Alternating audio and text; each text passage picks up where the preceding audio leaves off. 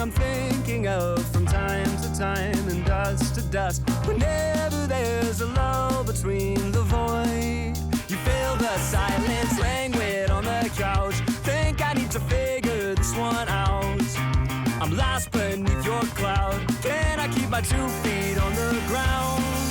Wake me, I'll love you tomorrow. You leave me breathless and hollow. Lately, a tough pill to swallow, but I'll try to compose. I could be, I suppose, someone you should get to know. I could be, I suppose, someone you should get to know.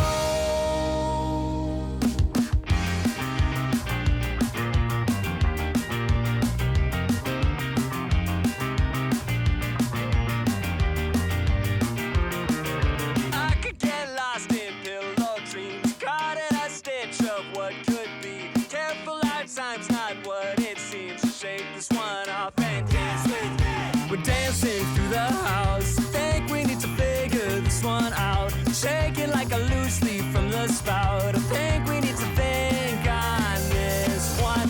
Wake me, I'll love you tomorrow. You leave me breathless and hollow. Lately, a tough pill to swallow, but I'll try to compose. I could be, I suppose, someone you should get to know. Someone you should get to know.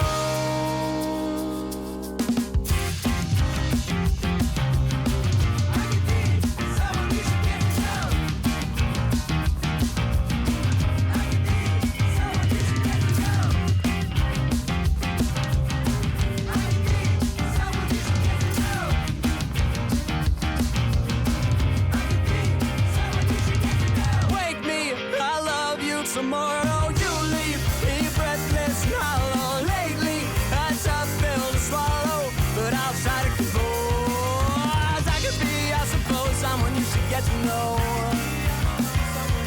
Oh, I could be, I suppose, someone you should get to know. Someone you should get to know.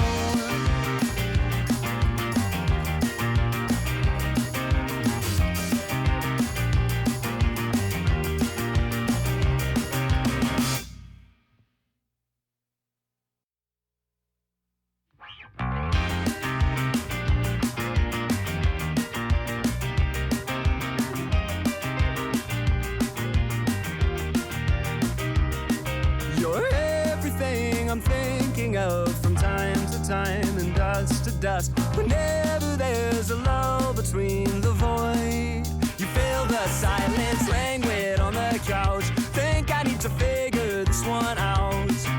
I'm lost beneath your cloud. Can I keep my 2 feet on the ground?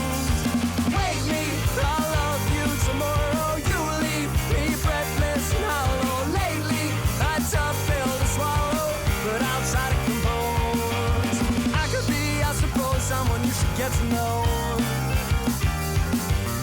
I could be, I suppose, someone you should get to know.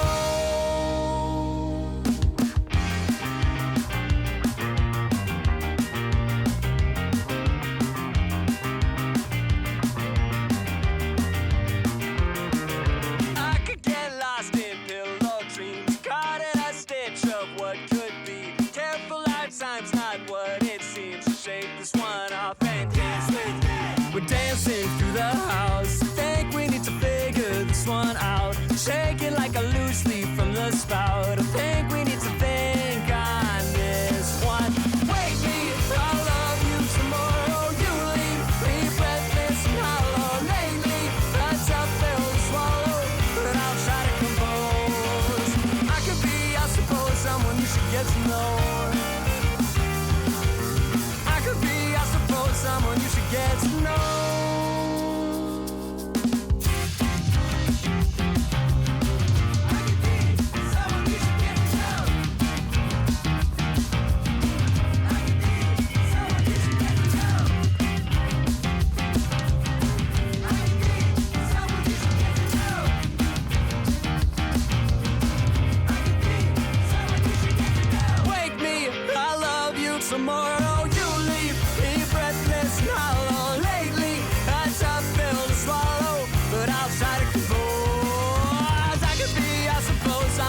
get to know.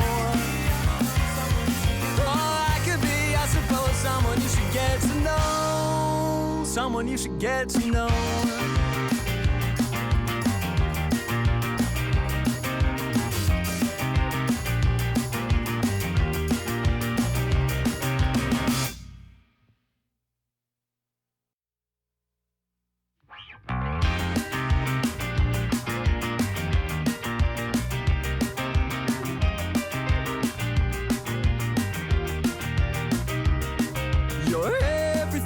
I'm thinking of from time to time and dust to dust. Whenever there's a lull between the void, you feel the silence languid on the couch. Think I need to figure this one out.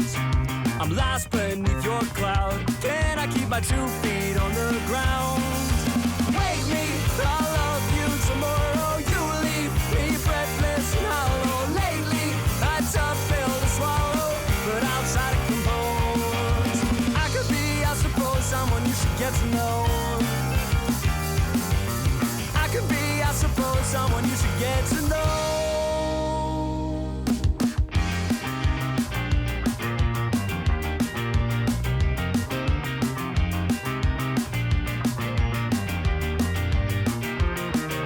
I could get lost in pillow dreams, caught in a stitch of what could be. Careful, lifetime's not what it seems. Shake this one off and dance with me.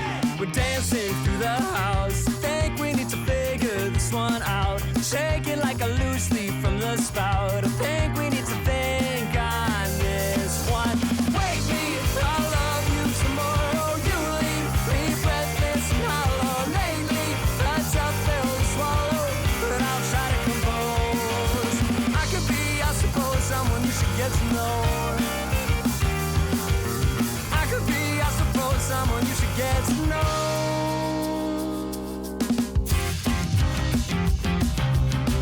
I could be someone you should get to know. I could be someone you should get to know.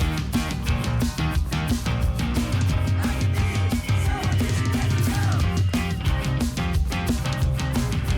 be someone you should get to know. I could be someone you should get to know. Wake me, I love you tomorrow.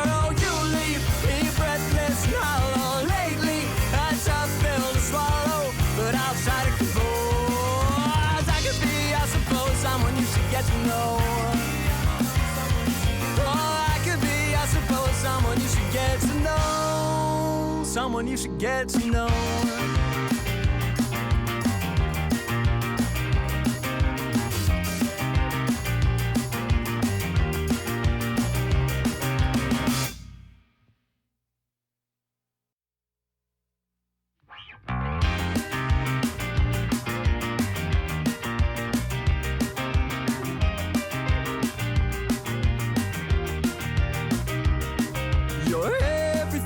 I'm thinking of from time to time and dust to dust. Whenever there's a lull between the void, you feel the silence languid on the couch. Think I need to figure this one out. I'm lost beneath your cloud. Can I keep my 2 feet on the ground? Wake me, I'll love you tomorrow. You leave me breathless and hollow. Lately, a tough pill to swallow, but I'll try to compose. I could be, I suppose, someone you should get to know. I could be, I suppose, someone you should get to know.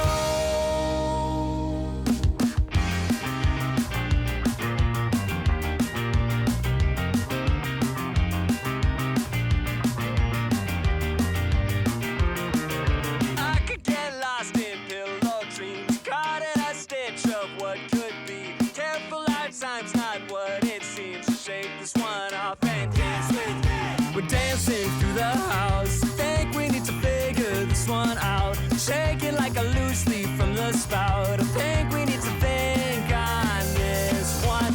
Wake me, I'll love you tomorrow. You leave me breathless and hollow. Lately, a tough pill to swallow, but I'll try to compose.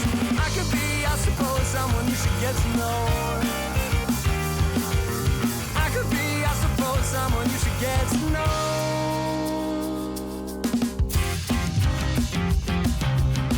I could be someone you should get to know.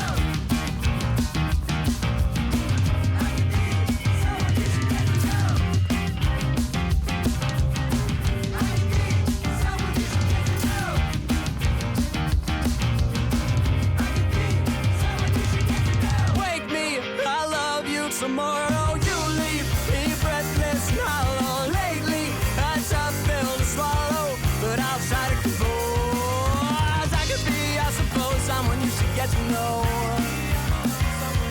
Oh, I could be, I suppose, someone you should get to know. Someone you should get to know.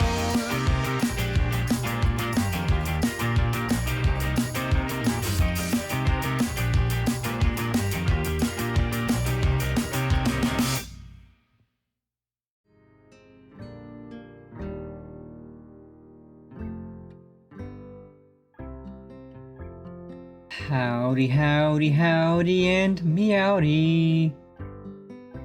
Happy Sunday, Catfish, and happy Easter to anyone who celebrates.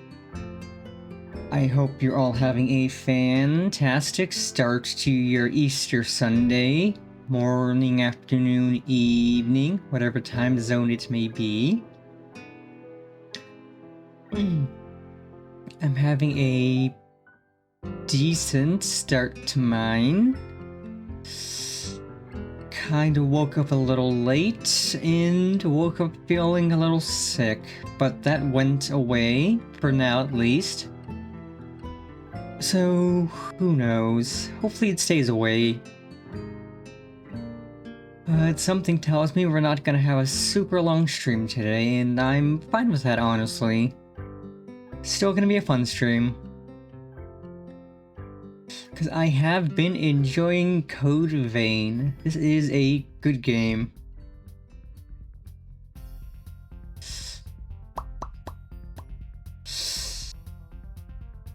Also, I added a few new soundboard buttons, especially one that Friendo Penultimate mentioned to me last stream.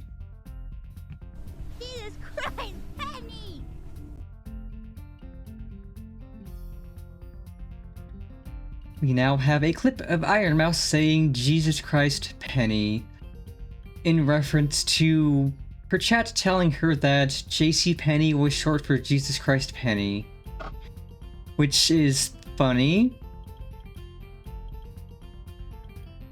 'Cause technically it's not really short for anything, that's just what the store's called, even though it is sort of short for the founder's name, but it's just called JC Penny. But still, that led to this this soundboard button, and now we have this for literally any and every reason. Like, we're going to get so much use out of this.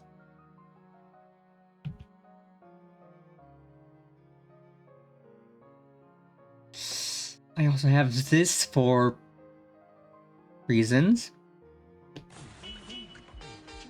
Seatbelts, everyone! Please let this be a normal field trip with a friend? No way! Cruising on down Main Street, you're relaxed and feeling good. Next thing that you know, you see it. What's in my neighborhood?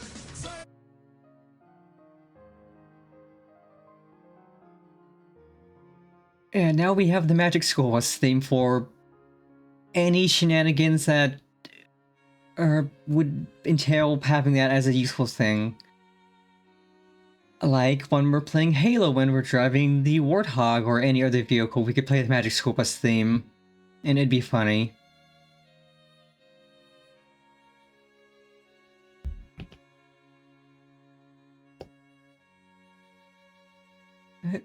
Anywho, as I had said, today we are playing more Code Vein.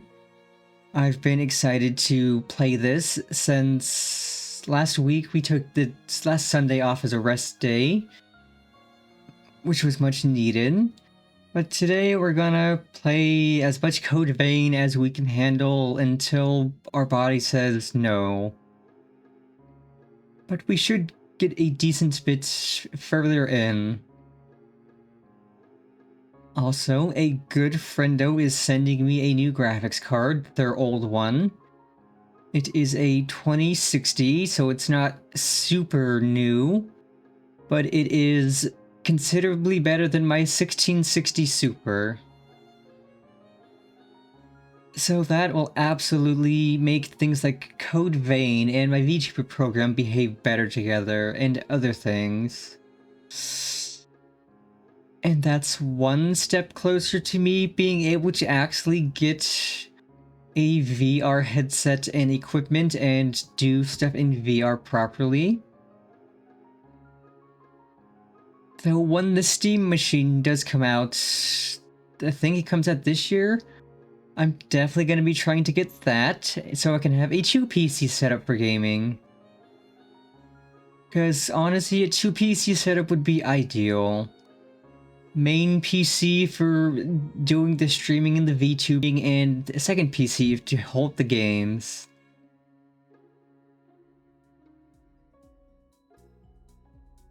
Anywho, let's get up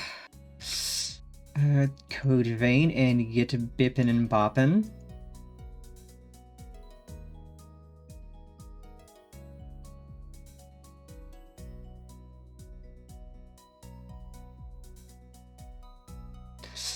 And I am extremely excited for Final Fantasy tomorrow because last week on Monday we finished Dawntrail in a 12.5-hour long stream. So tomorrow we're starting side content.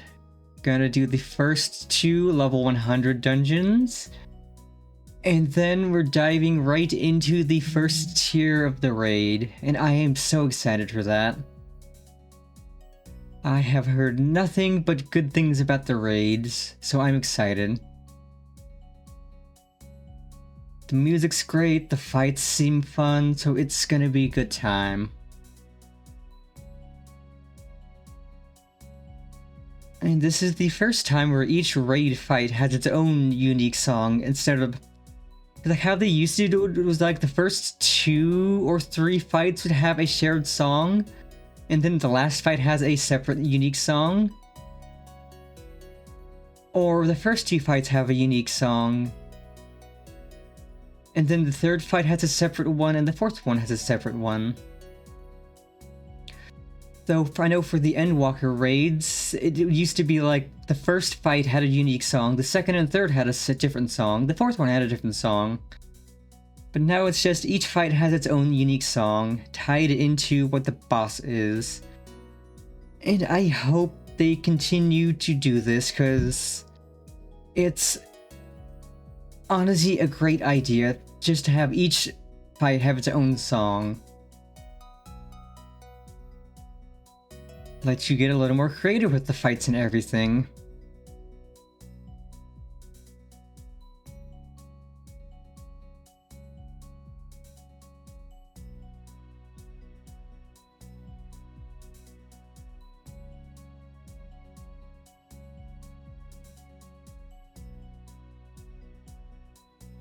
But okie dokie, game is getting up. Let's get game capture up.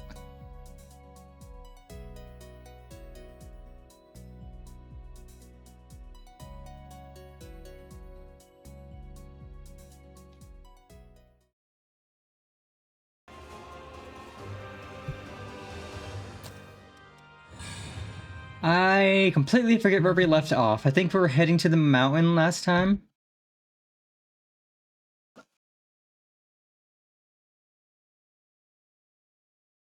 Yeah, we did a bunch of fights, had some interesting cutscenes, and I think we're heading to the mountain now. We're gonna be heading there shortly.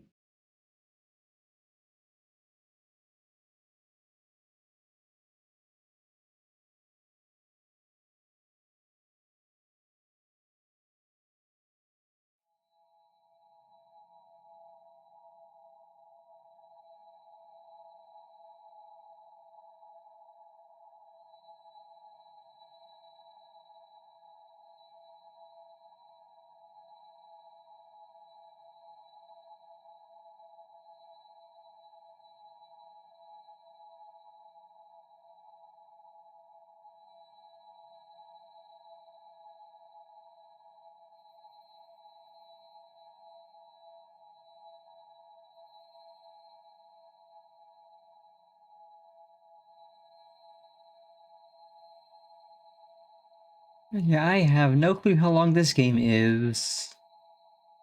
I don't think it's a super long game. But I know we got quite a few streams left of this until we finish it.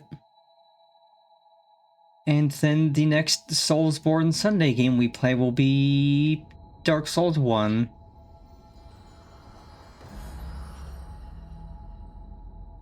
Let's keep our eyes open, all right?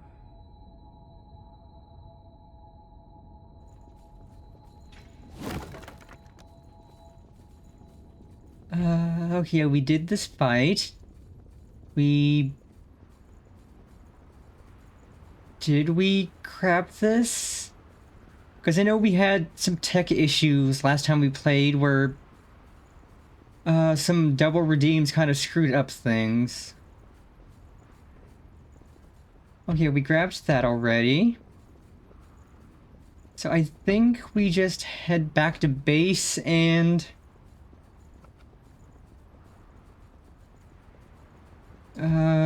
acquire info from there. Okay, that's not my weapon swap button.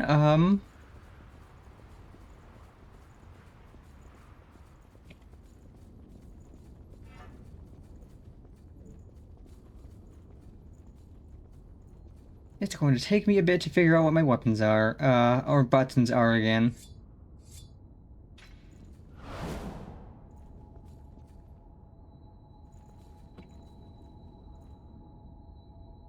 And bring, let's see, we've done that, we've done that, we've done that. Technically haven't done all of that yet, but that's not necessarily where we need to head immediately.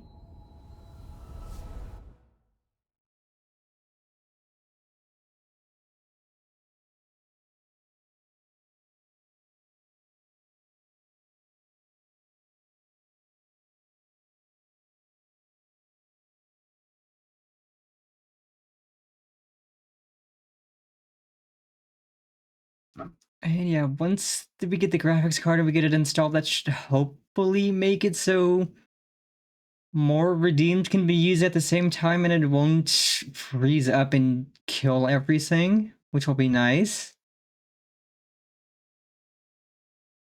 Because I know Warudo tends to run off of the GPU, so a better graphics card will help with that.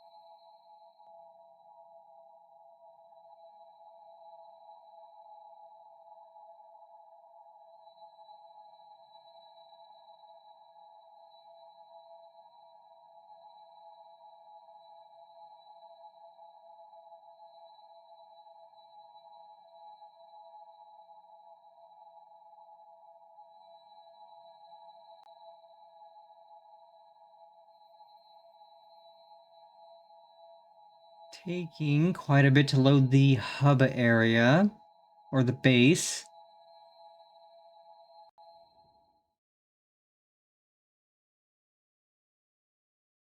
Wait for it. There it goes. Oh, cutscene.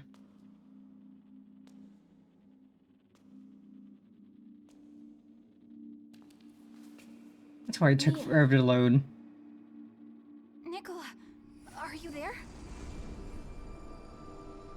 I'll be back. Wait, let me go with you.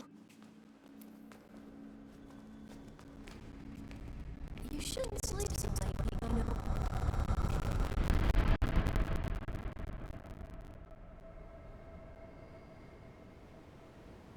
Where?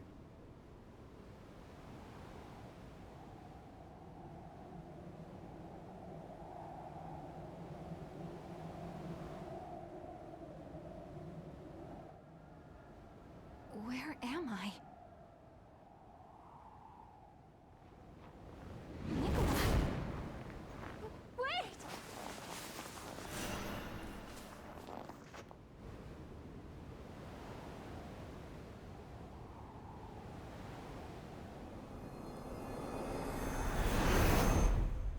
I want to keep Mia safe.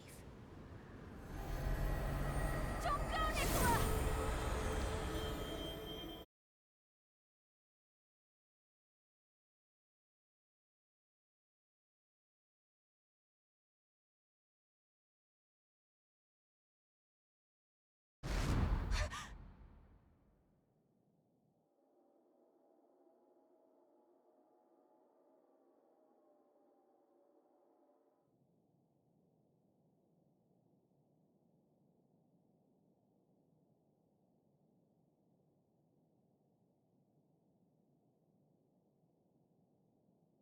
A dream?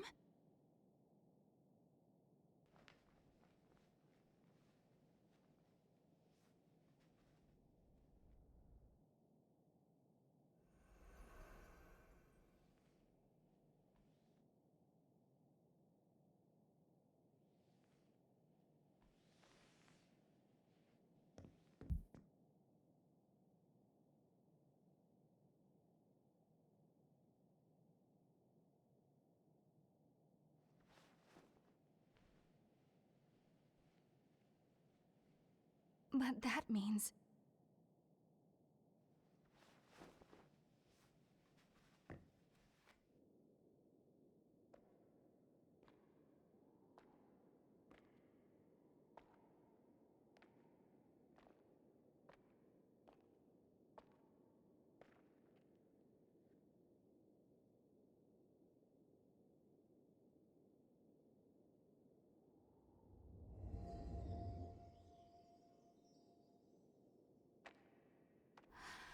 this place...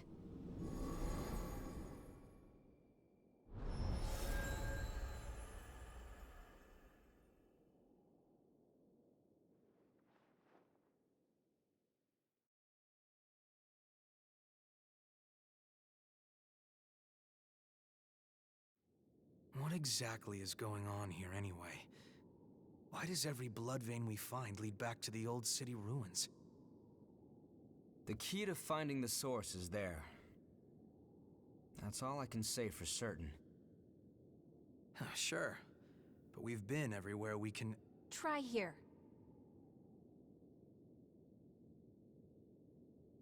You know the statue of the goddess in the ruins? There's a mechanism inside of it. I see. So that's our ticket. Hey, are you sure you should be up and about? Yeah, it's okay. Sorry for causing you so much trouble. I'm fine now. I hope I'll get a chance to repay you. That information is more than enough.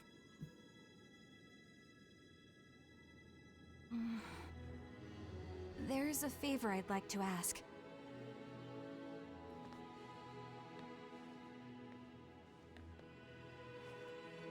I'd like you to tell me how to get here. Please, it's really important to me. I'll pay you back, I promise. I'd love to tell you, if I knew. I'm not sure of the path there myself. Other than that, it's sealed off by my asthma. I see. Sorry, I don't mean to make demands of you. It's not impossible, though. We were able to pass through the miasma. Thanks to our friend here. If you decide to stay with us, I'm sure we'll find the way to your snowy mountain eventually. Of course, you would need to help us out with our objective first. I'm glad to do whatever you need me to. As long as I end up reaching my destination. We have a deal. Good to have you along. Likewise. Well, Oh, great. I guess that's settled then. You are now officially one of our friends. Friends? I'm Yakumo. This brainiac here is Louis. And... Huh? Where'd Murasame and Io get to? I mean, if that's okay. It is. Actually, I don't think we've gotten your name yet. Oh, I'm Mia Karnstein, and I'm good in a fight if you guys ever need the help. Yeah, you sure did a number on Yakumo. Seriously, that really hurts. Glad to have you on our side, Mia.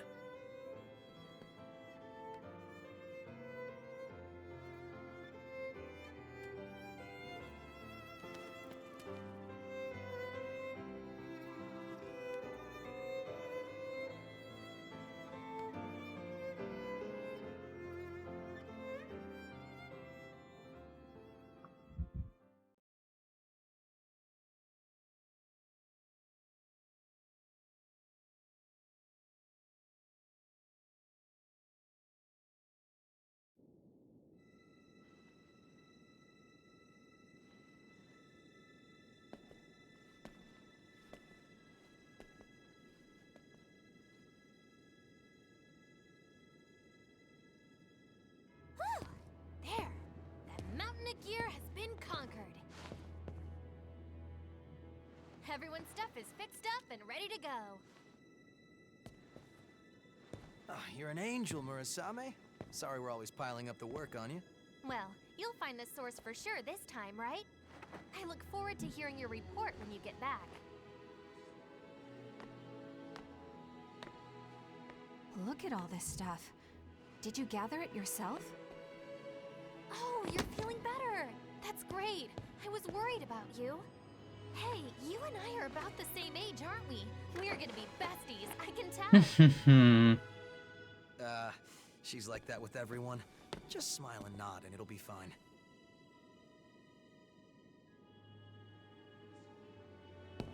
Now, those aren't for you, Io. We wouldn't want you to get hurt. That's right.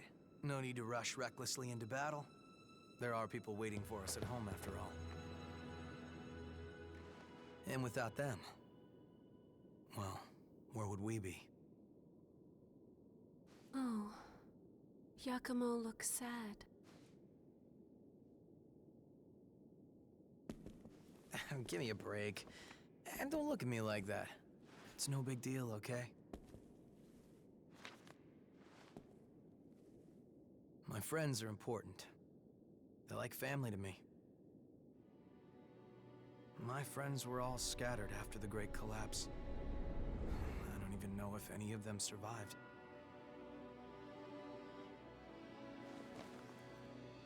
But every time we go somewhere new, I keep an eye out for them. Anyway, I count myself lucky. I went through some really nasty rejections back when I became a Revenant. Honestly, I was right on the brink of losing myself. It was my friends that pulled me back, kept me safe. Bunch of sentimental fools. I'll keep him safe, no matter what happens. That's how much my friends mean to me. And now I've got 3 more sheep to look after. A man's work is never done. So just don't worry about it.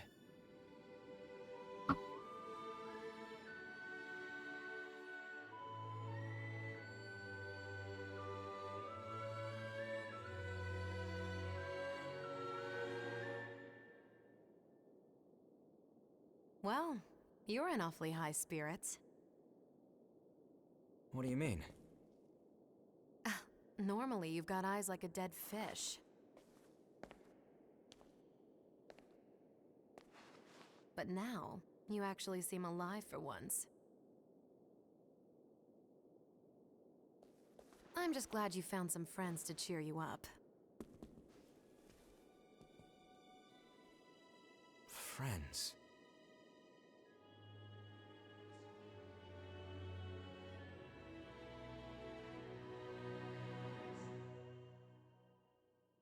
I suppose you're right.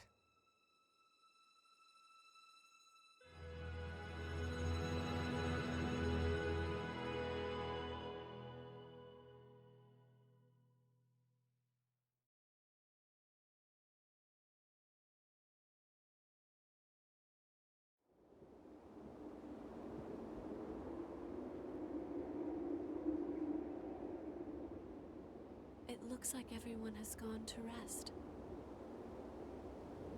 It seems more cheerful here now. The atmosphere has brightened a lot since we first came. You have the strength to overcome any obstacle in your path. A curious individual indeed.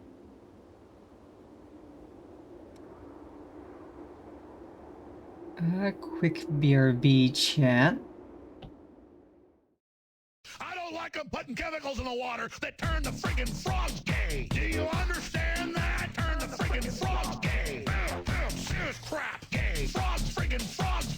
It's not funny. I'm gonna say it real slow for you. Gay. Frogs.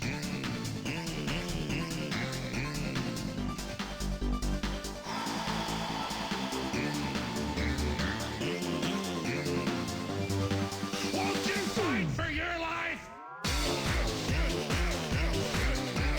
Gay. Frogs, friggin' frogs. I don't like a frog. Gay. Friggin' frogs. Frogs. Friggin' frog crap. Won't you fight the frogs? It's not funny. I'm gonna say it real slow for you. Frogs. I don't like them putting chemicals in the water that turn the friggin' frogs gay. Do you understand that? Turn the friggin' frogs gay. Serious crap gay. Frogs, friggin' frogs. It's not funny. I'm gonna say it real slow for you. Gay. Frogs.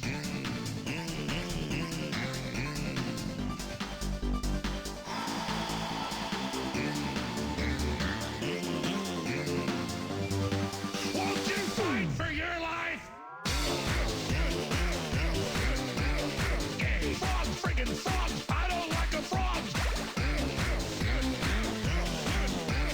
Gay. Friggin' frogs. Frogs. Friggin' frog crap.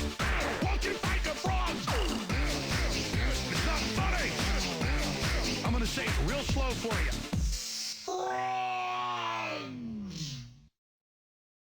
I don't like them putting chemicals in the water that turn the friggin' frogs gay. Do you understand that? Turn the friggin' frogs gay.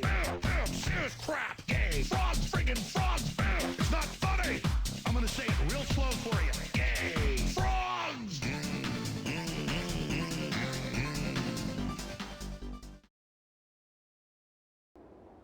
And we are back.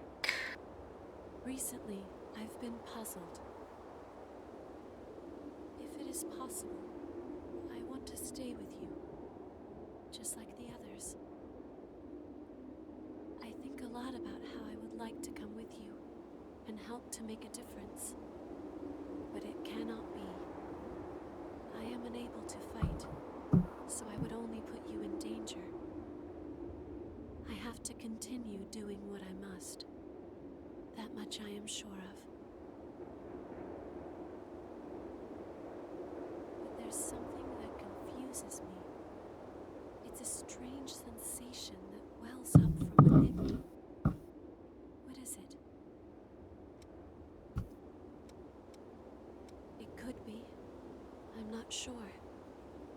It's a feeling as though something is pushing me.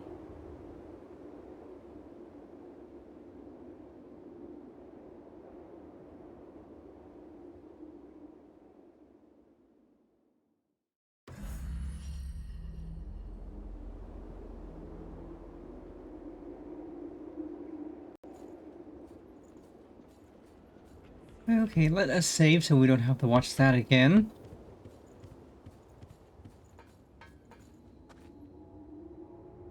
Because that was, in fact, a long cutscene.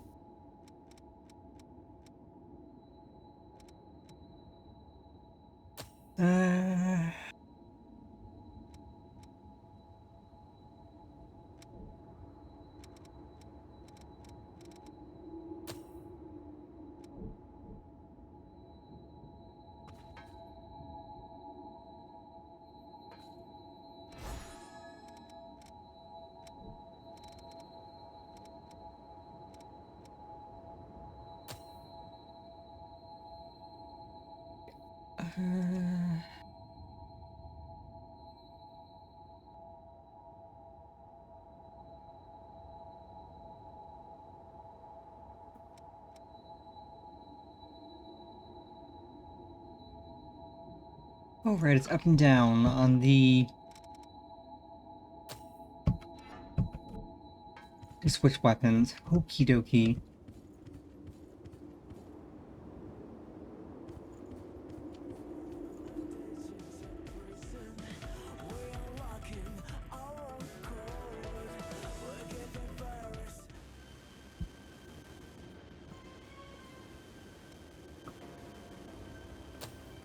Okay, right. Statue.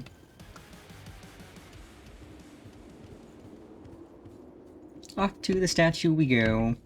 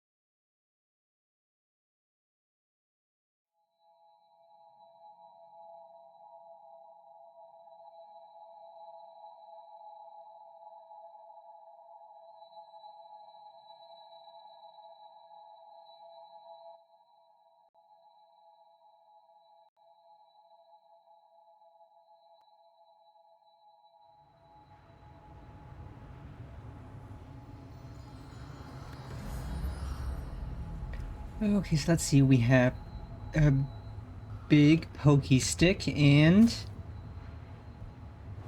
bayonet.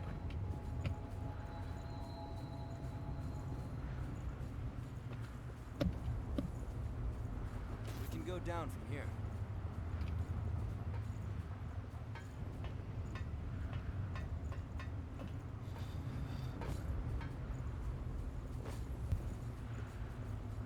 Let's both take it nice and steady. That statue. It's a miracle it's still intact.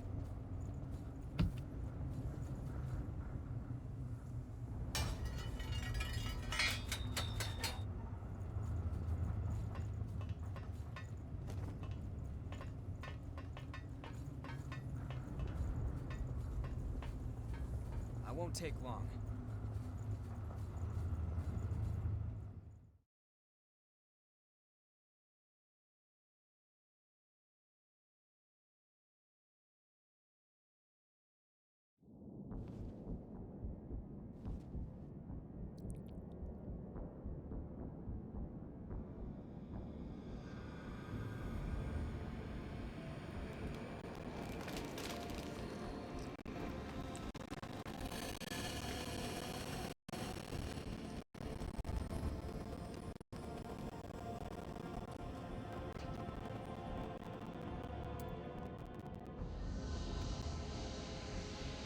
So, every spring we've found so far leads back to here.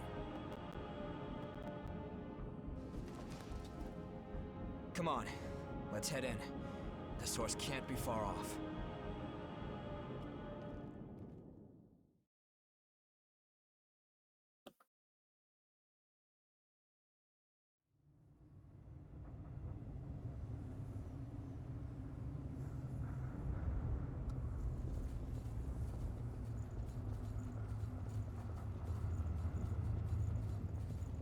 We can't get too optimistic, but we're getting closer.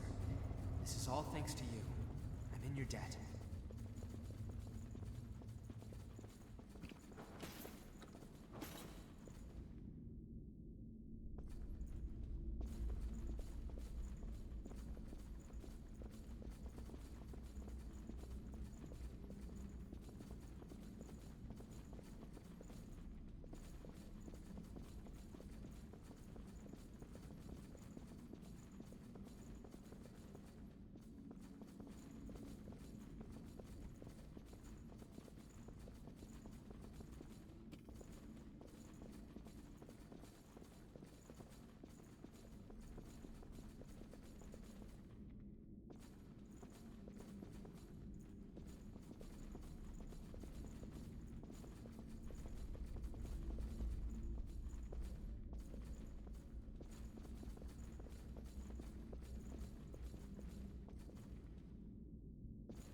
Wanna head up?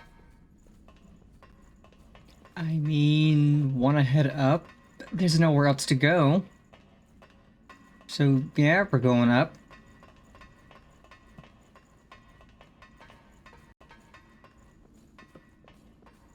On my way.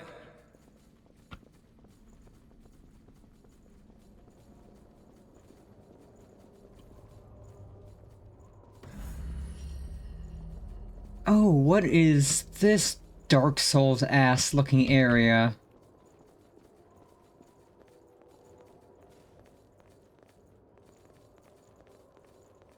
How is this possible? Yeah, this definitely seems like Dark Souls. It's like it was built through the city.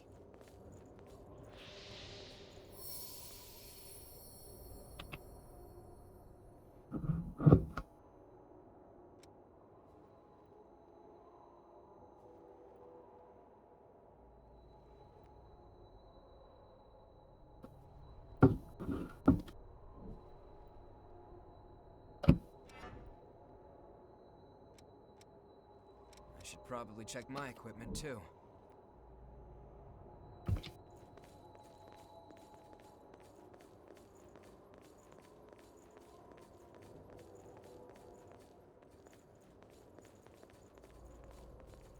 I see movement over there.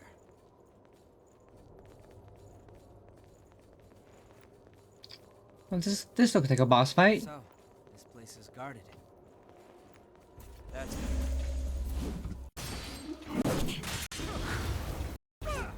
Or just a regular fight.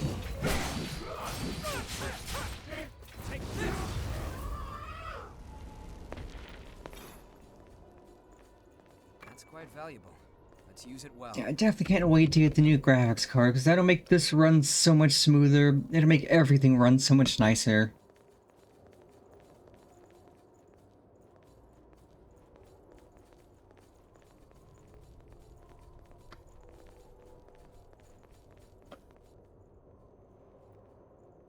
And then once the AI bubble finally pops and RAM prices go down, we can get some more RAM for the PC.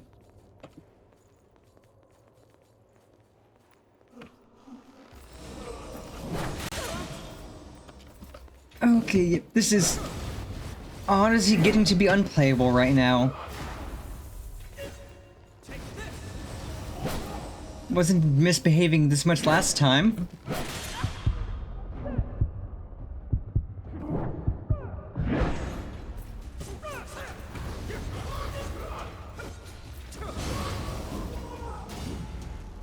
Okay, now it's behaving. They wandered in only to find death.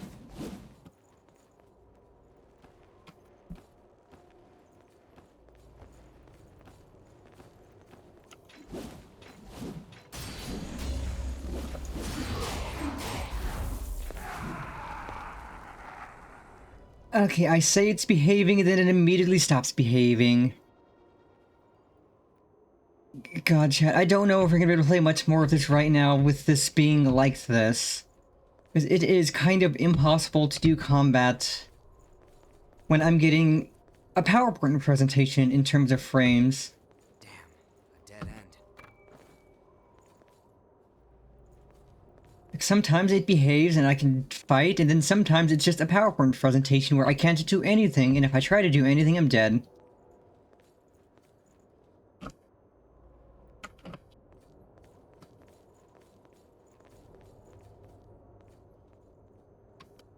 I might have to set this aside and maybe do something else for the rest of the stream.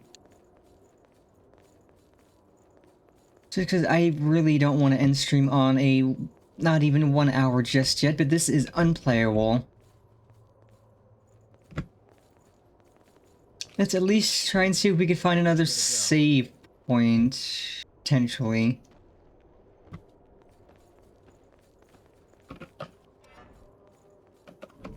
Which I don't know why the game insists on being cringe.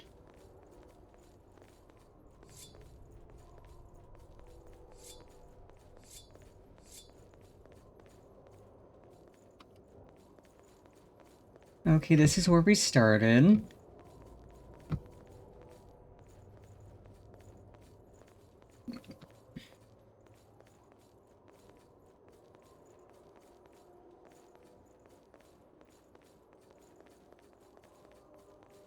Because we might have the graphics card by next Sunday. Brendo's not going to be able to send it out today because Easter, but they'll send it out tomorrow, I assume, and it shouldn't take too long to get here. Yeah, the game is insisting on being unplayable right now, so we're going to have to go do something else for the rest of stream.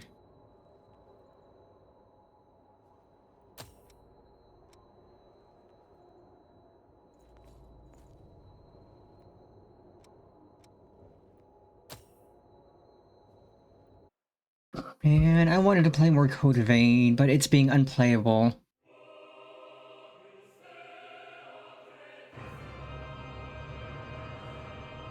Yeah, literally, the moment we get to the menu, it clears up. But this is just gonna be a case of we have to wait till the new graphics card gets here to actually enjoy the game more. But once it gets here, I'm going to dust out the PC, I'll slot it in, boot it up, and see how it goes. I'll even install a graphics-intensive game and see how high I can crank it while getting good frames, just to see how well it works. But it should work nicely. It is a significant improvement over my current card. Yeah, we didn't even get to... Like, we barely played half an hour of Code Vein. Well, I suppose we could do some Final Fantasy XIV. That's always fun. Maybe we do the 2 level 100 dungeons today, leaving the raids for tomorrow. I'd be down for that.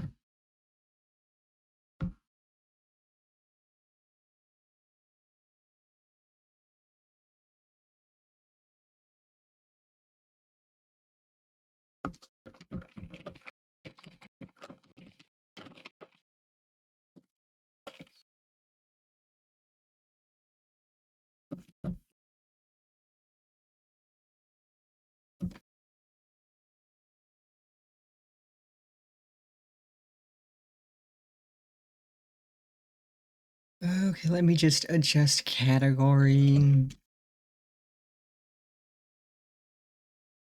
Like I won't even call this Code Vein Part 3, because we barely did anything.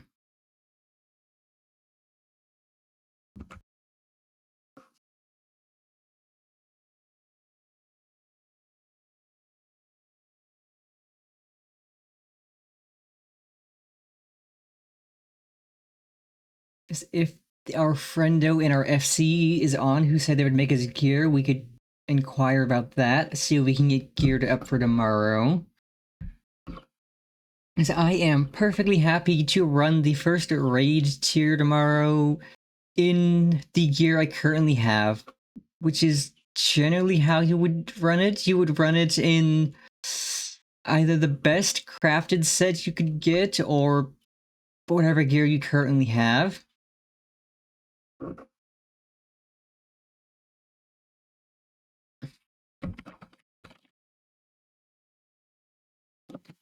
And then you would just collect tokens from the raids to get better gear. Which reminds me, we can actually go and see what the gear sets look like. We just gotta find the vendor. I assume the vendor is in Solution 9. Also, right, the Moogle Treasure Trove event's going on. We could do some more of that. We could do some of that.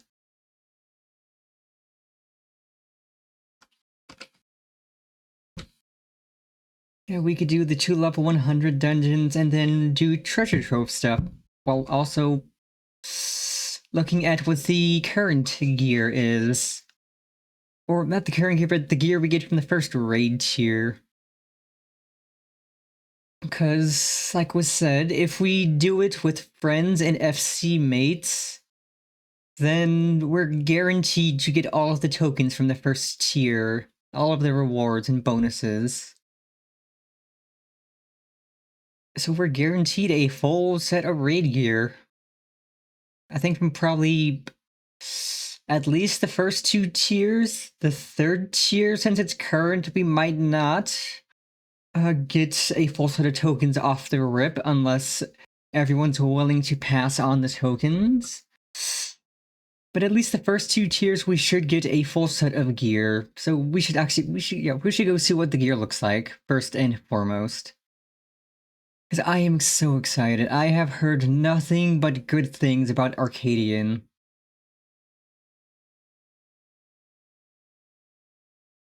But yeah, if we do the 2 level 100 dungeons today, and then you do some Moogle treasure trove stuff, that leaves us just Arcadian tomorrow.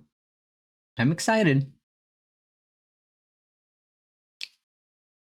I don't think Arcadian's gonna take too long, so we'll do other stuff too. But our primary goal tomorrow is tier 1 of the Arcadian. And I am so hyped. Because I've heard some songs from the current tier, and it is insanely good. Like, they got Tom Morello from Rage Against the Machine and Beartooth to contribute a song, and it is so freaking good. I still can't believe they got them to contribute a song to the game. That just gives me hope that in the future for the raids, we get more collabs with like big bands and stuff. Because imagine if a future expansion raid tier had a Linkin Park or My Chemical Romance song contributed to it. That would be insane. People would be freaking out.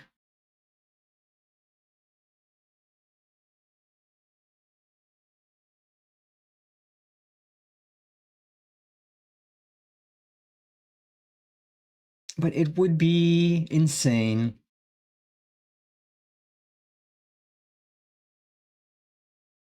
I think I played the song on stream before, but we could end stream listening to that after we do some stuff. Show off the song and how amazing it is.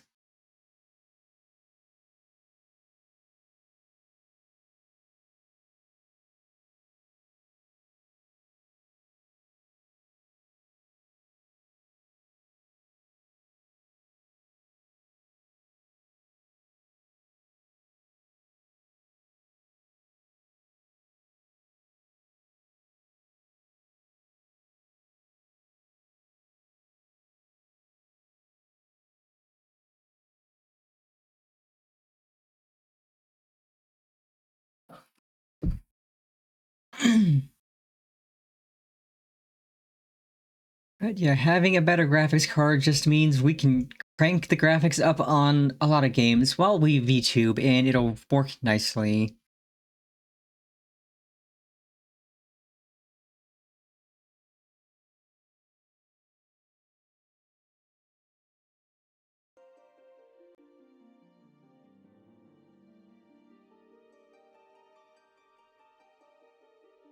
But yeah, we still look so good.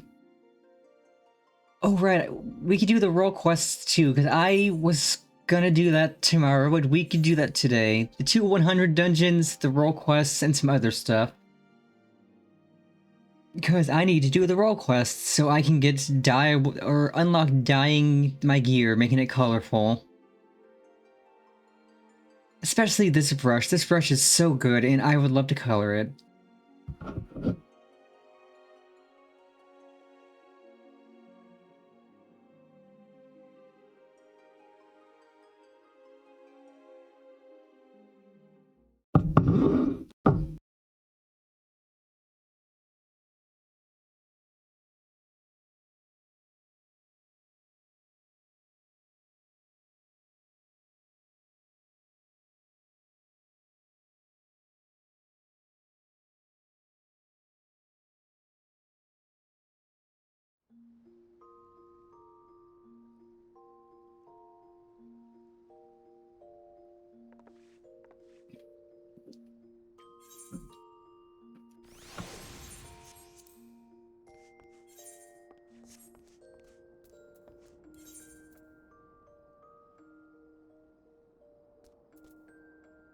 Oh right, I need to finish this so I can do hunts.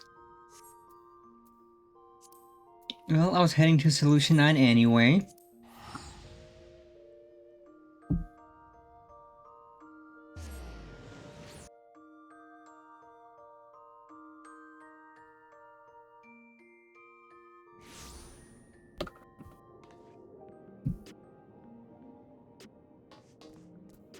But yeah, Moogle Treasure Trove event is going on. My current prize I want to get is the really good looking earring that they've added for this.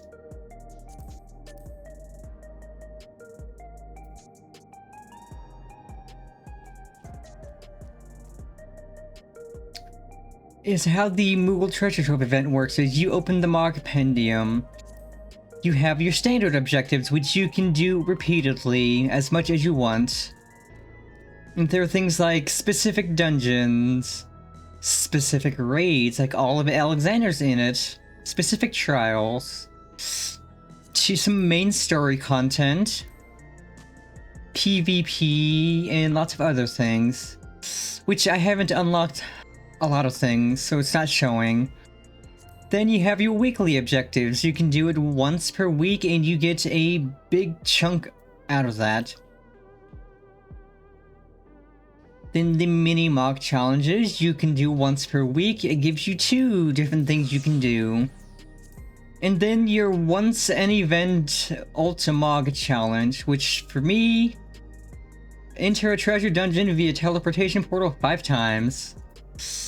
So I just need to acquire treasure maps and pray that I get lucky when digging up where they're at, that it gets a portal. Because you're not guaranteed a treasure dungeon portal whenever you dig up at a map.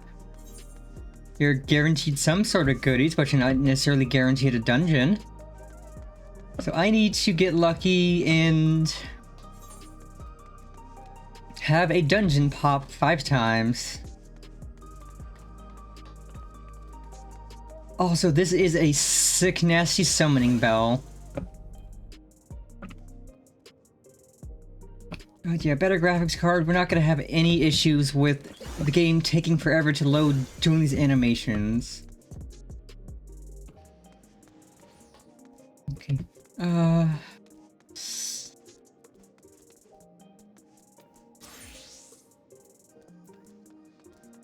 Totem gear from all the fights.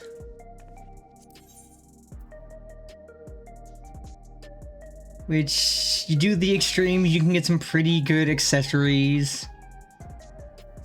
I haven't done extremes yet, I will eventually. Okay, let's see what the Tombstone gear looks like. Elegant Tombstones of Mnemonics. Bygone Brass Weapons.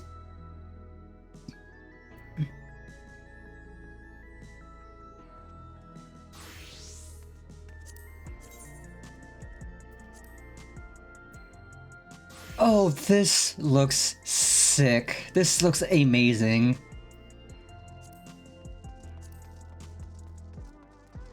That is a damn cool brush. What's the gear look like? So this looks like the current gear. Item level 780. Bygone brass. Oh, I love those shorts.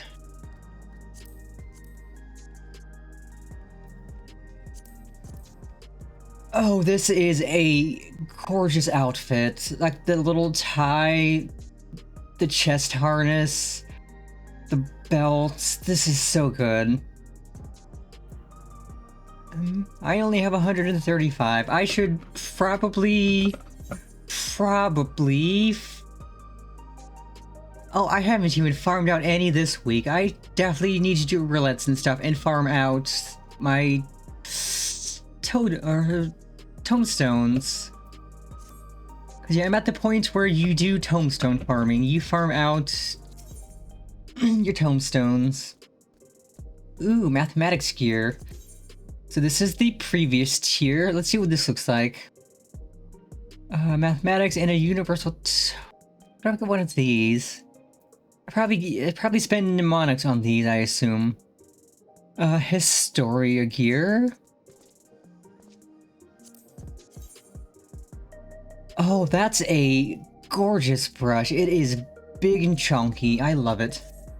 What's the gear look like? Well, I could start buying off pieces of this.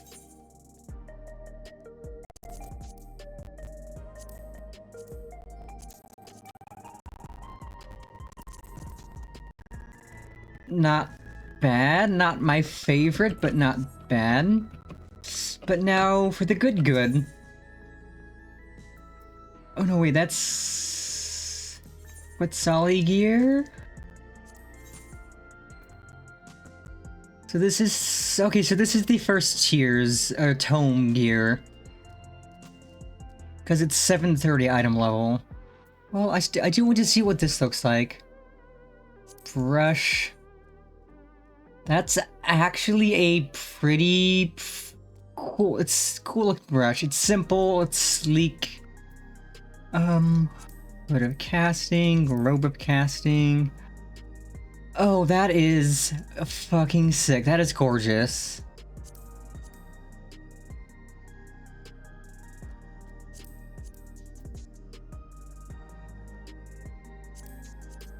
That is a gorgeous set.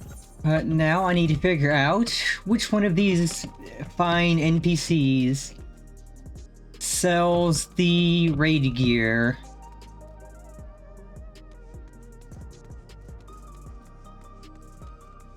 Ah, you look like you sell raid gear. Tokens. No, you do not. Boy, am I gonna have to look up the raid gear vendor? I think I am, because none of these seem to sell. Michelini, you don't sell what I need. Yeah, this is what I have to get for fighting the world bosses and other stuff.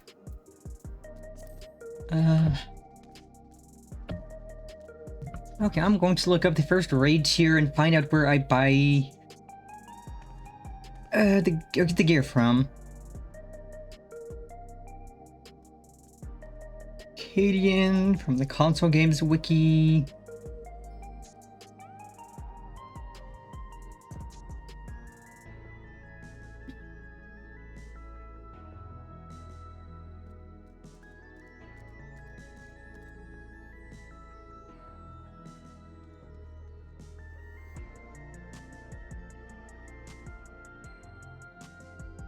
Min item level 685. I am literally at the min item level. I need better gear immediately.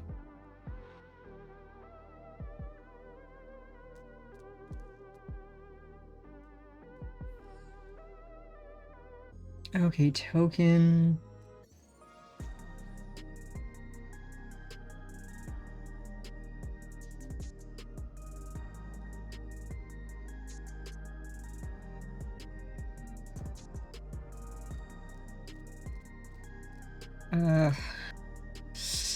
Okay, it says Ahoy provides them, so they're probably... If I had to guess, they might be by the Arcadian themselves. Or somewhere else that I don't quite see. 8.7, 13.4...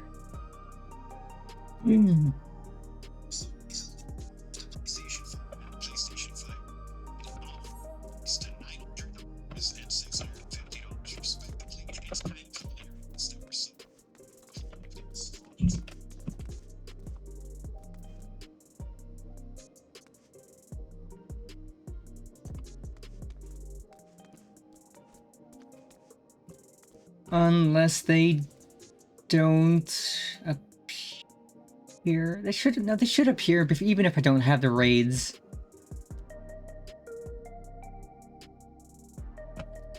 Like, they should literally be right here.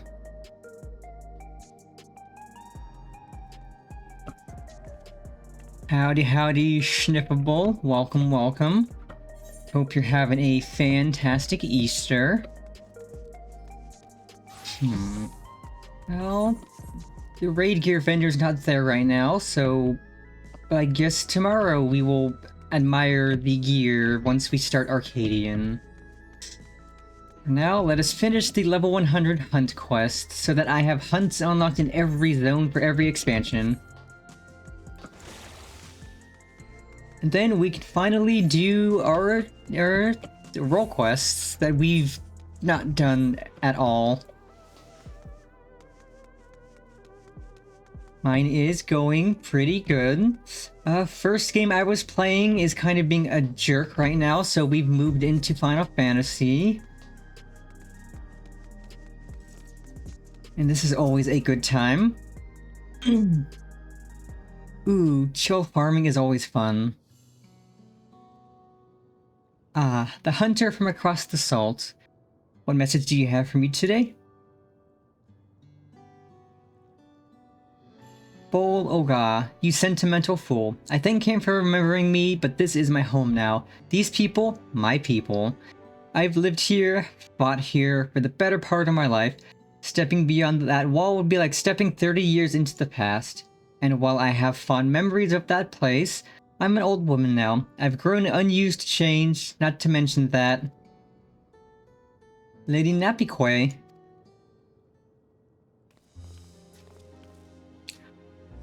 Oh my god, their hair is so bright. So the first game I was playing was Code Vein. But it's being a little stubborn today. But I will be getting a new graphics card soon, so that will make Code Vein play much nicer. Oh, sorry, I didn't realize you had company. It's alright, she's a friend of the cause, let me introduce you. Lowen Yin, Rinuri, meet Pennifer, the hunter from beyond the wall. Pennifer, these are, what would you call yourselves? My little helpers? Protégés, more like. Lowen 9, at your service. I studied the twin blades under Lady Napiquay, and I've been helping her conduct her census on the beasts of Alexandria. And I'm Rinuri. I've been working behind the scenes with Oblivion, so I've heard a lot about you and your exploits. Even seen a few firsthand, albeit from the shadows. After you brought peace to living memory, our team secured what we could from the databanks, found a fair few things that brought a glint to Lady Napiquay's eye, I can tell you. Turel Vidral, Pennifer. Bol Oga knew it. It doesn't do to draw too much attention to those fiends you haven't the strength to slay. From what Rinuri tells me of your achievements, though, I shouldn't wonder if you and yours could succeed where we could not. Queen Sphene charged me with chronicling her kingdom's fauna, and I expect there are many discoveries still to be made in its darkest corners. If you want to learn more, just ask these two. Please ask away. Lowen 9 spends most of his time down on the outskirts, but I'll be here.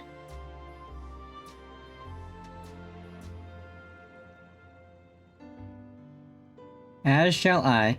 My duty is far from over, so in answer to Bull Oga's question, no, I will not be returning to Tuliolal.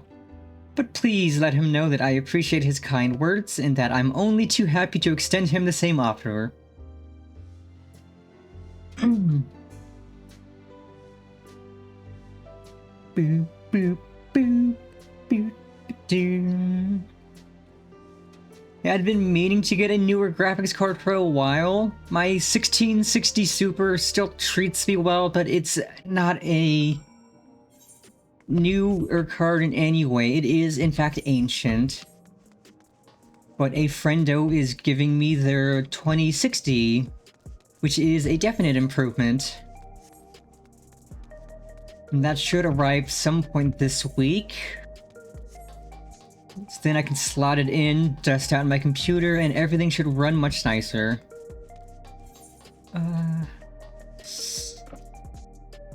Okie dokie, let's head back to Tuliolal, and then we can head to Rattatahan and do our... or start the first of our role quests.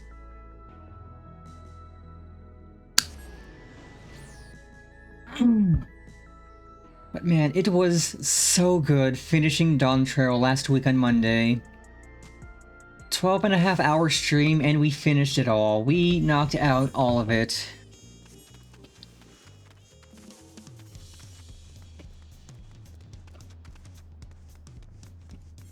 Like, I definitely need to get new RAM as well, but I am eagerly waiting for the AI bubble to pop. Because once it pops, RAM prices are going to be dirt cheap. Yeah, exactly. Now we're on to the post-MSQ farming.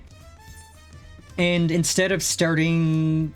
like, I was considering starting the post-story, but I decided no, we're gonna do the raids first. We're gonna start the raids before we do anything else. Welcome back, Panifer. Did you speak with Napique?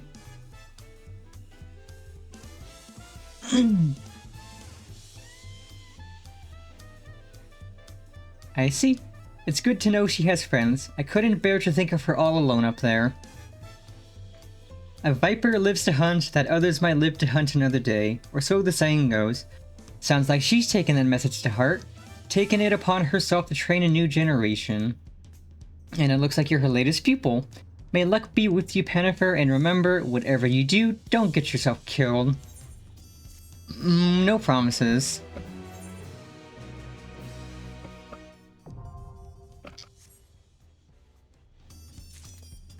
Yeah, exactly. We're doing the fun part first. So today we're gonna do the role quests, and then we're gonna do the 2 level 100 dungeons. That way, tomorrow we can just knock out the first tier of Arcadian, and I am excited.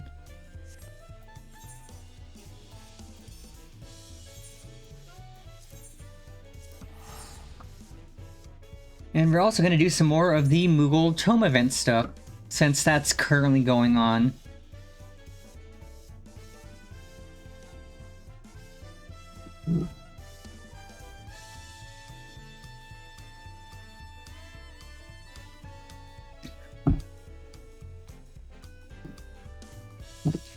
It's like, I'm sure the post story is fun, but I want to do the raid first. I want to start the raid. Because I've heard nothing but good things about it. Yeah, I want the mountain too, and I really want the earring. The earring looks so good.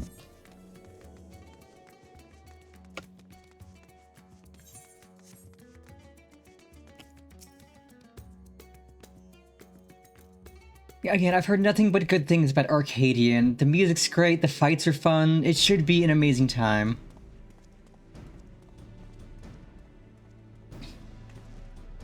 Oh, are you looking for me? Whatsoever for? Panifer? And you say my mother sent you? I take it she's already explained the details, such as how we know next to nothing of the treasure and its capabilities. We have only the legends passed down through our forebears to go on. They speak of a Terrell Vidral of an owl that once terrorized the forest, whose soul is sealed within the perch of the apex. The tales have only become more vague as the mists of time obscure the treasure's origin. Even our village's eldest remembers not but an ominous warning uttered by those who once wielded its magics. The master of the apex shall be showered with good fortune, yet leave only sorrow in their wake. It's clear that despite owing their safety to the Apex's power, our forebears viewed it as something to be feared. It must be truly immense. Now, on to the matter of the thief.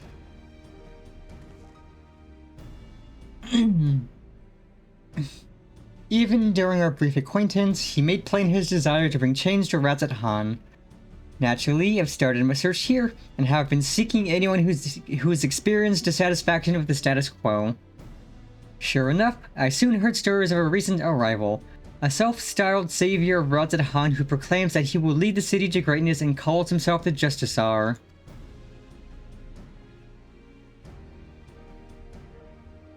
He's apparently taken on the burden of personally exterminating the beasts which infest Thavnir's wilds. He made a great show of claiming he alone is equal to the task. While he certainly draws a crowd with his boasting, they only watch with morbid curiosity as he sets off into the jungles alone. I realize this could have nothing to do with the problem, but even the smallest lead must be pursued. I've heard he often gives his speeches at the region's smallest settlements, so shall we go see this Justicar for ourselves? Absolutely.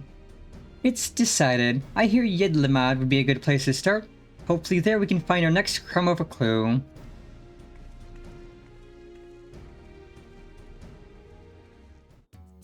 Yeah, I do appreciate that they've started giving us double earrings now.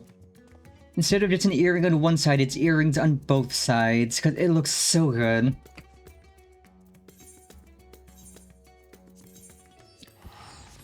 So I was always annoyed by there only being like an earring on one side, and now it's both sides, and it looks so good.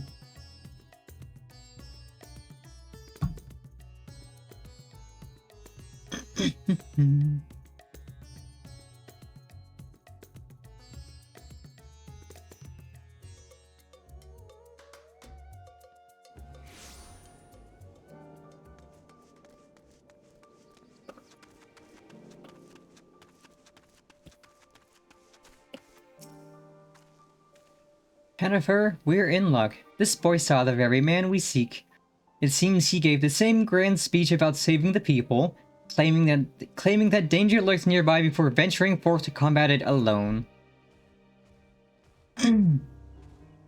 Yet the Radiant host could not well stand idle if there truly were beasts afoot, so one of them followed him. All we need to do is pick up their trail. He ran towards the shroud, but you might be able to spot him from Kadjaya's footsteps. You can see the whole forest from there.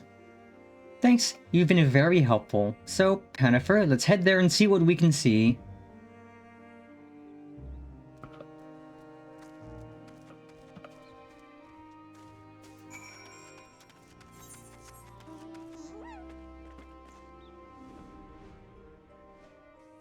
I still can't believe they gave us an alpaca for finishing the expansion. It's so cute. It's so fluffy. Like, I was fully expecting the alpaca to be a society reward, but no, we just get it for finishing the expansion.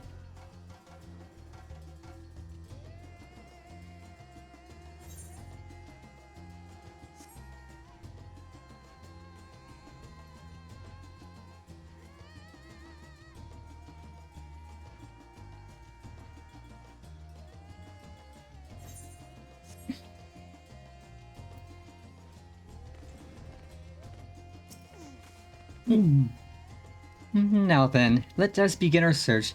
Since I've never actually seen the Justicar, I suggest we find the Radiant host soldier first. They do all wear similar armor after all.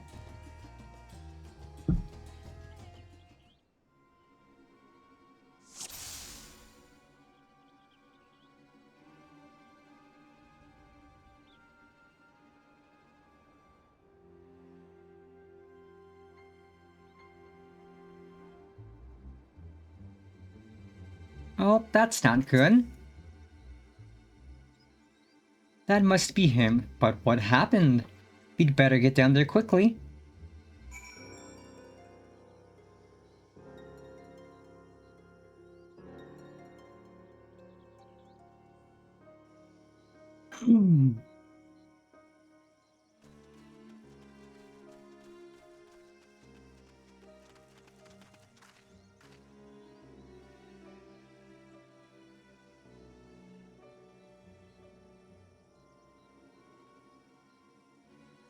Not to worry, Pennifer. He's unconscious, but otherwise appears unharmed.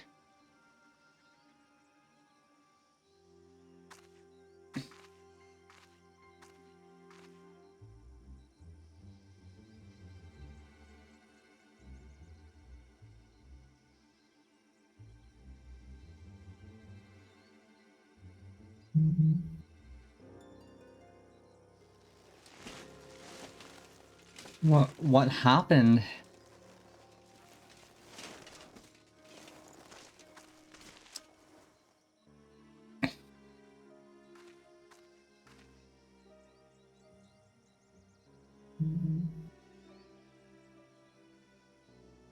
We heard you came here in pursuit of the Justice Hour. Do you remember anything? Yes, I eventually found him. He was confronting that fiend that now lies dead.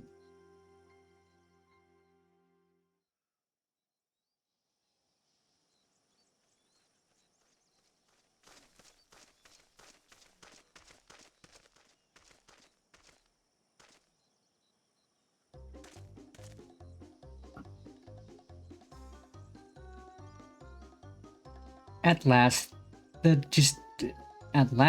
Justiciar graces Ratadhan, I shall bring unending peace to this beleaguered land.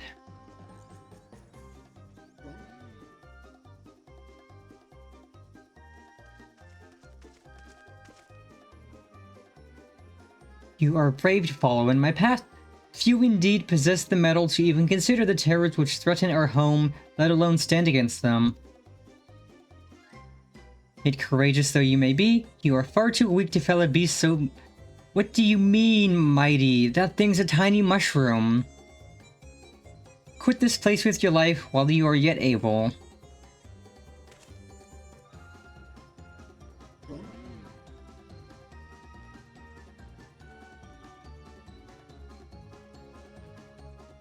I am of the Radiant Host. If I ran from such a meager prey, I would become a laughingstock.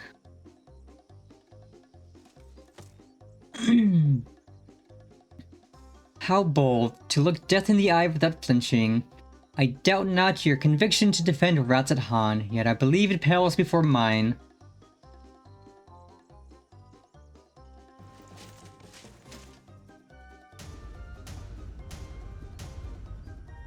O Apex, bestow upon me your divine might.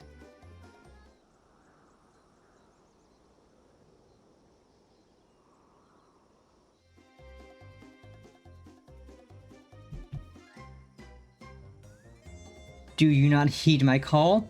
I require your power more than ever.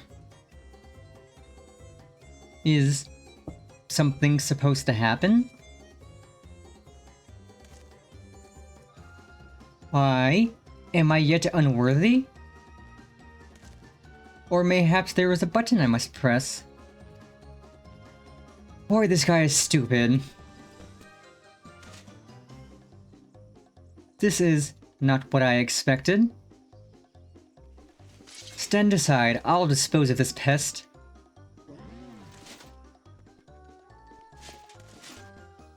Just give me a moment, it cannot end like this. I won't be made a fool. Come on, you moldy trinket, work. Transform me into the hero of Ratadhan.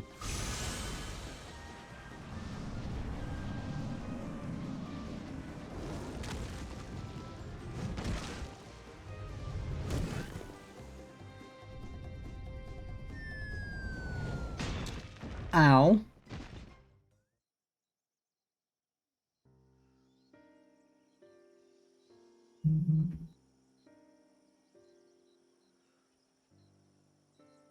He brandished that idol and became wreathed in a mysterious light, then boulders started falling from the sky. Down they came, one after the other. That's when I must have been struck unconscious.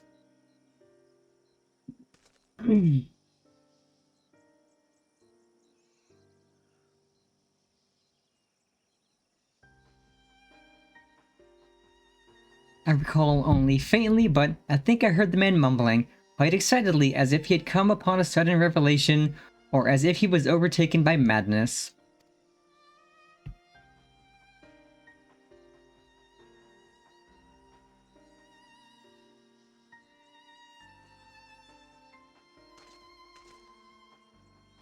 It seems he got away unscathed. Either he had an incredible stroke of luck, or whatever he was beseeching to actually answered. And it is, as I suspected. This Justiciar is the self-same thief who stole the purse of the Apex. But no doubt he's long departed from here. First, I'll escort this fellow back to Yedlamad and keep a close eye on him. Head wounds can have dreadful after effects.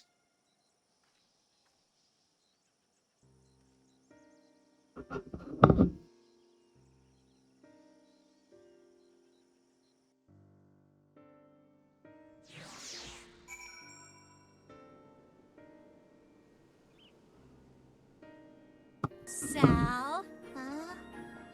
You? Take it! Oh, yeah. Ooh, howdy, howdy, Manuel and Raider. Welcome, welcome. Or Raiders. Howdy, howdy. Happy Easter Sunday. Thank you so much for the raid. I hope you had a fantastic stream. For those of you who do not know me, I am Penny. I am a cat, a brat, a delinquent, but most of all, I am everyone's big sister, whether they like it or not. I hope you had a fun stream. Idols of Ash, it looks like. I don't know what that is.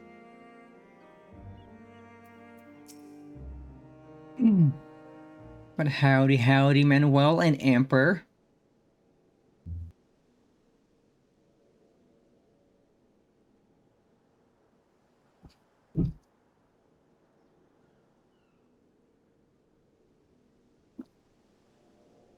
Do I like legs? How about 100 of them? Well, I'm not sure how to feel about 100 legs.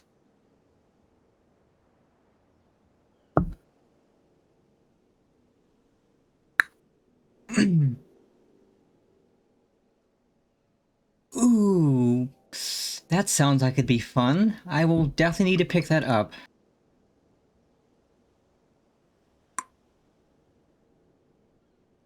The soldier made his way to Ratzat Han to make a formal report, and what an odd report it will be. His account seemed to align with legends of the treasure's powers. The wielder escaped unharmed and brought ruin to those around him. Could those falling rocks have been a freak accident? I'm not so sure. I certainly don't mind short games. That'd be fun for like a stream or two. You won't believe it. He came back.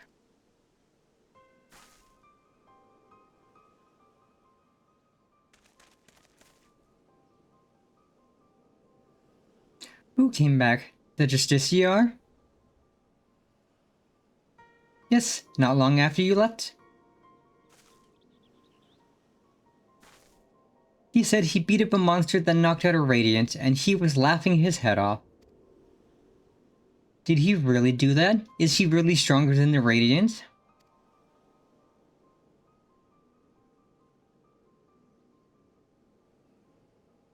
Nah. Maybe he is, maybe he isn't. My mate my mate can't stop talking about him. He wants to be just like the Justiciar. His mom and dad weren't happy about that, though.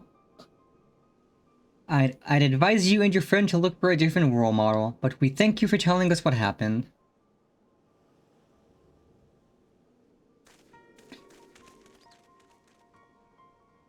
Well, there is one less fiend skulking about, I suppose. He may have been simply testing the treasure's capabilities, and as far as we know, he has yet to use its power to evil ends. I find his motivations a mystery. To steal the perch of the Apex by force, only to come here to Thavnir and use it for good? It makes no sense.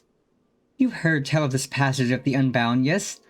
Many have ventured to Tuliolel claiming to be their victims, yet here they would be saviors? If he had such noble goals, then why did he stoop to such devious deception? What could he be plotting? Oh.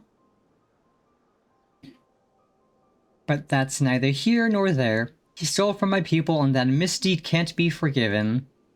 Perch of the Apex helped us win peace. By its might, our forebears built the foundation of the lives we now lead.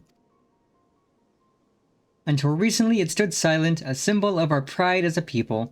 It reminded us that we carved out a home within that inhospitable wilderness. Being trusted with its protection is a great honor. I was so proud of my father when the elders chose him, so proud to be his daughter. Yet since the day it was stolen, some of the other villagers made their disdain towards him only too clear. I couldn't bear it. That's why I must get it back, to restore my village's pride and my father's reputation. There's still so much we don't know about the Justiciar, but we have to assume he's learned to wield the Apex's power. I can't say whether those falling rocks have anything to do with it, but I won't discount it outright. I'll continue looking into his whereabouts. While we still have so many questions with both of us working together, we'll find answers soon enough.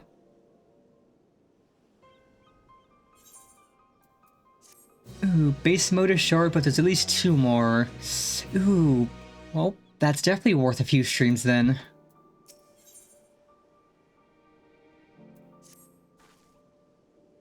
Pennifer. I'm afraid there have been some developments that are less than encouraging. News of the Justiciar's actions have spread throughout the city, and with each retelling his deeds become more valorous. The younger citizens, in particular, seem to view him as something of an idol. Despite the creatures he hunts posing no real danger, he would paint them as mighty beasts in need of felling. Of course, the Radiant Host are far too busy to trouble themselves culling every pest that casts a sideways glance at the city's gates. Yet the Justiciar has twisted circumstances to his advantage. He proclaims to anyone who will listen that the Radiant Host shrink with terror before these beasts, and that he's the only one who can eradicate them. Though you might expect such claims to be dismissed as wild ramblings, it seems no few people have fallen for his ploy. The whispers of his exploits among the youth have practically grown into a clamor. Yet we mustn't be discouraged, for his increasing fame only makes it easier for us to sniff out his trail. Ayo, sniffa. And we're better to start than Radzenhan. I'll see you there, Pennifer.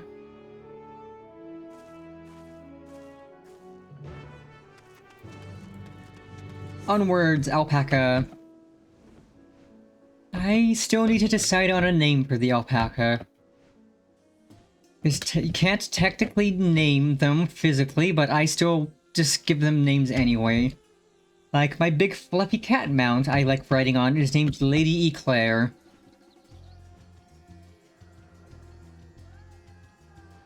In fact, let me show off the big cat.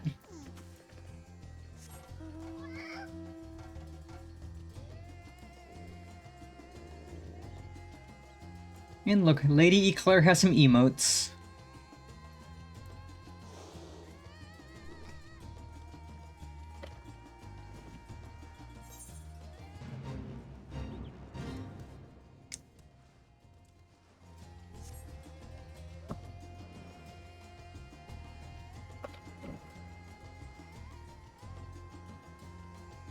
Big fluffy kitty cat.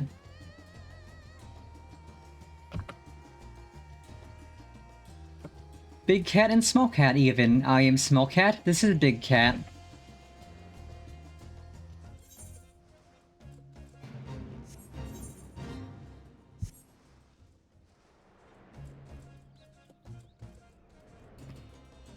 When Final Fantasy XIV first came out, at least the 2.0 version, not every mount could fly. There were specific mounts that could fly and specific mounts that were just ground mounts. And then eventually they changed it so everything could fly.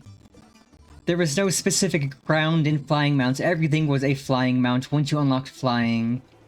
So you could have things such as beds and motorcycles that would just fly.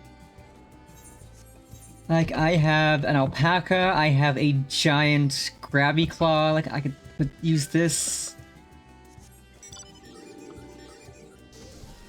The giant grab claw. I've got some balloons, a giant mech suit, a dog, a bird, another dog, a horse, a dragon, an aircraft, a smaller mech suit, a fluffy dog.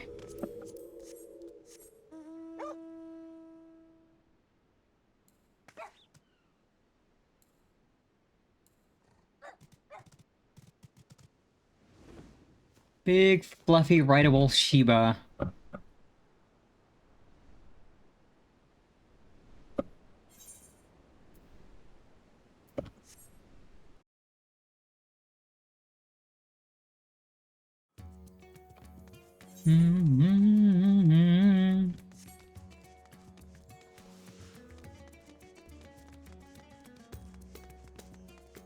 But yeah, when I started stream, I was playing Code Vein, but Code Vein's insisting on being a jerk, so now we're doing some Final Fantasy. Yeah, exactly. Like, the flying cat and the flying Shiba are just, they're perfect.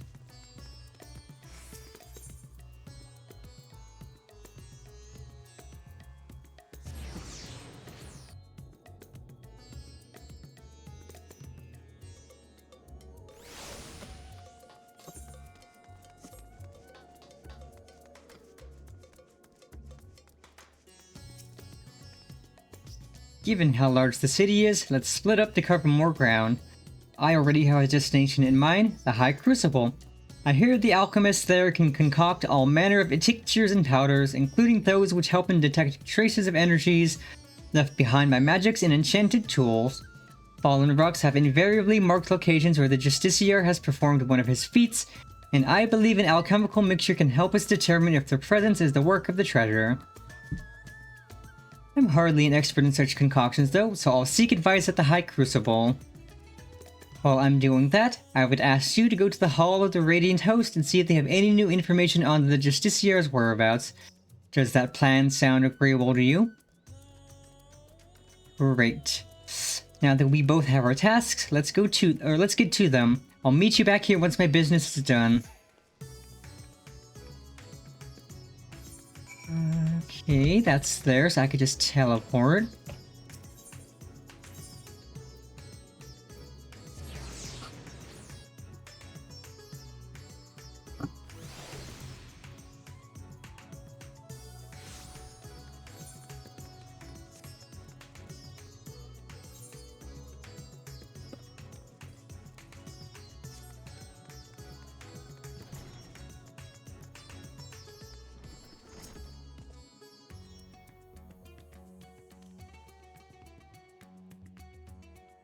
I'm tired of hearing about this Justiciar.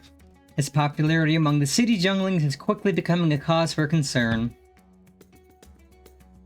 Try as we might to refute his claims that the Radiant Hosts are allowing monstrous beasts to run amok unchecked, you know how young minds are.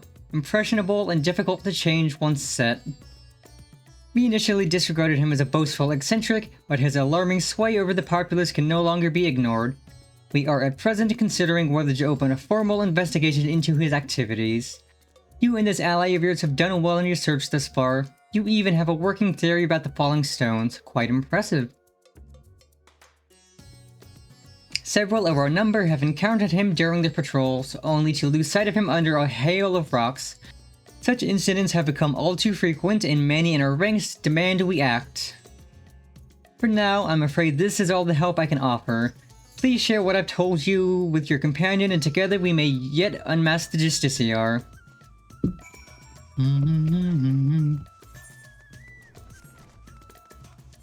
So in the first few expansions, like Shadowbringers, well, not the first few, but like in Shadowbringers, role quests were required. You had to do the role quest to progress with the expansion. And then they made it optional content. You could do it if you want. It unlocks dyeing your artifact gear, but it's not immediately required for finishing the expansion, so you didn't have to set aside time to do them. But they're still fun to do. It's heartening to know that the Radiant host are taking this seriously. Thank you for speaking with them, Pannifer. I have good tidings as well. I explained the situation to the alchemists, and they provided a powder that should help detect traces of magic in the surrounding environment. I say help because the powder reacts only faintly on its own. To function properly, it requires the skills of one practiced in the arcane arts. Luckily, I have you. I've committed the locations of all sightings of the Justiciar's memory, and the closest to us was at the Perfumed Rise. Let's hope this powder works as intended.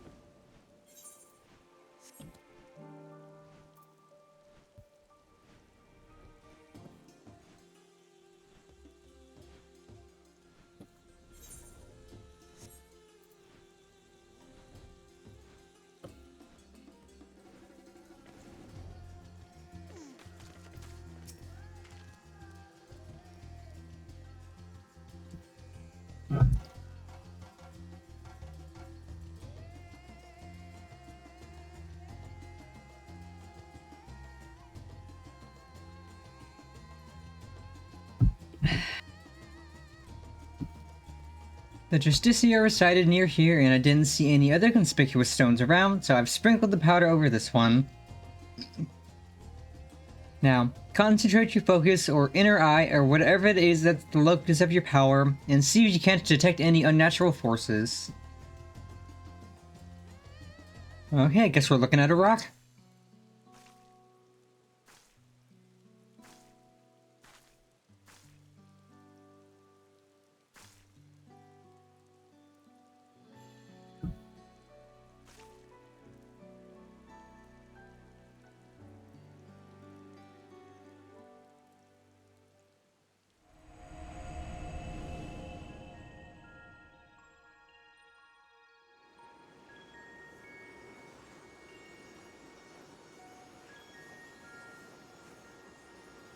Indeed, the world's most intriguing rock.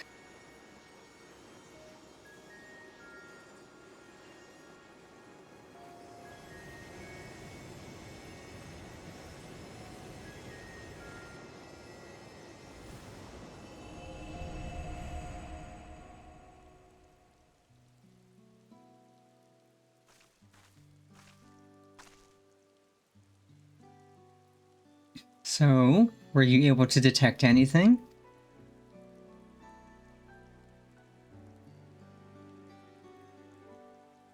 I knew you could do it. So, because there are no crystals in the rock, the energy you detected must be the remnants of some kind of spell, is that right? In taking the story of the Radiant we rescued previously into account, we can conclude that the Justiciar uses the treasure to call those stones down from the sky.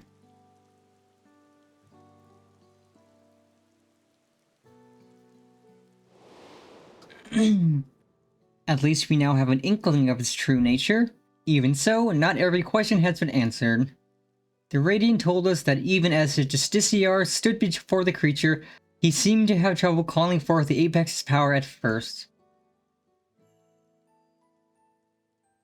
My father once said of the perch of the Apex is much like the wand he used to weave his magics. Of course, the main difference between them is the unique nature of the essence stored within the treasure.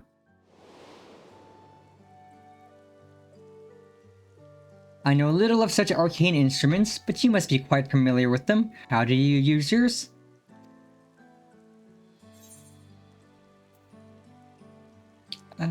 I channel ether into it.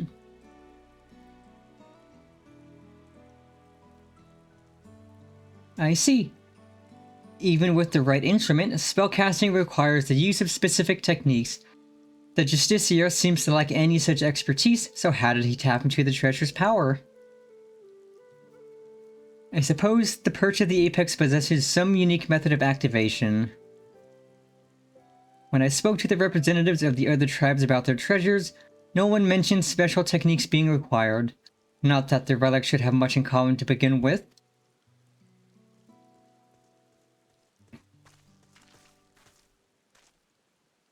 You two, did you see an RA girl pass through here by herself? I'm afraid not. What happened?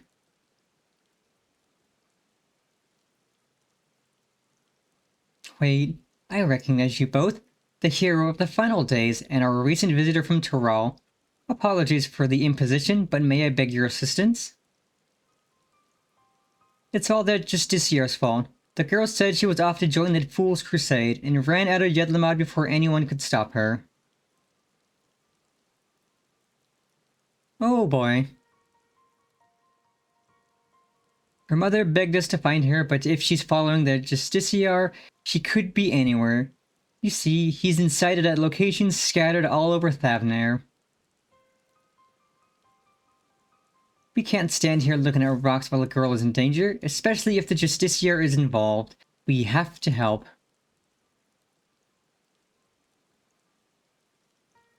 That would be much appreciated. We're searching places where the Justiciar has been spotted before, so perhaps you could start where he hasn't been seen? Good idea. As far as I know, he hasn't been sighted at the northern shores. Come on, Panicker.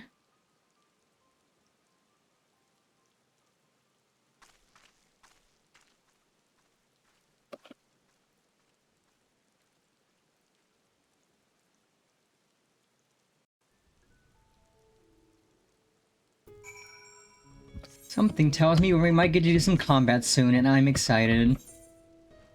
Because I absolutely love playing Pictomancer, it is so fun. This Picto paints things into existence to hurt people.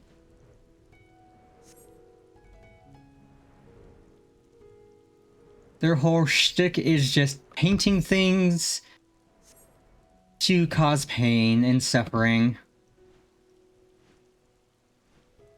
Oh look, combat.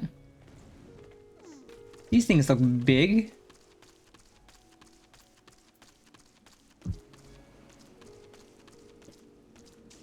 I cast Hammer. Hammer. Hammer.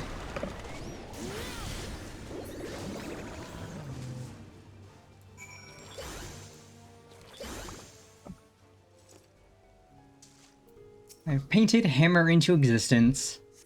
Blessed be Hammer.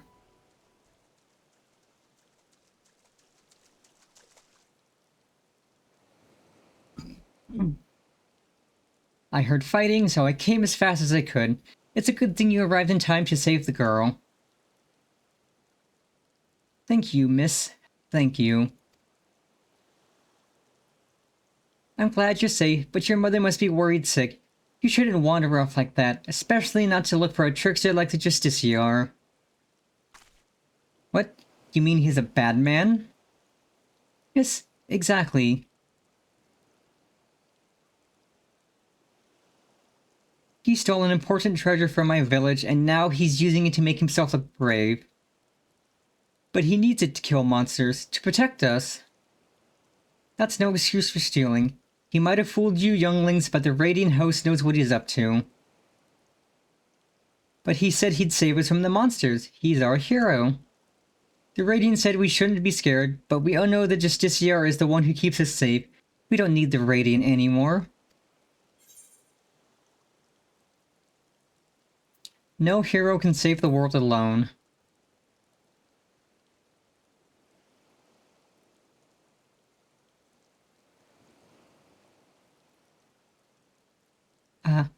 I'm sorry, I shouldn't say bad things about the Radiant. They protected everyone in the final days. I guess I forgot how much they care about us. I'm sorry too. I shouldn't have spoken to you like that after all you've been through. You said the Justiciar is a thief and a trickster, but I hope it's not true. He's my hero. Well, I'd best escort her back to Yedlinmod. I'll meet you there later, Pennifer. Also, yeah, one of those things, you could get so much meat off of those. You could feed a whole village with half of one of those. And honestly, they probably taste pretty good. Cut through the skin, get to the thick, juicy meat below. It's probably tasty.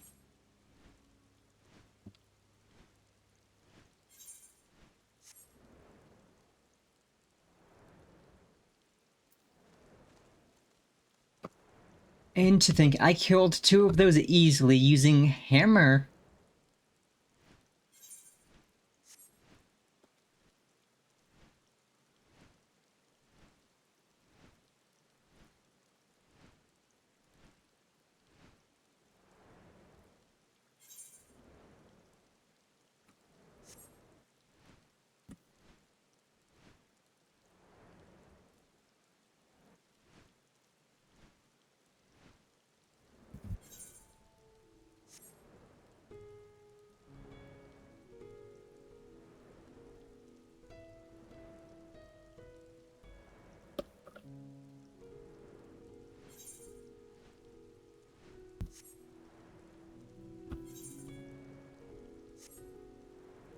Or even one of these. Like, you could feed so many people with one of these elephants.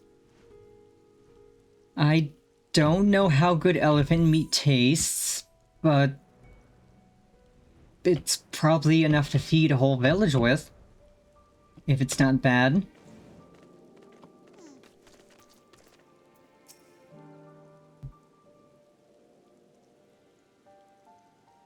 The girl and her mother are reunited, and I think we can both give ourselves a pat on the back. They're on their way now to inform their Radiant host that all is well. I would like to apologize for before. I let my emotions get the better of me and harangued that poor girl when she was hardly to blame for anything. I really should have been scolding myself.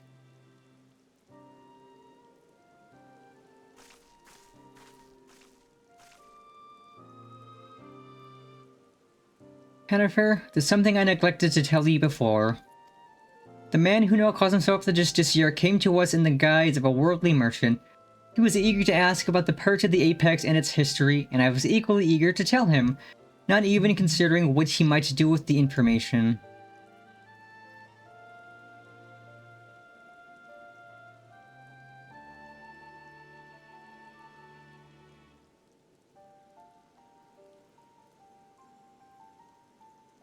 I'm so proud of my father for being appointed as its guardian. I suppose I was trying to impress this stranger out of sheer vanity.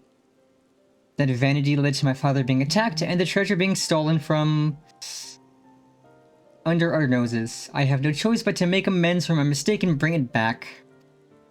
Yet some are convinced that the Justiciar acts only to serve the greater good. I couldn't accept that he might not be as rotten as I thought, and lashed out at the wrong person.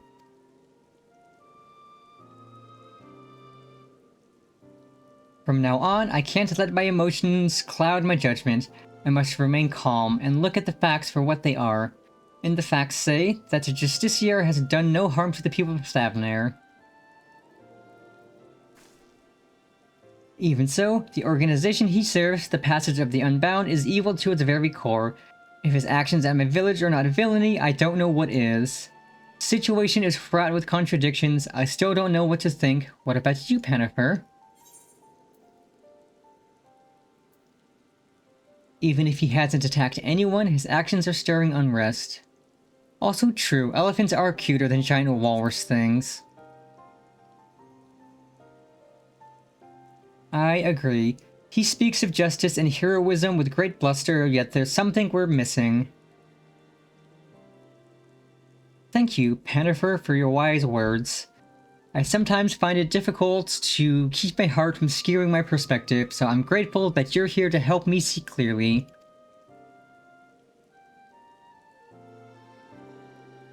So, it seems our objective is unchanged. We track down the man who stole my people's sacred treasure.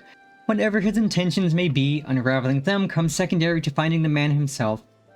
I'll continue to pour my every effort into the search, so stop by from time to time and I may have something new to share with you.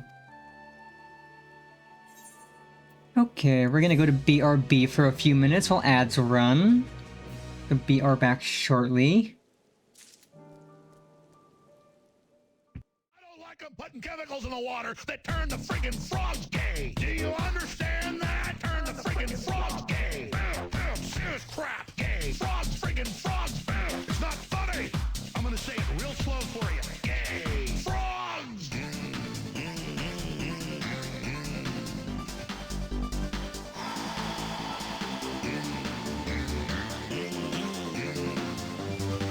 Won't you fight for your life? Frog, friggin' frog! I don't like a frog! Gay, friggin' frog! Frogs! Friggin' frog crap! Won't you fight the frog? It's not funny!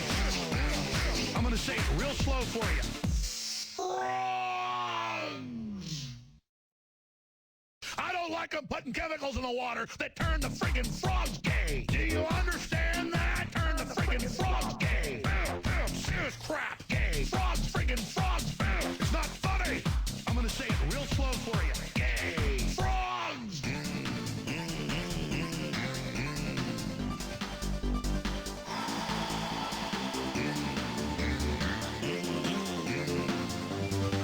Won't you fight for your life? Gay. Frog, friggin' frog. I don't like a frog. Gay. Friggin' frogs. Frogs. Friggin' frog crap. Won't you fight the frogs? It's not funny. I'm gonna say it real slow for you. Frogs. I don't like them putting chemicals in the water that turn the friggin' frogs gay. Do you understand that? Turn the friggin' frogs gay. Serious crap gay. Frogs, friggin' frogs. It's not funny. I'm gonna say it real slow for you. Gay. Frogs.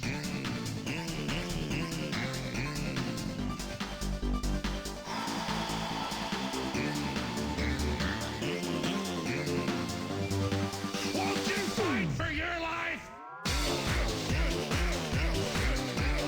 Gay. Frog, friggin' frog. I don't like a frog. Gay. Friggin' frogs. Frogs.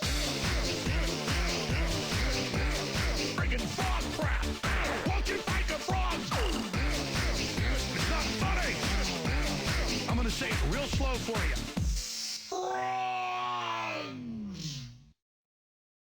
I don't like them putting chemicals in the water that turn the friggin' frogs gay. Do you understand that? Turn the friggin' frogs gay. Serious crap gay. Frogs, friggin' frogs. It's not funny. I'm gonna say it real slow for you. Gay. Frogs.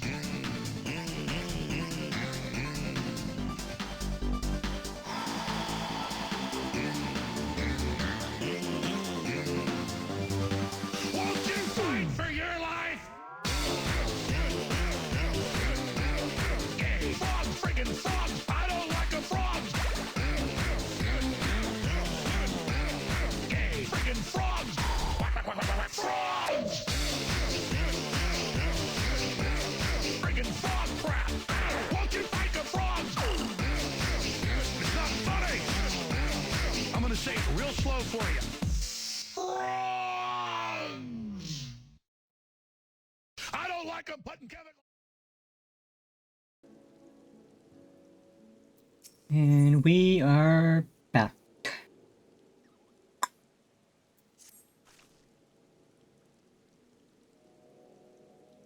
Jennifer, I hope you've been well. Since last we spoke, the Justiciar has been busy felling fiends all across Thavner, leaving a trail of witnesses behind in his wake. More than a few have reported seeing stones falling from the sky, which all but confirms our theory that the treasure is causing the phenomenon. The stories share one more peculiar commonality. It seems the pests he hunts have all been of the Seedkin variety. Why he avoids beasts of the flesh and blood is yet a mystery. It bears mentioning that each of these eyewitness accounts came from people who were rescued by the Justiciar, who invariably appears just as these creatures attack. In fact, the Justiciar has been there to save the day in every single instance of Seedkin-related mischief. Awfully suspicious if you ask me, and I'm not the only one who thinks so. Some among the Radiant hosts have suggested that the Justiciar is planning these assaults somehow, so he alone can reap the glory from thwarting them. I agree and think this should be our next avenue of investigation. Many of these incidents occurred near the Giant Skull grounds, so we should start our search there. If we can find one of these monstrous plants before it finds hapless prey, we may be able to shed light upon the Justiciar's methods. Time is of the essence, so let's leave at once.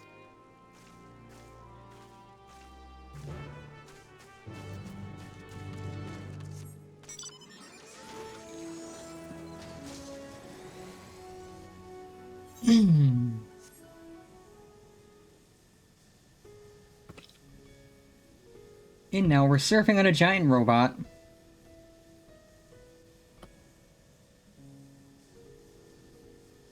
So this mount is a raid boss that they added as a mount.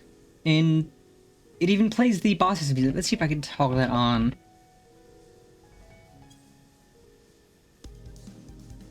Yep, there's the toggle.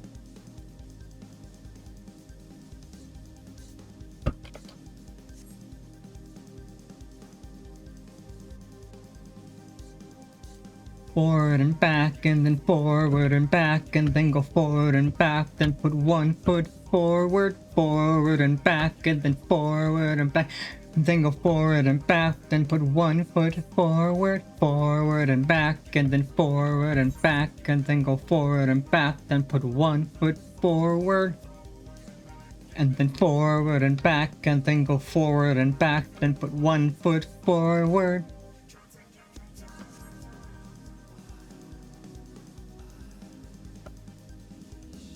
Exponential entropy.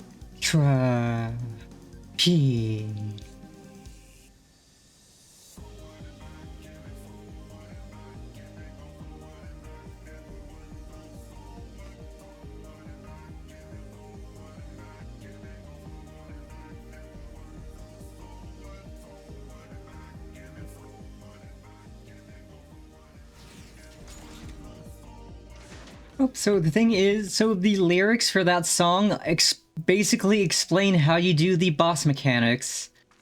It's literally just going forward and backwards repeatedly to avoid the mechanics and not perish. Any moving bushes? Slithering vines? Not here in any case. Jennifer, I'll search the western path. Why don't you search the east? If you see something, don't strike to kill, weaken it, and capture it with this rope. We'll learn much more from a live specimen. East? I thought you said west.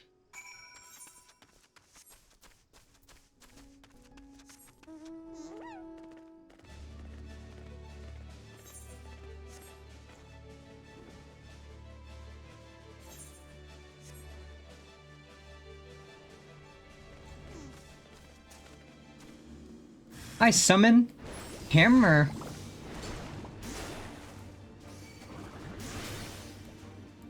Hammer.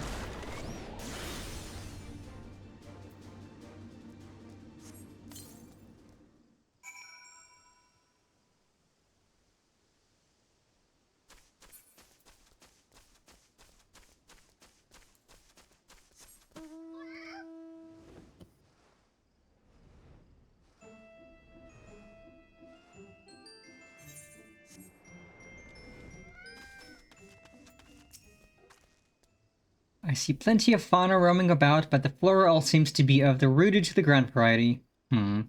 Perhaps my hunch was incorrect? Nah, I caught one. You found one. In fact, this is exactly as an eyewitness described. Why don't you keep it for the time being? Bring it to the Great Work, and I'll ask my acquaintance there to examine it with all haste.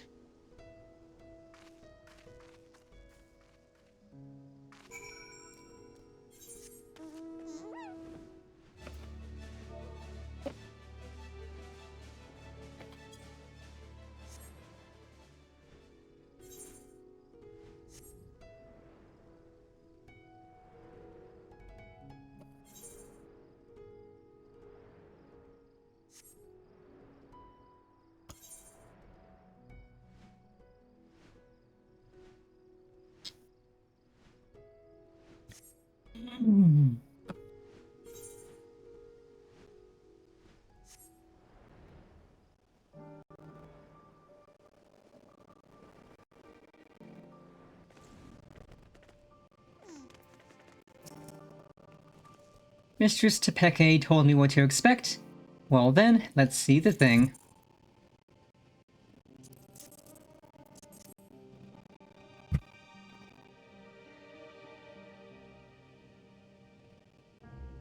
Oh, I didn't expect it to be so diminutive. If Mistress Tepeke's intuition is correct, then I expect some interesting discoveries are in store.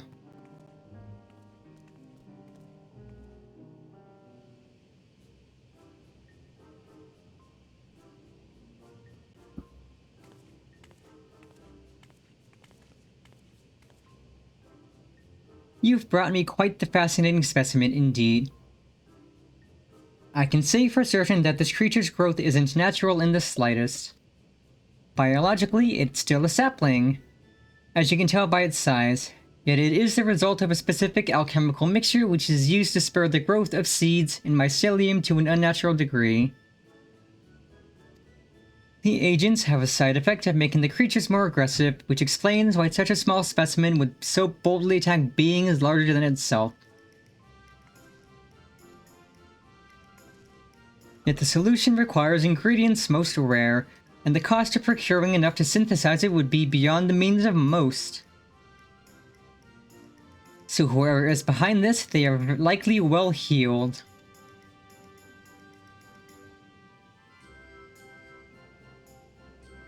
Oh right, I forgot I should have my captions up top. But they're like covering the text boxes.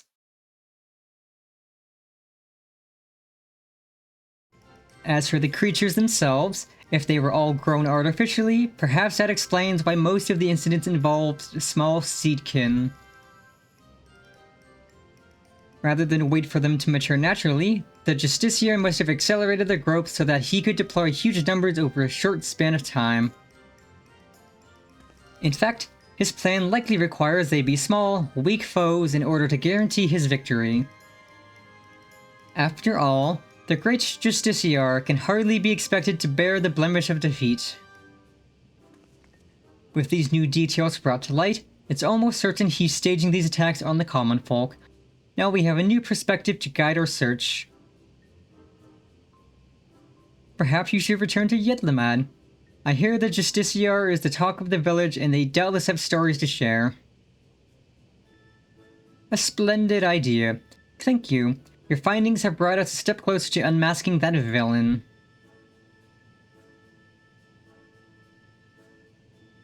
Let's hurry to Yedlamad. The more accounts we have of the Justiciar, the better our chances of predicting his next move.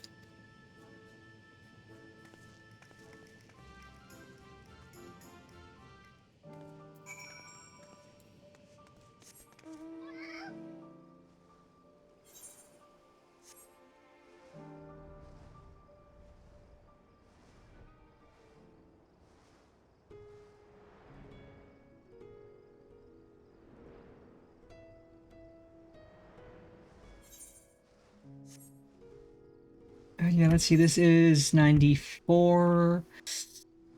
There should be 3 more after this. 96, 98, 100. Because for role quests, they typically do one for every 2 levels.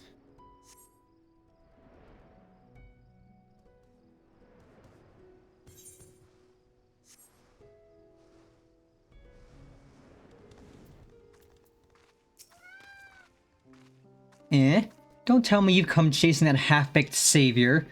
The younglings might be taken in by his honeyed words, but anyone with experience can see that he's nothing but a charlatan, and I have a story to prove it. A merchant I know took a tumble as he was transporting his goods. Not long after comes the Justiciar, looking chivalrous as you please in his shining armor. But did he offer a helping hand? No. He ran off with nary a glance backwards. He may go on about slaying beasts, but a real hero would never ignore someone in need, even if they were just suffering from scraped knees and a bruised ego. True. This guy's a phony.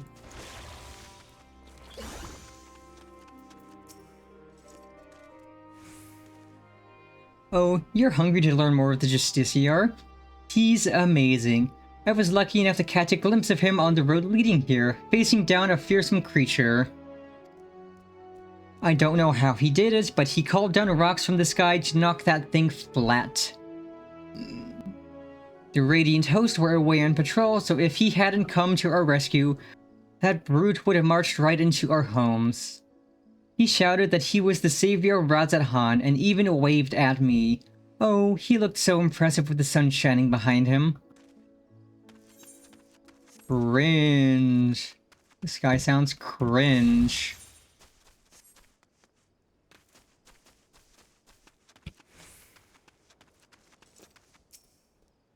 Rest assured, the Radiant Host are well aware of the Justiciar. Every day we receive more reports of him combating beasts in the surrounding wilderness. These encounters are never on well-traveled roads, it seems. They occur in remote regions that we scarcely patrol, along routes that are only used by a small number of merchants and porters. We've concluded that the Justiciar either has uncommon knowledge of the behavioral patterns of these creatures, or that he keeps close company with a merchant who travels those obscure paths. Once we finish the role quests, we can start on to the 2 level 100 dungeons we immediately get access to.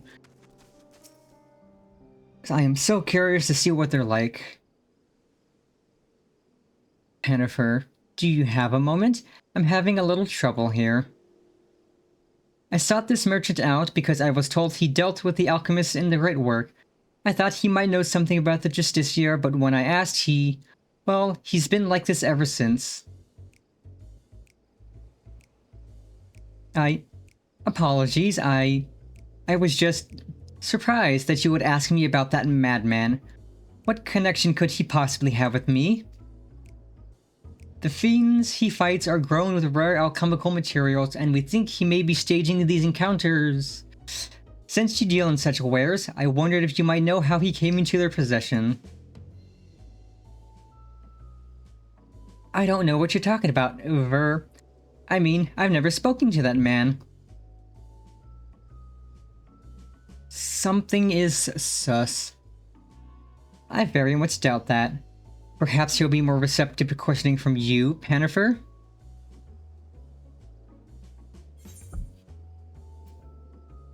He seems to have intimate knowledge of trade routes and alchemy. Who taught him, I wonder?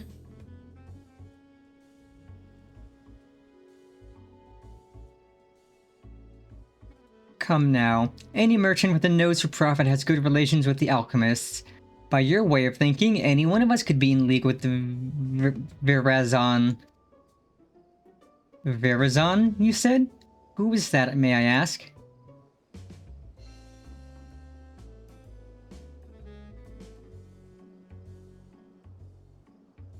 Chad, this guy's stupid.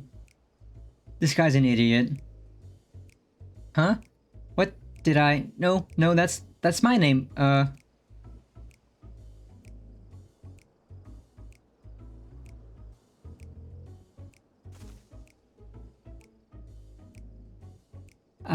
I'd be a fool to continue the charade any longer. My son, Verazon, is the one you know as the Justiciar. To be suddenly confronted with his litany of misdeeds, I quite lost my composure.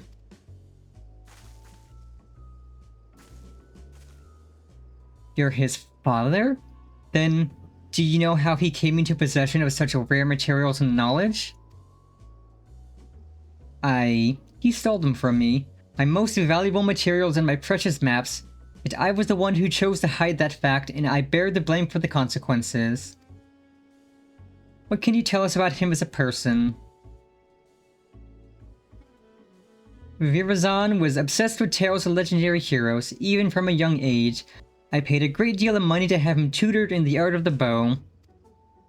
He became quite skilled at it, in fact, but not quite as skilled as his arrogance led him to believe. Due to this, and perhaps a lack of ambition, he never aspired to true greatness. Instead, he came to rely upon fanciful equipment and exotic potions rather than honing what skill he had. It pained me to see him fall into dissoluteness, but he would brook no counsel. So, several years ago I gave him enough coin to support his lavish lifestyle and told him to never to speak with me again. He didn't, until but recently, when he darkened my doorstep once more. And that was when he stole your goods? Although I would have willingly given them if he had but asked, he was rambling almost incoherently, saying that his heroic deeds as the Justiciar had caught the eye of someone named Apyahi, leader of the Passage of the Unbound, whoever they are. He claimed that under the guidance of his newfound allies, he had obtained a great power enough to eclipse all heroes who have come before and shall come after, as he put it. It seems he gives what money he still has to these people. To think that for all his fanciful words, he has only deigned to grasp at hollow glory, all at the expense of Radzat Han. There is no greater shame as a father. Given what we know of this shadowy group, they most likely aim to sow discontent through Virazan's deeds. He may be so blinded by his own desire for adoration that he can't see whose hands are pulling his strings.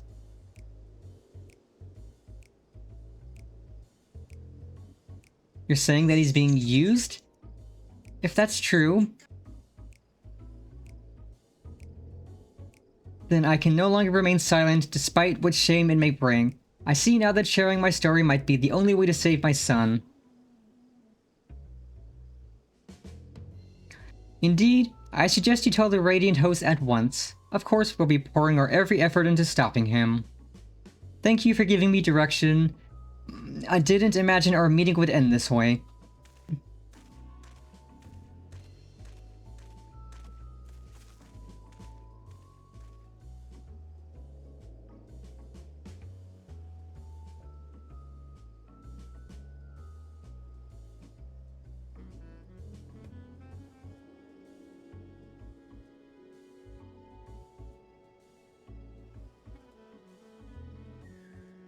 Truth be told, I'm not entirely unsympathetic towards Virazan. I bask in my father's reflected glory while having none of my own to speak of. The glory Virazan seeks is similarly false. I too shall visit the Radiant Host and have them spread word of the Justiciar's true nature. If the people are wise to his trickery, they will be far more likely to aid us. He will soon learn that a legend built on lies is no match for true heroism.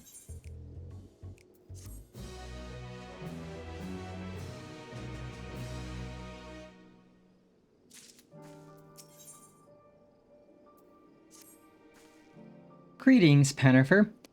Virazan's father has been as good as his word, and has confessed the truth of his son's actions to whomever will listen. Even among the younglings, far fewer sing the Justiciar's praises. The tide is turning in our favor at last, and the Radiant Host are making ready to tighten the net. Speaking of which, they had curious news to share. They've been examining the stones left behind, and noticed a pattern. They were all varieties of rock commonly found near the site of each other. For instance, near the Giant Skull grounds, the Justiciar seems to have called down a hail of what else but Giant Skull. I have my own theories about what this means, but I'd like to hear your thoughts, Pennifer. The rocks weren't summoned, but moved. Indeed, the perch of the apex likely lifts whatever stones are nearby and brings them crashing down to Earth. If our suspicions are correct, we're one step closer to unraveling its mysteries. But despite these favorable developments, the Justiciar's popularity remains a problem. Even with the recent blow to his credibility, his most ardent followers still idolize him. In fact, I hear he's handing letters to the youth of Radz-at-Han, though their contents are a closely guarded secret. All of them more reason to investigate, don't you think? Once we get to Radz-at-Han, if I question people around the marketplace, could you cover the city's western quarter? That's where his younger followers tend to gather. After we've collected enough information, let's meet to share our findings. See you again in Radz-at-Han.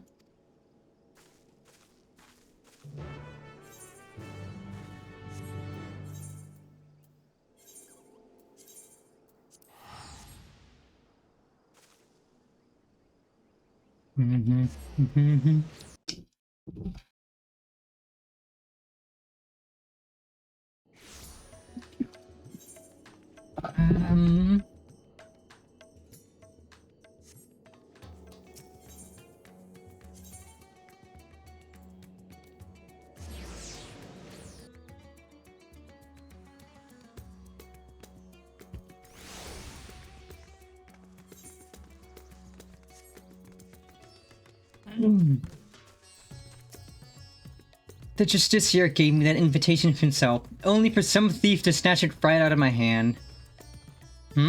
You believe in the Justiciar too?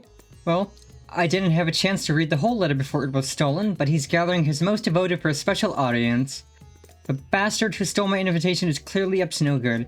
He even muttered something about getting revenge, but who could hate someone so noble? That guy's definitely not noble. He's kind of cringe, honestly.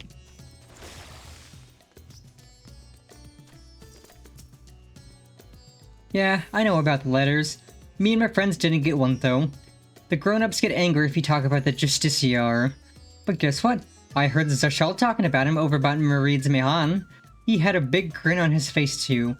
Does that mean the Justiciar isn't a bad man like the grown-ups say? No. He's definitely a bad man.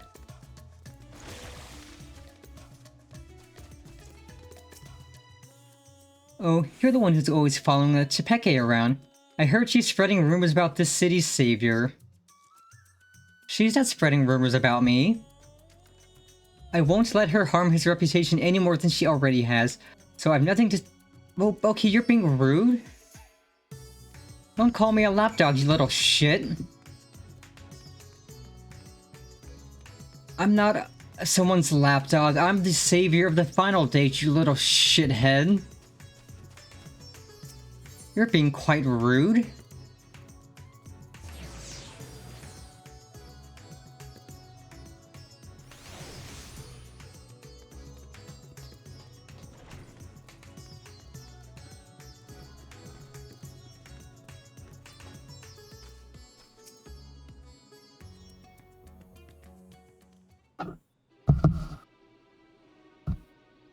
Haha, exactly, I'm not a cat. I'm a cat, not a dog. It's true what they say. A fool and his guild are soon parted.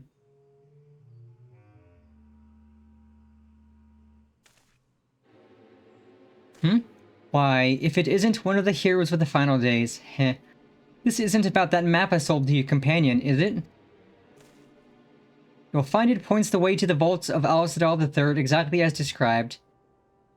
I may have employed a few, creative methods to entice my customers, but what merchant doesn't? I see you're as unscrupulous as ever. Now, a man can't fill his belly on virtue and honesty. Annie Road, something tells me that's not why you're here.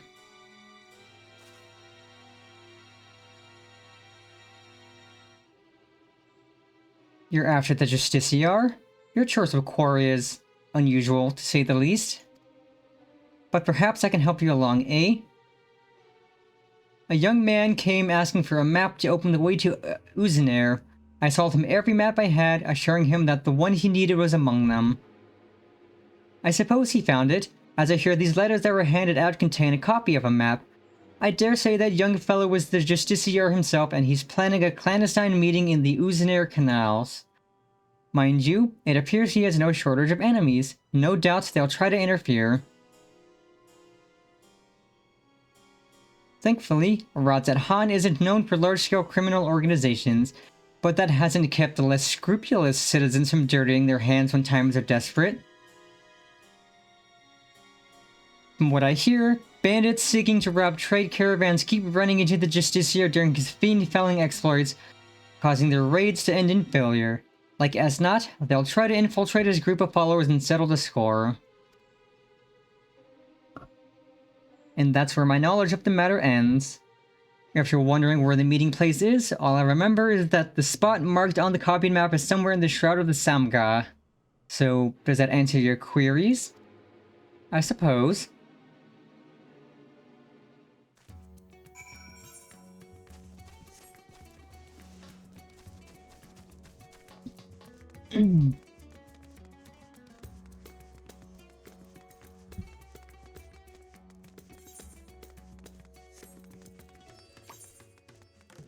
Oh right, I did in fact clear out my inventory between last week and today.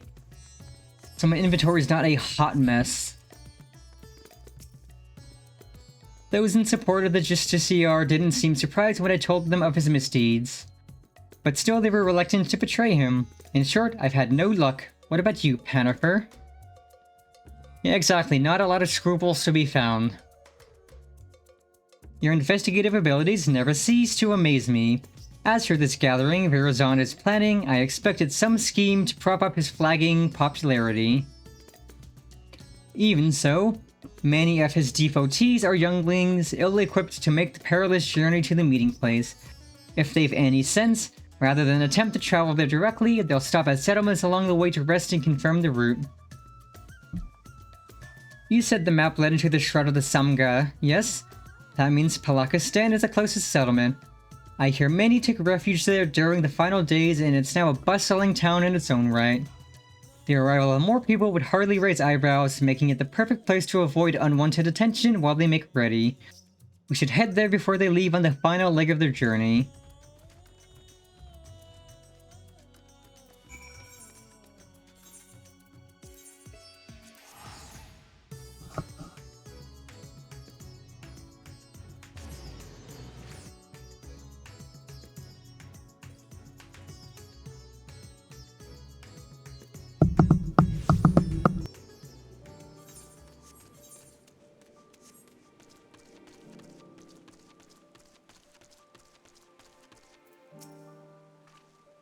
I was right, Panifer.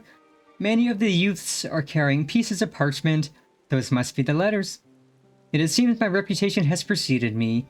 Our suspected followers clearly avoided me whenever I tried to approach them. Still, we can use this to our advantage. None of them would dare leave Palakistan while there's risk I might follow after.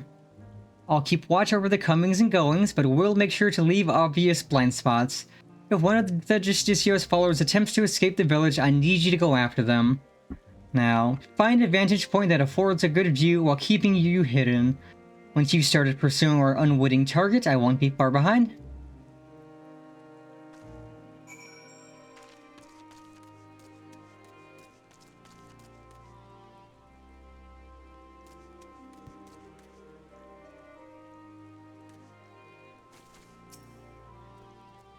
I mean, I suppose this keeps me hidden, hiding in the bushes.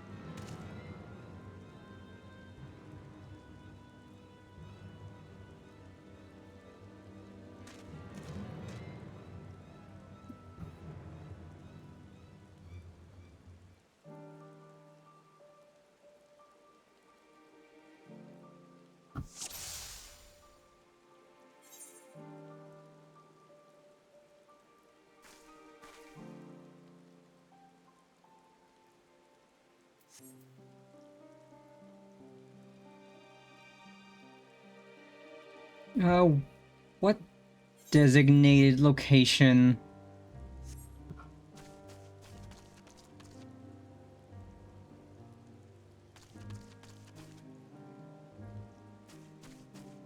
I don't see no designated location to wait at. Unless I'm meant to stumble around until I find it.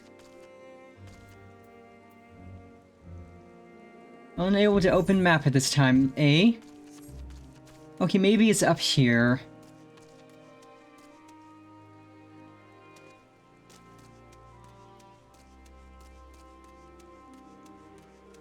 Okay, it's that orange circle. Finally loaded.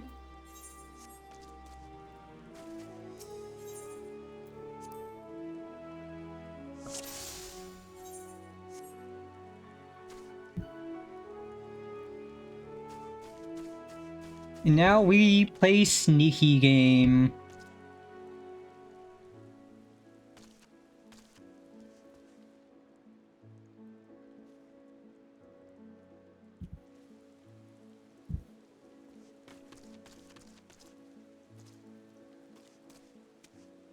Don't get too close, don't get too far, don't be seen. And no one's following.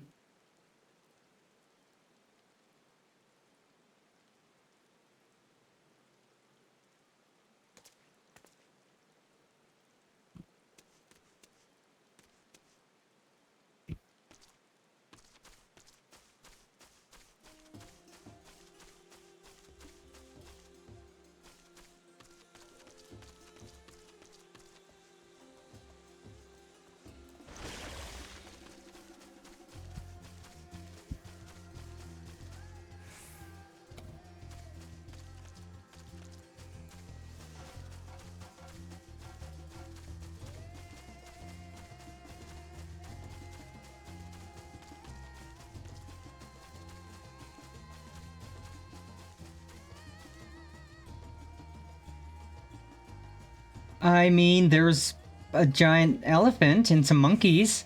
Those might have moved. Definitely not a cat girl hiding in a bush. Certainly not a cat girl hiding in a bush or behind a tree.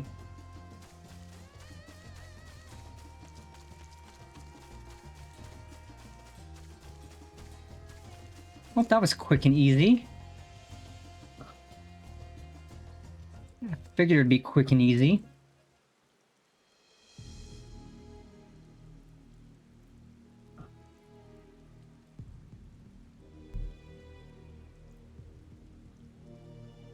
The portal should be nearby, and then I'll finally meet him.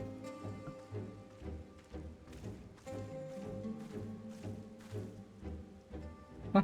You're the hero who saved us in the final days. What are you doing here?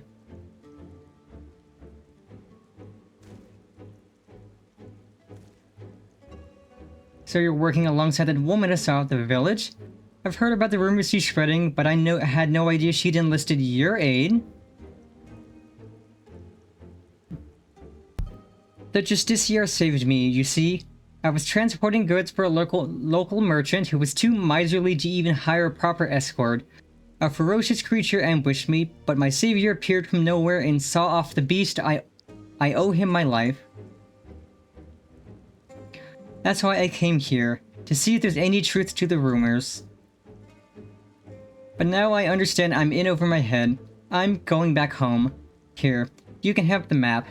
I trust you to take the measure of the Justiciar and to share the truth with us all.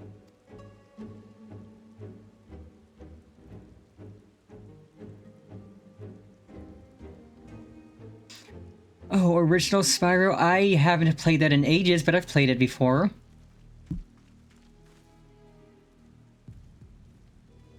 Apologies for watching from the shadows, but I was afraid my presence might have startled the lad. I was able to hear what he said, though, and his gratitude towards the Justiciar seems genuine. I dare say the other followers feel similarly. Well, now that we have a map of our own, let's open the portal and confront Virazan.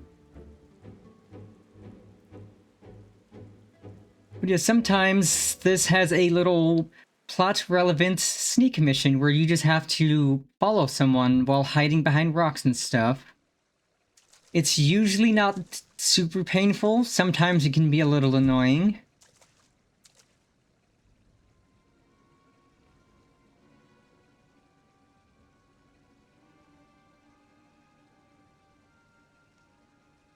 Oh boy.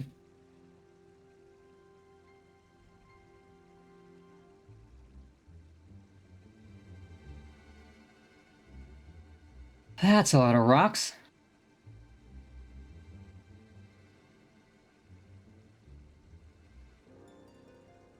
What a sight. Did the treasure cause this?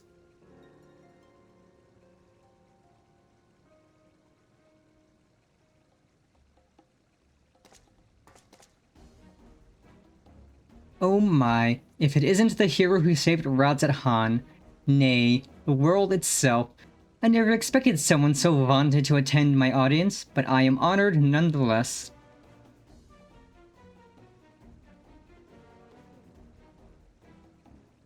Enough of your games, Virazon. Stop this madness at once.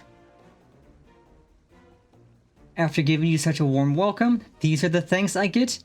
While 'tis true that I was once known by that name, 'twas merely a guise I wore until I discovered my true self. So long as I am the masked hero of Han, I shall not suffer any to call me Virazon. But that is your name, isn't it?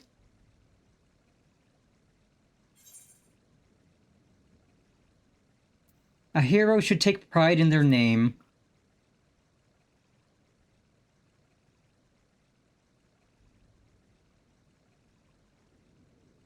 Would seem that Justicio's meager alter ego has been brought to light, but will he shrink once more into the shadows of mundane obscurity or embark on the next chapter of his legend?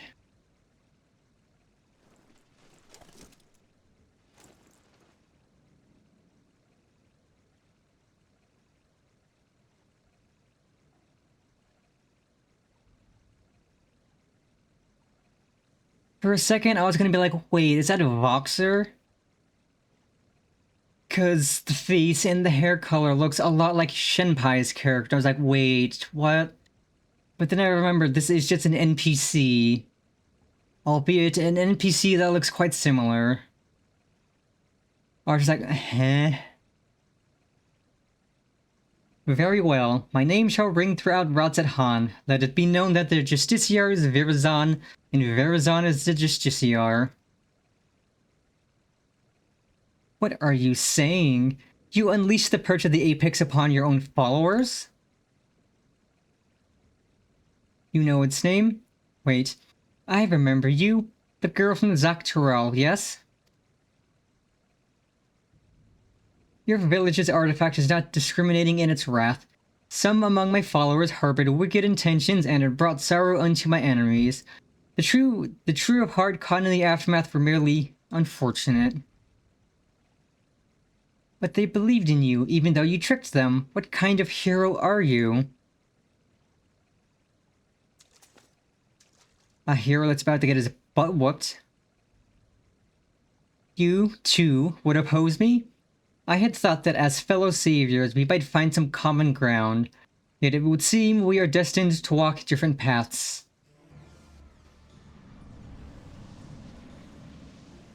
Now, faced with unknown peril, a great fervor rages within me.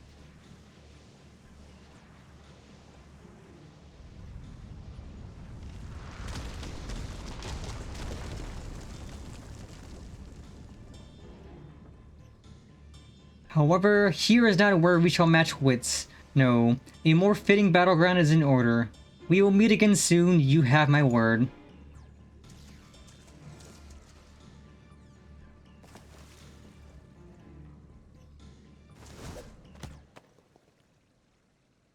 Oh. She just threw a rock and he's literally in the dust.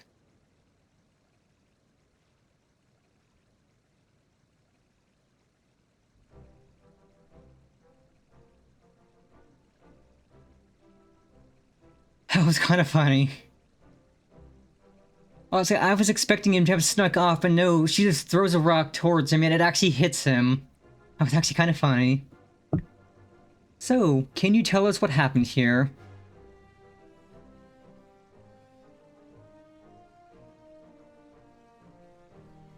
He gathered us all around and made a grand speech, claimed he was the hero that would drive back the flood of fiends threatening Thavnair. Then, he spoke of his anger at the recent rumors. He told us to go forth and repair his damaged reputation so that the people would love him again. He became quite impassioned, in fact. As for us two, we were here to teach him a lesson, biding our time until his back was turned, but we couldn't stomach his self-righteous drivel any longer.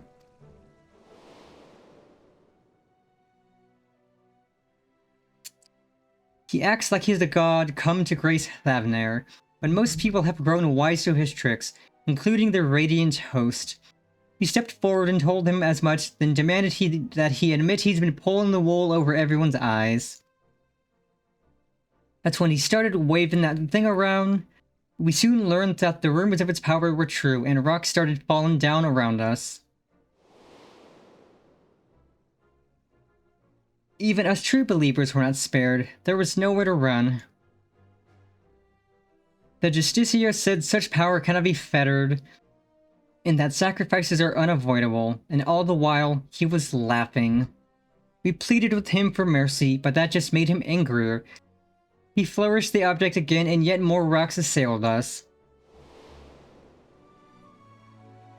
It was horrible. Stones big and small raining down endlessly, until you two appeared, that is. Thank you for telling us what happened. I only wish we could have arrived sooner. Now, just to set things straight, it was you two that brandished your weapons first, yes? Well, I won't deny that, but we were only trying to bring the truth of his misdeeds to light. Though we might have had some personal scores to settle on top of that.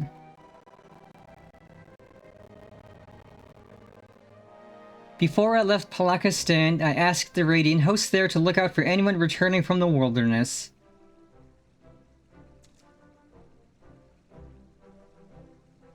I suggest you head there and seek their aid.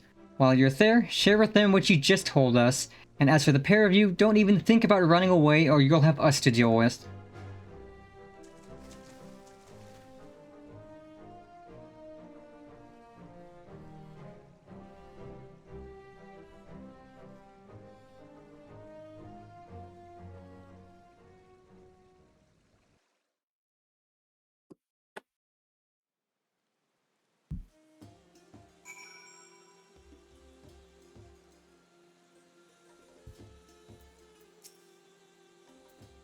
Everyone has returned to the care of the Radiant host. As for those ruffians who meant to attack Virazon, it seems they've had a history of violence for which they may soon answer. Several among Virazon's followers were dealt serious wounds, but we can be grateful that none lost their lives. It's exactly as the old saying describes, the master of the apex shall be showered with good fortune, yet leave only sorrow in their wake. The part about sorrow certainly seems true at least. We can but hope that Virazon's spell over the people will be broken at last when word of what transpired here becomes common knowledge. Let that buoy our spirits as we return to Yedlamad.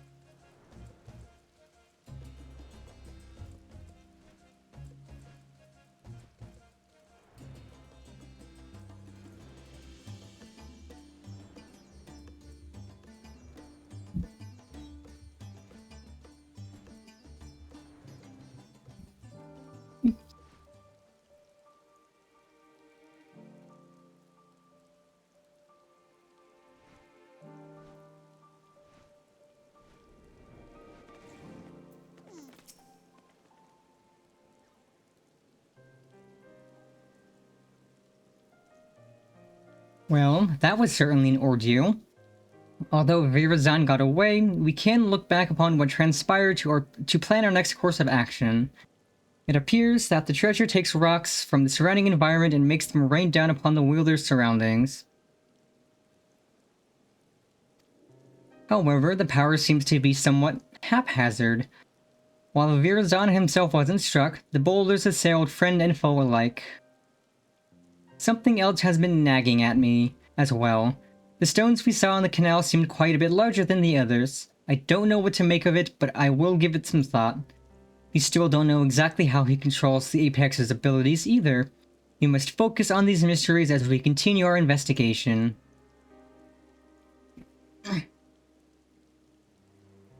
As for Virazan himself, he was just as his father said, wasn't he? His so-called heroism is an empty charade, like a child playing at being a hero from their storybooks. He seems motivated by a vain desire to gain the love of the people, yet he cares nothing for their well-being. He'll learn his lessons soon enough, though. None will sing his praises after word of what happened in Uzenair spreads. Even he must know this. I worry that his desperation will drive him to worse misdeeds. If the treasure is used with reckless abandon, it could cause untold harm. I must discuss this with the Radiant Host. Together, we might be able to capture Virazan before he attempts anything drastic. Stand by for now, Pannifer. I'll be in touch the moment I have something to share.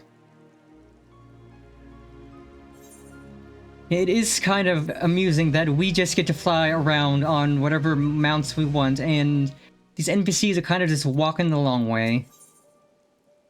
Ooh. Stakes, I see. It seems Virazan has been laying low since our last encounter. I'm sad to say, however, that my investigations have uncovered little. But still, there's cause to celebrate, for I have received a letter from my mother with good tidings. My father has finally awakened after the grievous wound dealt to him by Virazan. He's well enough to travel to Tuliolol, in fact, and may have already arrived. Of course, I'd love nothing more to go to him, but I pledged not to return until I had the perch of the Apex in hand. Besides, I'm soon to depart with the Radiant Host to try and sniff out Virazan's whereabouts before he acts out of desperation. That's why I ask that you go in my stead. As the treasure's guardian, no one living is more knowledgeable about its history than he. If you share with him all that's transpired since we began our search, he may be able to point out something that we've missed. I know it's a lot to ask, Pannifer, but the safety of Thavnir depends on it, and please give my family my regards. My mother should be able to tell you where in Tuliolol my father is staying. Once you're finished, let us meet in the Aetherite Plaza in Radzat Han to share what we've learned.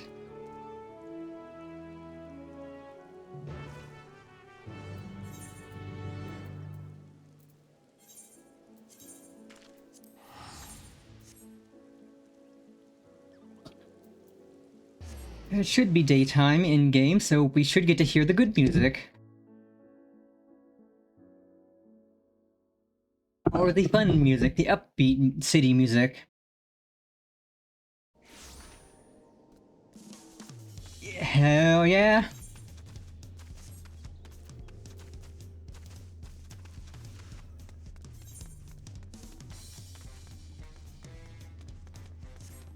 This music is so freaking good.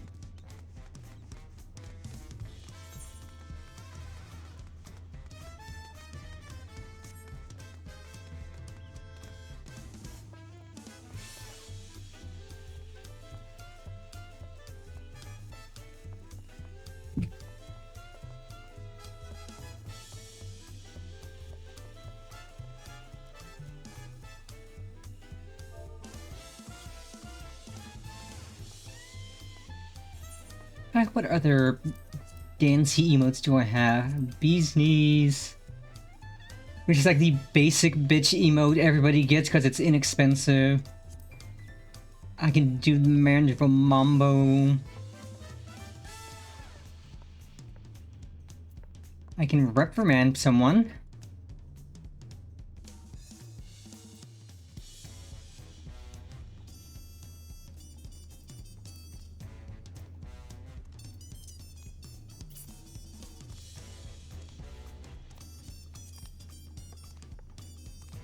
And now we're taking a selfie.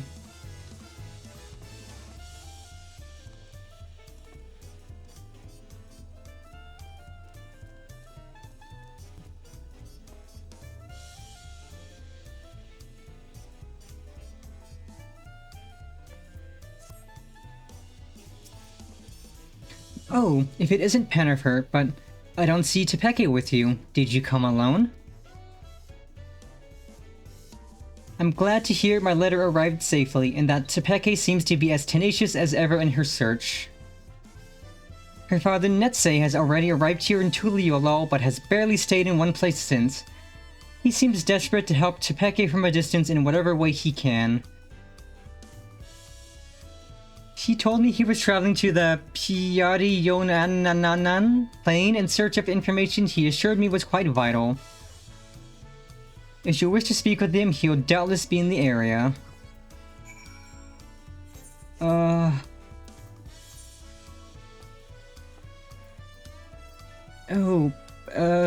This is Texas, right? This is Texas. So we're going to... Do I have flying in Texas? Please tell me I got flying in Texas. I did. I unlocked flying in Texas.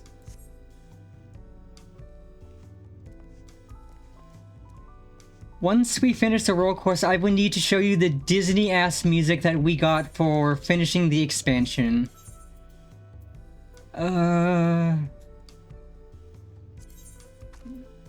Onwards to Texas. What's so great about dumb old Texas? Can we say people from Texas are dumb? Can we say plants from Texas are dumb? And yeah, when I call this zone Texas, I do literally mean it's Texas.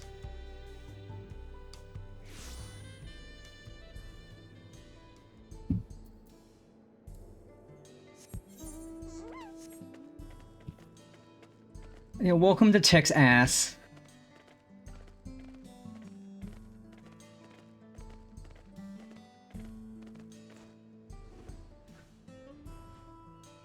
We have stepped out of Brazil and we are now in Texas.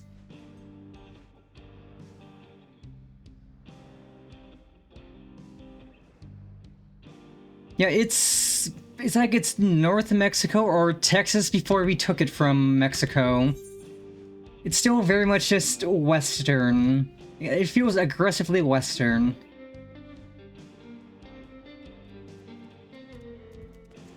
Ooh. Something to hit with my hammer. Hammer. Hammer. Hammer.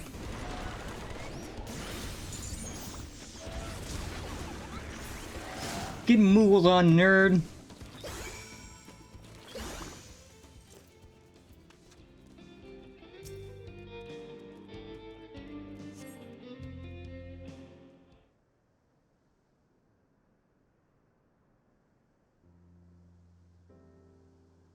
Thank you, traveler. I overextended myself. I've but recently recovered from a severe injury and was a fool to confront such a beast alone. So, you're the Pennifer I've heard so much about. I owe you many thanks for all you've done to recover the perch of the Apex. News of your progress in Thavnir is most heartening. Despite my position as its guardian, I never knew it could rain down stones from the heavens. Since arriving in Tuliolol, I've done what I can to shed light upon the Tural Vidral sealed within the treasure. After the nations of Tural were unified, some left our village to build new homes in the city. I've sought them out to see if they know anything of use. Unfortunately, none could offer insight into the treasure's magics, but one of them told me that owls lurked around this place. And since the Tural Vidral sealed in the perch was once an owl, it seemed illogical to pursue such a quarry. I thought perhaps I could glean something about the ancient beast from their behavior. Like as not, some fundamental aspects remain the same even after transformation. But having heard your account, there is one fundamental difference that stands out. As far as I'm aware, no owl native to these lands possesses the ability to hurl rocks, large or otherwise. No doubt that Turel Vidrel gained this power following its metamorphosis. I do believe, however, that it would retain an owl's core instincts. That one you fought didn't strike unprovoked. Instead, it watched me from afar with fear in its eyes. While this is normal behavior for most animals, I was surprised by how suddenly it descended upon me the moment I started approaching. It sensed danger and attacked preemptively. I had the same thought. The owl sensed a threat and chose to confront it rather than run from it, and the same impulse may have driven the Turel Vidrel. Indeed, that correlates with something I heard from one of my countrymen who had relocated to Tuliolol. He spoke of a continuation to the tales passed down from the elders. No hunter's arrow could fell the apex. It was struck down in a storm of its own wrath, made wild by a heart affright. Thus was it sealed away at last.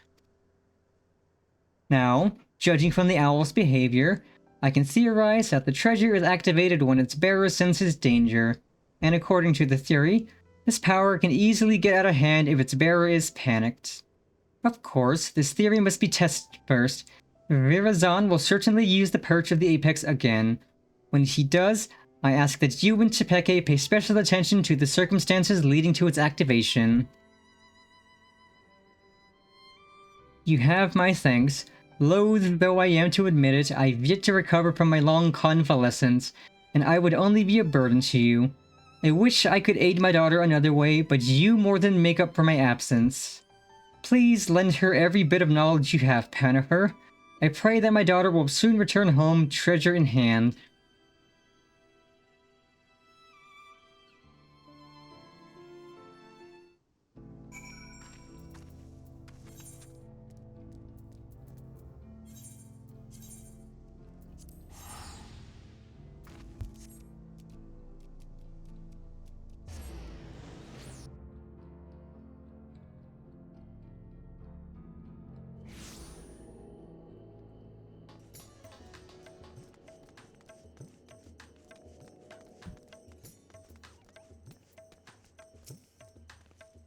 Jennifer, you came just in time. Virazan has shown his face in Rotenhan. You can tell me about your journey to Tuliolol later. For now, come with me.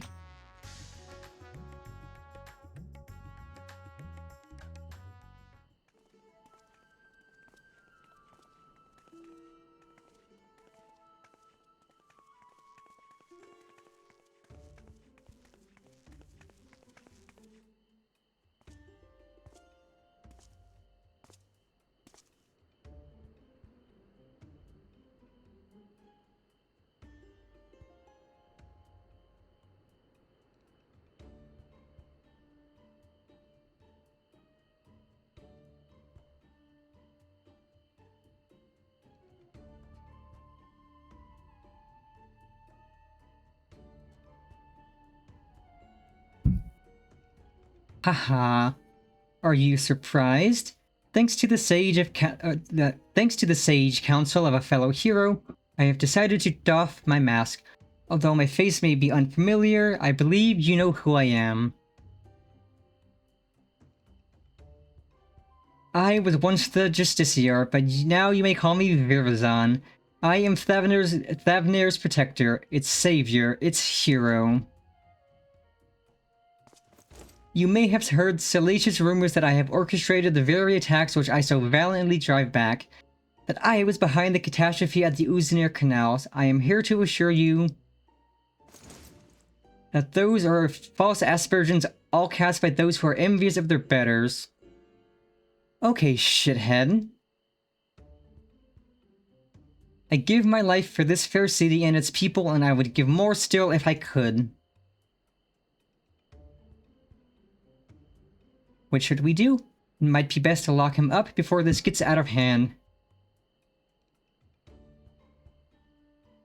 Wait, we don't want him raining down rocks with all these bystanders around. For now, we keep a careful eye on him. All I ask for is your respect, your adoration, a dream held by all but realized only by the few. And I would be one of those few. I have proven myself worthy of being your savior, and now, with an entire city watching with bated breath, I shall declare my intent to reach even higher.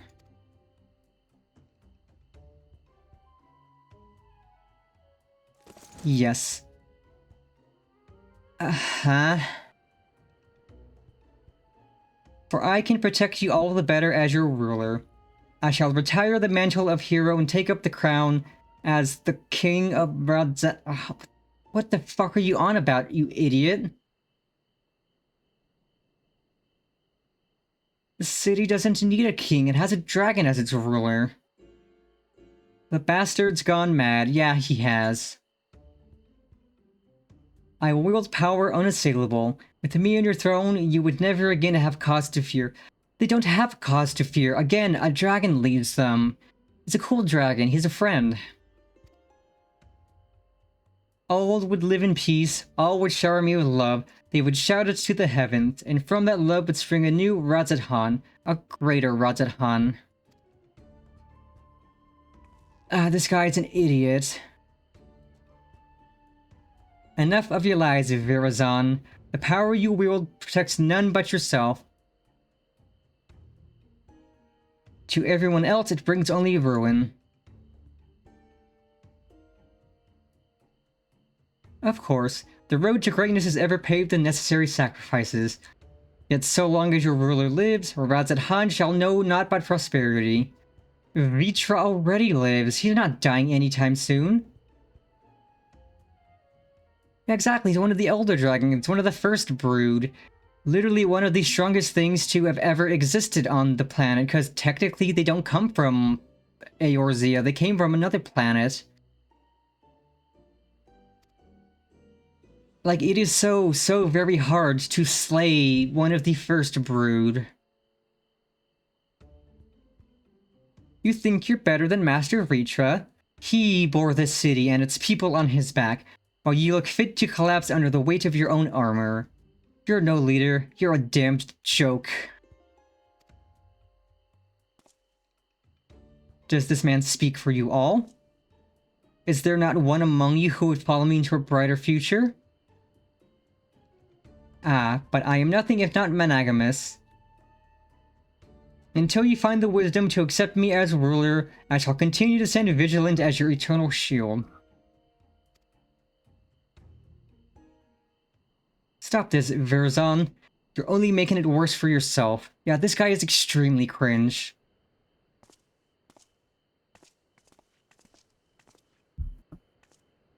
Can't you see you've become a laughingstock? Give up this facade and answer for your sins. Do so now, and the Radiant Host may yet grant you mercy. My sins? Are you not the one poisoning the people against me? Do your worst, I dare you. It will only make me more powerful. Oh my god, this guy's a fucking edgelord. I know not what is in your heart, but please end this madness. End it and return to me, my son.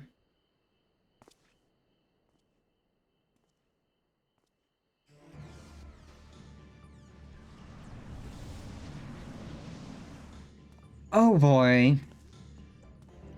Don't get any closer. You two, why are you...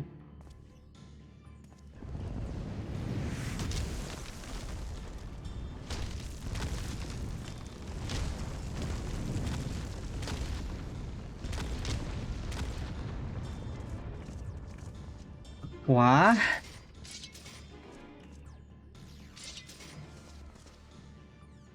Don't. If we fight here, there's no telling how many innocents will be wounded.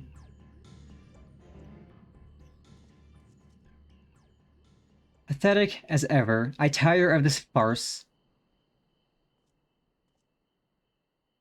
I have declared my intent to become King of Radzat-Han. As for you two, this is no place for a battle between heroes. We shall meet again, mark my words, and then we shall decide who is the mightier.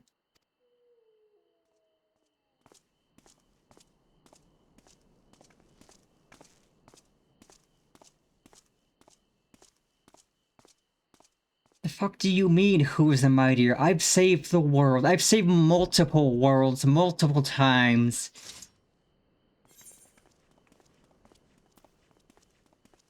We can't risk a confrontation in the city.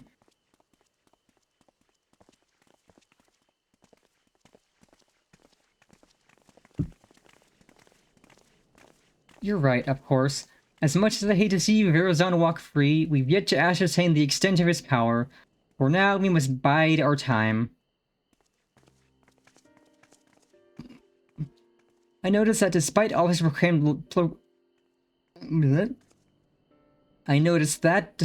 proclaimed love for its people, he didn't even look back at them as he retreated. Perhaps he couldn't bear to look them in the eyes, or one of them at least.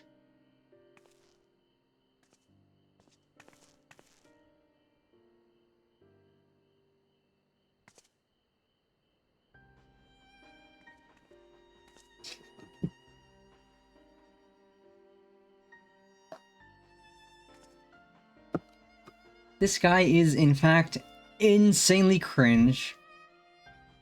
We will soon introduce him to Hammer.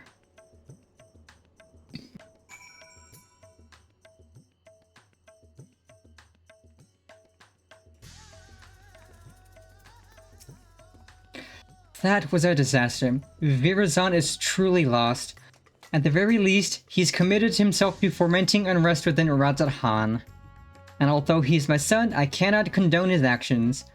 His words are grand but empty, and that ridiculous armor is nothing more than gaudy decoration.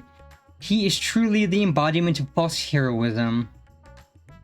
What's more, this latest debacle has surely made him a criminal in the eyes of the Radiant Host. All I can do now is beg them to grant my son some small degree of clemency.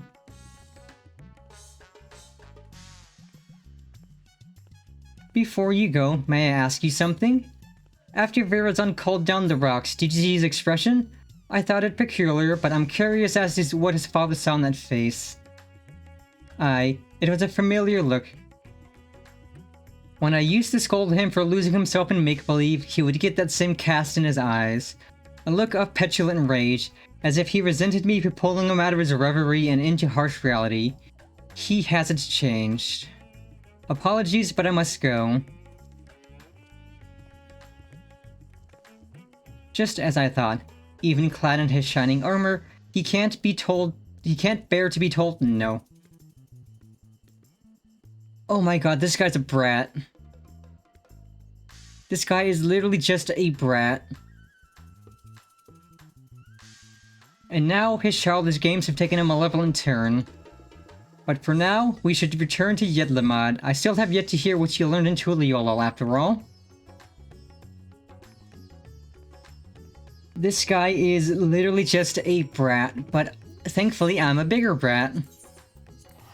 If he thinks he's going to out-brat me, he's got another thing coming.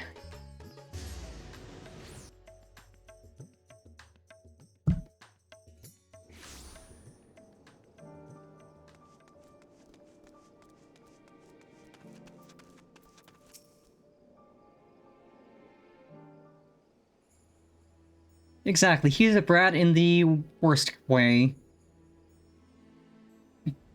Now that we have some room to breathe, I'd like to hear about your journey to Tural. Did my father have anything to share?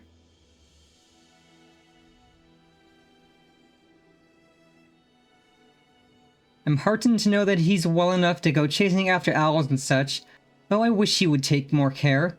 Thank you for saving him and for bringing me his theory concerning the treasure. If it really is triggered by a sense of impending danger, that might explain why Verazon has had trouble using it the first time. He wasn't truly afraid of that small fungi until it was almost upon him. It also explains how he can wield the Apex's power despite having no training in magics. It responds to emotion and not intent. So much is falling into place. He goaded the Radiant into apprehending him because he knew the threat would be answered.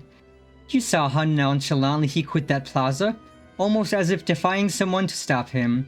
Verazon truly believes himself to be untouchable.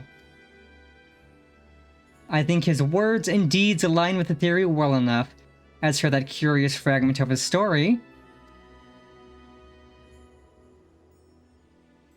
It seems to imply that the Turel Vidral lost control in a panic.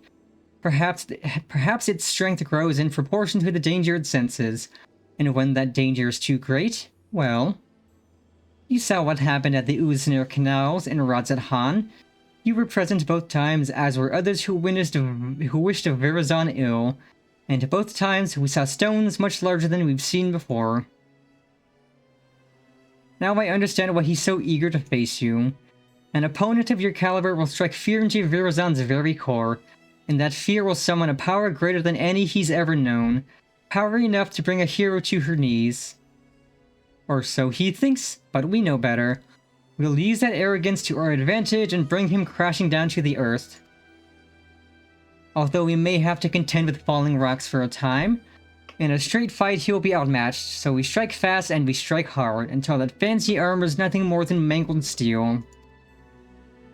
Although you may prefer to put your foes to sleep and whatnot, we know he has an arsenal of alchemical concoctions at his disposal. That's why I suggest a bit of good old-fashioned brute force. While you unleash your most fearsome destructive spells, I'll be your shield. Don't even think of holding back.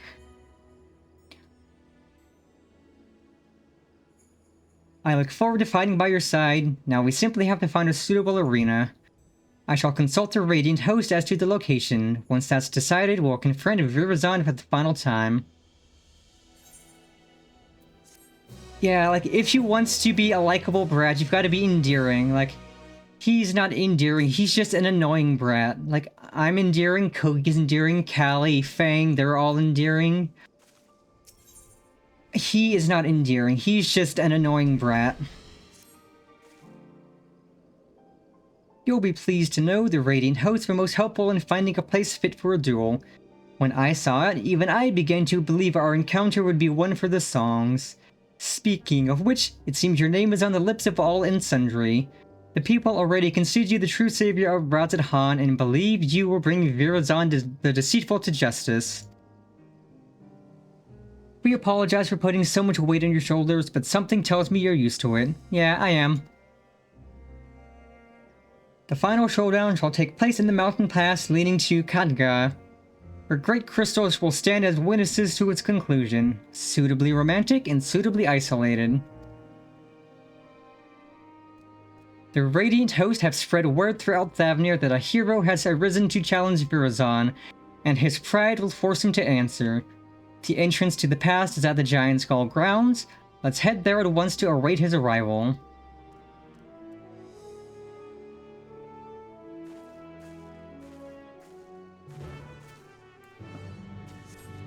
Yeah, he's the kind of brat you just want to pummel into the ground because they're just being annoying.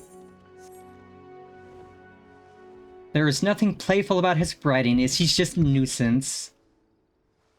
And we are going to introduce him to Hammer. Also, the really nice thing about Hammer is that each hit is a critical direct hit. So critical hits do... let's see what this says again on it. Critical hit affects the amount of physical and magical damage dealt as well as health restored. The higher the value, the higher the frequency with which your hits will be critical. At a minimum, the chance for a crit is 5% with a damage increase of 40%. So it does 40% increased damage or healing, and then a direct hit deals 25% more damage than normal hits. So a critical direct hit is 40% multiplied by that 25%, which just adds even more damage. And every hit of the hammer is a critical direct hit, of which it has 3 separate button smacks. It goes from Hammer Stamp to Hammer Brush, which does a little more damage, to Polishing Hammer, which is even more damage, and they're all critical direct hits. So you're just pounding down with your spicy hammer, doing big damage.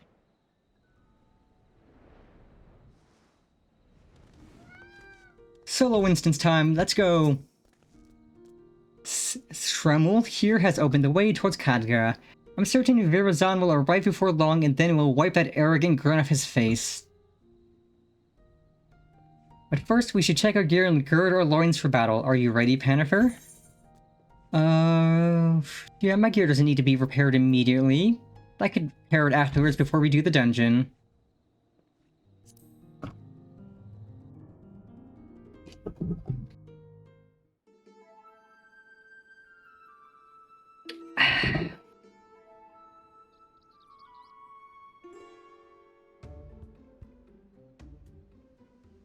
There he is.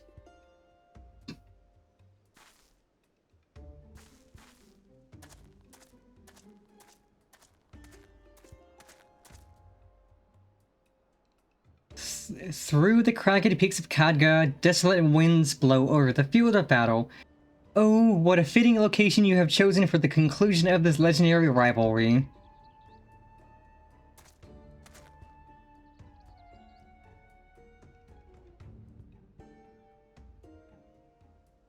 I was right not to face you before, in environs unsuited to a struggle between titans. My guy, you're not a titan, you're just an idiot. Now my patience has been rewarded, and my heart races in anticipation.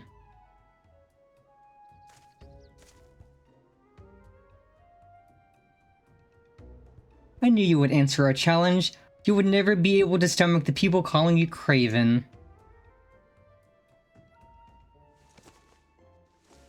Such boldness in the face of impending doom. Have you not realized by now that so long as I wield the perch of the apex, I am invincible? Yeah, exactly, as if he's worthy of remembering. Absolutely not. We'll soon put that to the test. You rely too much upon stolen power. It deludes you. You claim to be a savior to the people, but they have seen through your lies. Even your own father can scarcely bear to look at you. You're nothing but a small man hiding within the hollow facade of a hero. And today we tear that facade down. Will you now? You may have the medal, but have you puissance to claim the mantle of hero? My mantle? My guy, again, you're not a hero. You are an idiot.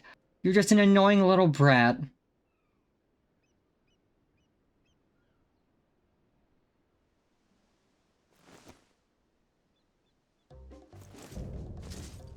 Verazon the Deceiver.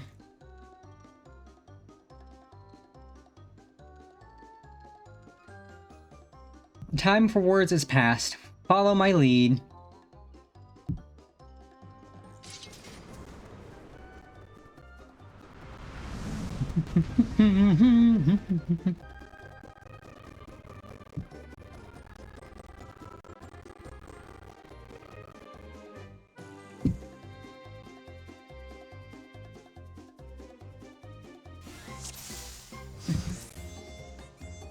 Like, he doesn't even get good combat music, he gets the comedy music.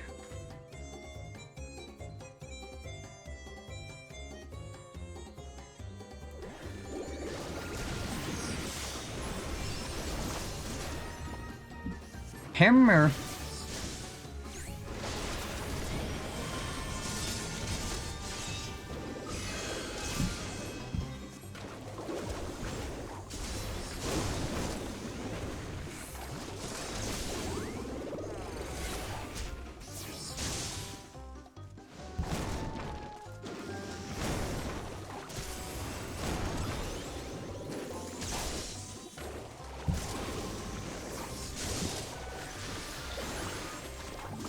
Hammer.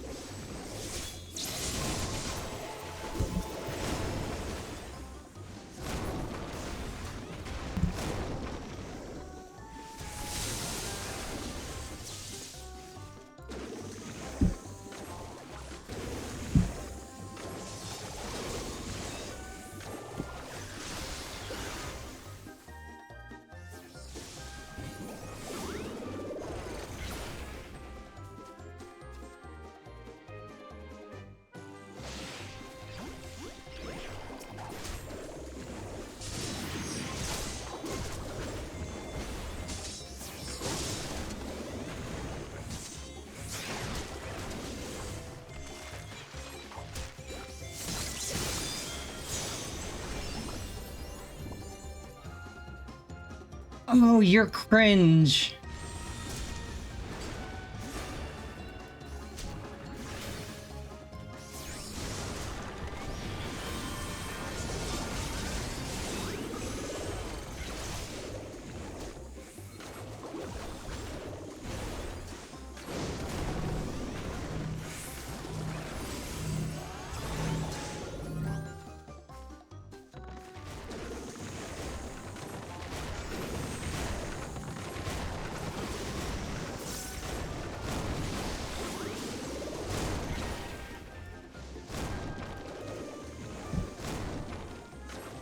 Yeah, grand total of 2 attacks. Wow.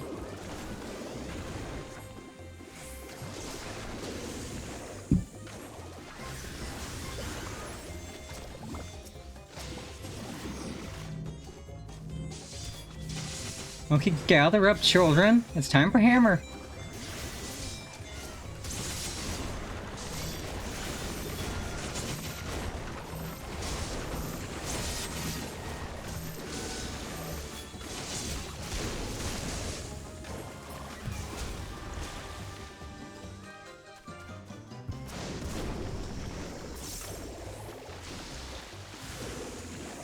Oh my god, this guy is just gonna keep spawning crap, isn't he? He is so annoying.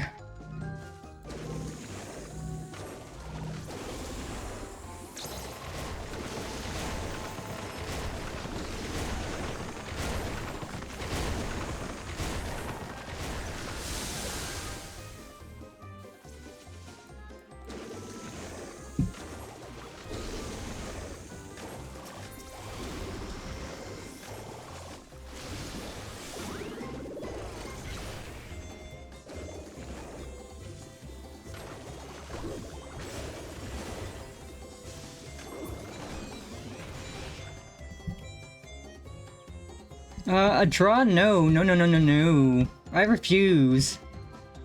I'm the bigger brat here. I'm the true brat. You're just a wuss. A coward in their underwear.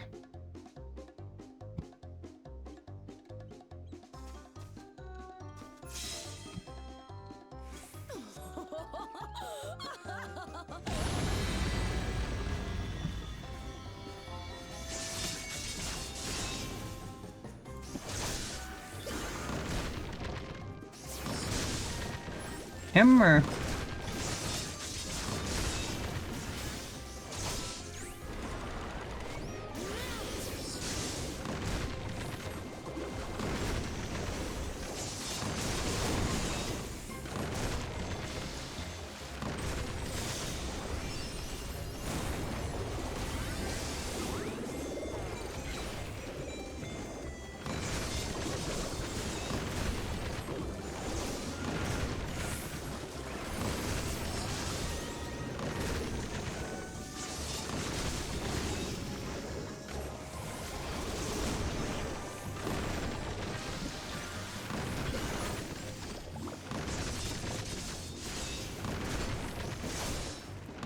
Hammer.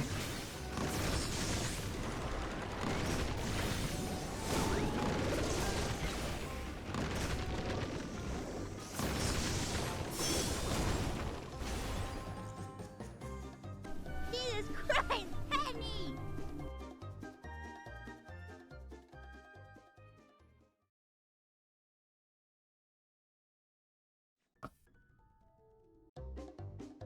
Get clowned on, inferior brat.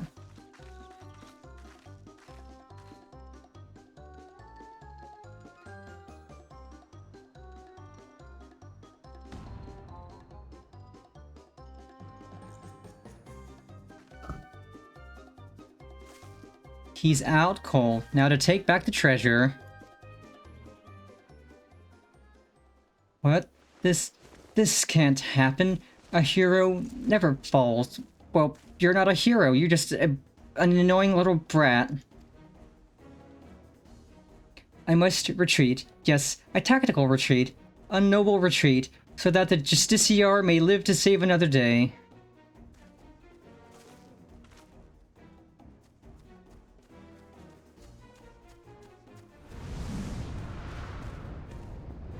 Hmm?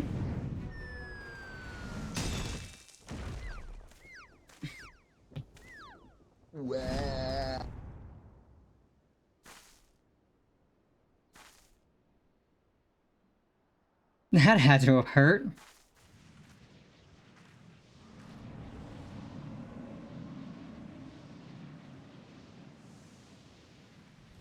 Emotional damage.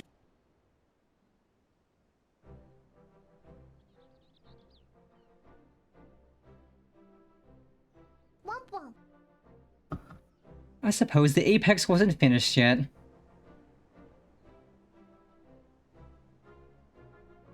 And it seems that Virazon, in his cowardly haste, neglected to look skyward. Was it an unfortunate accident?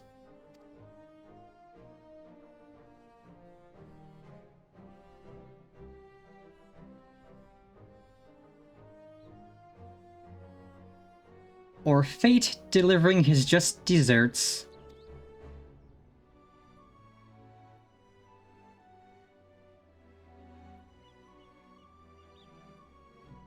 That is kind of creepy, just seeing his eyes spinning like that.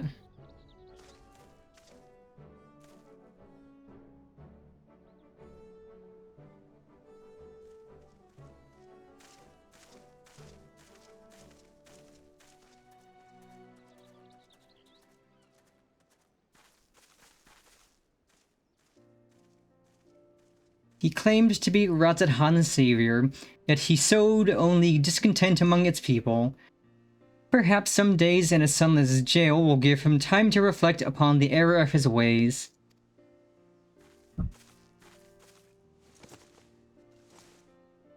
And now, I finally recovered the perch of the apex. Thank you for coming this far with me, Panifer.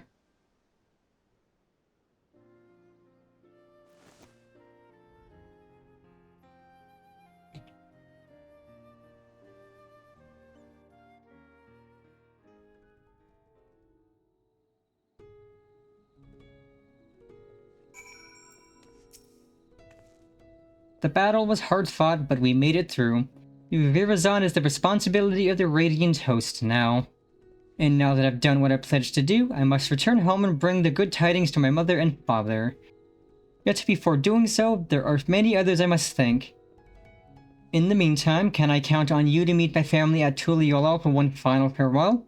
My parents will surely be glad to see you again.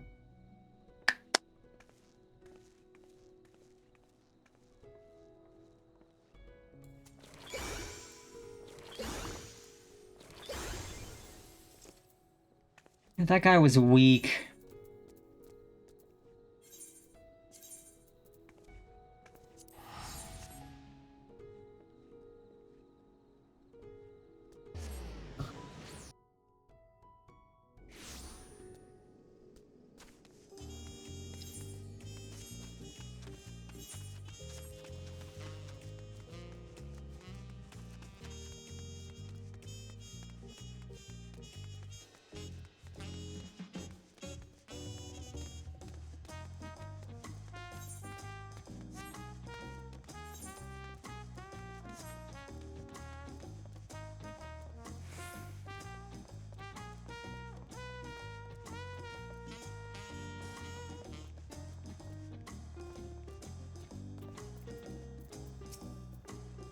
I didn't expect to see you in Tuliyollal again so soon.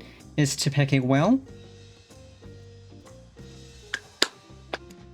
Exactly, another triumphant victory for Hammer.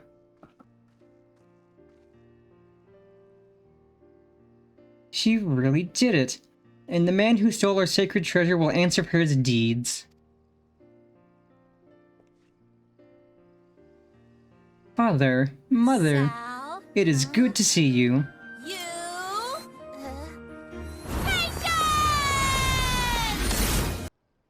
Ooh. Howdy, howdy, Heidelin and Raiders. Welcome, welcome. Thank you so very much for the raid. I hope you had an absolutely fantastic stream. Again, thank you, thank you. For those of you who do not know me, I am Penny. I am a cat, a brat, a delinquent, But most importantly, I am everyone's big sister, whether they like it or not. Ooh, Retro Rewind Video Store Simulator. I have heard and seen very good things. I'll definitely have to play that sometime because it just looks so cozy. But I hope you had a fun stream. I'm glad it was a good time.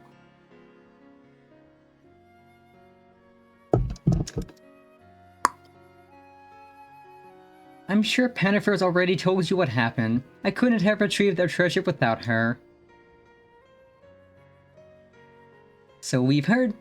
Yet Pennifer also told us your wits and bravery were essential to your success. On behalf of our whole village, I thank you for guiding Tepeke in her quest, Pennifer. Now the Perch of the Apex must be returned and put under careful guard once again. The story of the Vidrell's demise proves that we are not meant to wield its power as our own. I'm sorry, Father, but I disagree. Once I return to the village, I want to tell everyone what happened in Thavner. They need to know what the treasure is capable of, or else we risk forgetting once again. I won't deny that the Apex's power is dangerous. I saw with my own eyes what happens when it's wielded with abandon. Yet during the course of the search, I also saw potential. If we fully understood how it worked, we could use it without risk to ourselves or other people. We could turn something we once feared to our advantage instead of letting it become obscured in legend. I can see the reason in that. We must be ever ready for danger, even in times of peace. Should our safety be threatened, the treasure may grant us a means to protect ourselves. But can we be trusted to use it responsibly? Great power breeds great desire. Someone with the same ambitions as Virazon may arise again, perhaps from among our own. I dare say that once I've regaled them with the rise and fall of the Justiciar, they'll think twice before following in his misguided footsteps. As our forebears relied on the legend of the Vidrell's fate to forbid the treasure's use, we can rely on the story of Virazon's fate to urge caution. And this time we have someone who lived through it to tell the tale. Of course, if I'm going to be guiding people in safe use of a potentially dangerous treasure, I see no choice but to inherit my father's position as its guardian. Some may raise eyebrows at the prospect of loose-lipped Tepeke serving as the Perch of the Apex's protector, but I've grown from my mistakes. And who better to tell the tale of Virazon's and Tepeke's failures?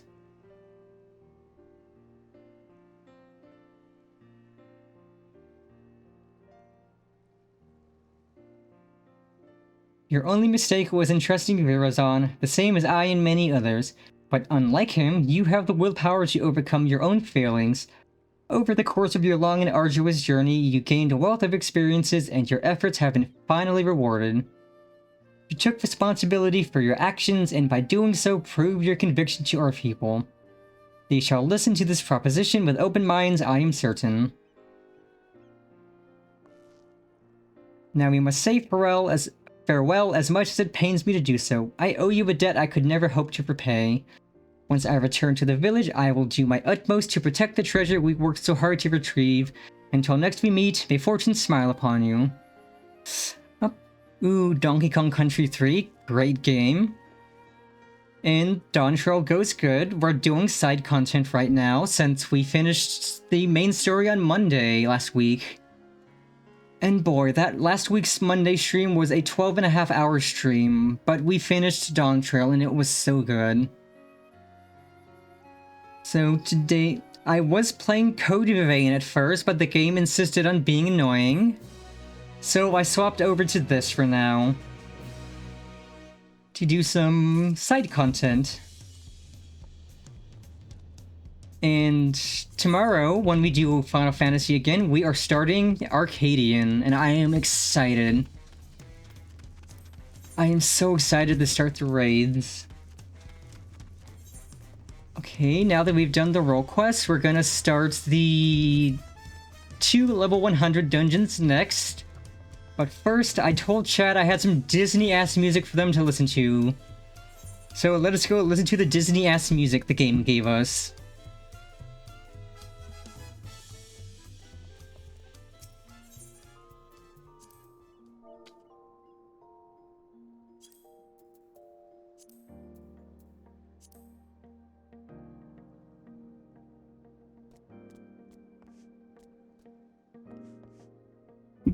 fact, I'll crank up the music for a little.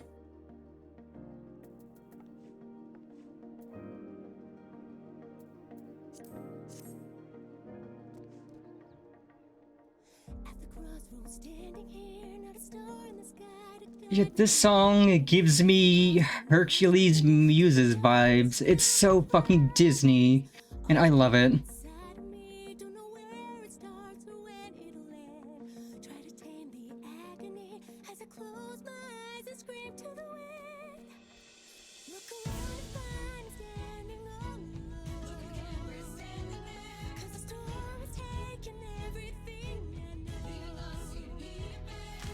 It's such a cheesy, campy Disney song, but I love it.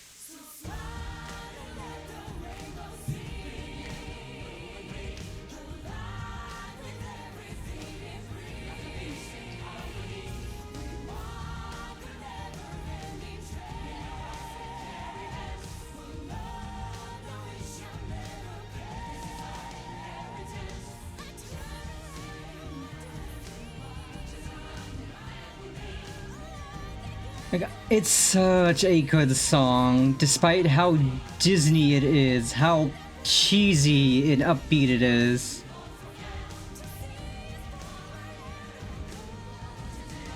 But I mean, to be fair, it plays fully in the credits after we've saved the day yet again.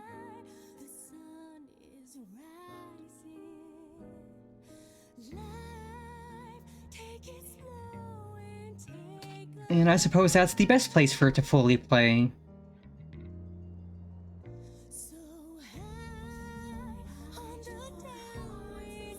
I still want the devs to give us like a portable orchestrion so we could just play music on the go.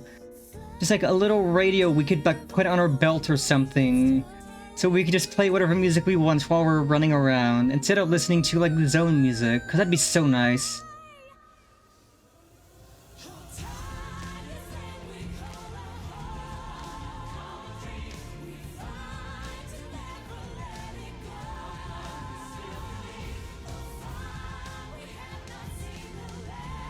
Yeah, exactly. Like, the Tombstone should have an MP3 player.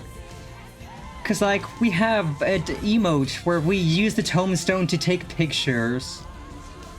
So they're clearly doing something, making it seem like this is an actual smartphone. It literally looks like a smartphone. Just give us a MP3 player attached to it. We even have a frickin' Polaroid camera.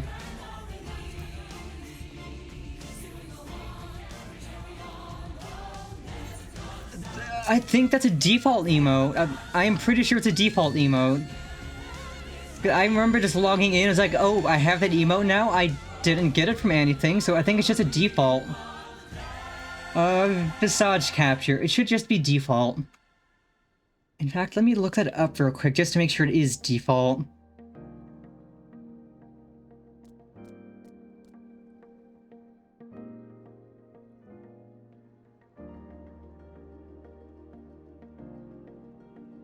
Oh no, it's a, you get it from a emote book, Cosmic Fortune Signers Ardorum. Oh right, it comes from Cosmic Fortune stuff. But it was... yeah, it's the moon stuff, it comes from Cosmic Fortune. Yeah, I think it might have come from an event before that, but it's currently Cosmic Fortune stuff, so moon. I just bought it on the market board because I was like, this is a great... Yeah, so I do appreciate that they made it so you can at least buy it elsewhere, even now, because it is such a good emote. I think the take a picture emotes also...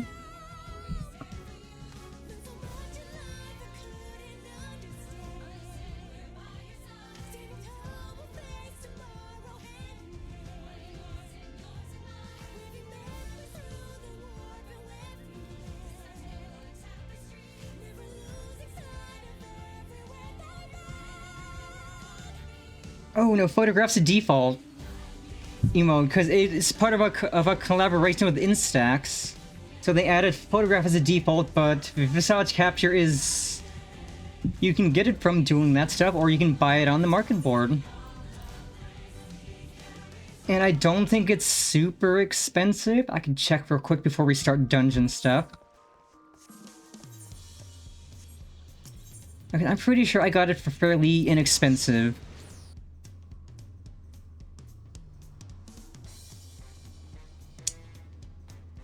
Which I haven't really done too much on the moon. Like, I had a stream where we started the Cosmic Gathering stuff, and I did a bit of that, but I haven't really done much else. Not a problem. You have a fantastic rest of your Sunday as well.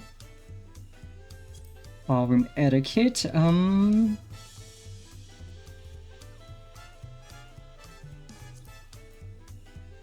Okay, I definitely got it for less than this. But even then, it's still not super expensive.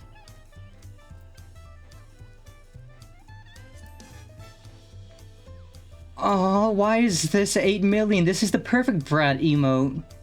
I want to stomp. Yeah, the grind is... It is kind of just boring. Like, I've just... if I have nothing better to do and I kind of want to just do something brain dead, I do the grind. Put on some music and I'll just go grind mindlessly.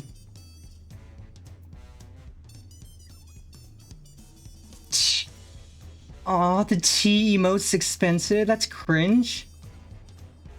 Delighted. That's not as expensive, but I don't have that kind of money. Rage. An illustrated manual of how to effectively demonstrate disapproval of offensive comments without resorting to unbridled violence, which any lady knows is always the second resort, never the first.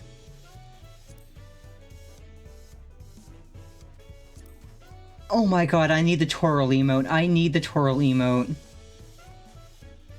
Like, now that I'm able to do, like, the end game Dawntrail stuff, I need to farm money. I need to get these emotes. Like, Limber... Oh, I could buy Limber Up. That's not expensive. I'll buy it.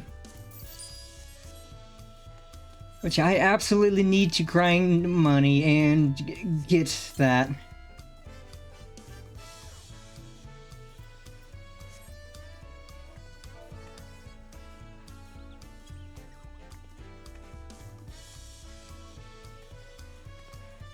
Howdy, howdy, Ruby. Welcome, welcome.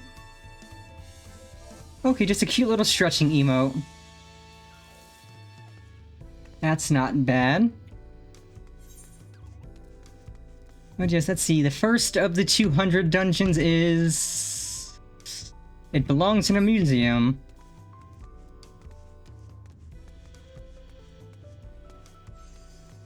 Well, I'm glad I decided to do this today, so that tomorrow can be devoted to doing the raid. Pennifer, at last. You've no idea how long I waited here, hoping we might finally meet. There is a matter of utmost importance I simply must have your assistance with. Ah, but introductions are in order. I am Zetian, Professor of Archaeology at the Studium. At the behest of the former head of Reason, I was invited to oversee various archaeological expeditions throughout Tural. I heard from a little bird in Volok Shunsa that you, a most renowned adventurer, had made your way to the continent, and could think of no better individual to aid me in uncovering its history. As a matter of fact, I have already made a most fascinating discovery in the wilds of Zaktural. I chartered a balloon to examine a point of interest in Texas, you see, and soon discovered ruins which have been unseen for nigh a millennium. Surely Lady Luck is on my side, I thought, but alas, things soon took a turn for the worse. In the spirit of inquiry, I hired a group of mercenaries for protection and made my first foray into the area. But we were no more than halfway through before a host of fierce fiends barred our approach. Truth be told, 'tis a miracle we even made it out alive. Yet, for a seasoned explorer like you, I dare say delving into the deepest recesses for such ruins unharmed would be child's play. What do you say? Would you aid my investigation and embark on this new adventure? Hell yeah! I'm sorry to hear. I hope you feel better soon. Being sick's never fun. I knew you wouldn't disappoint. The ruins lie beyond the river north of Lake Torari in Shaloni. Let us continue our conversation there. Yeah, thankfully these quests are just kind of short. And yeah, there's like the kind of short quest that just basically gets you into the dungeon pretty quickly.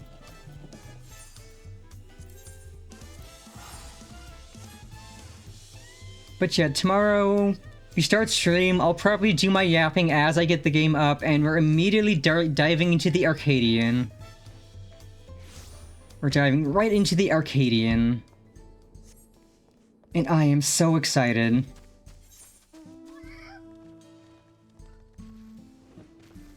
Also, I need to remember at the end of stream today to show one of the songs from the current tier of Arcadian. The song that was made in partnership with Tom Morello of Rage Against the Machine and Caleb from Beartooth. And boy, is it a good song. Wonderful, you're here. History lost to the ages lies in the valley just upstream. 'Tis a landscape unlike any other, teeming with sabotenders of all shapes and sizes. I call it Tender Valley. Doubtless the ruins have remained untouched for all these years due to its barbed environs. After all, none would wish to become the victim of their thousand needles. Though I believed that the ruins nestled deep within the valley to be Yakuwi in origin, a closer inspection revealed motifs even I could not recognize. There's a new discovery waiting to be found within, I'm sure of it. Alas, the defense mechanisms protecting it were far too much for the mercenaries I hired. You would be wise not to underestimate them yourself. Lest I forget, you should know that I dropped some of my notes concerning the expedition during my escape.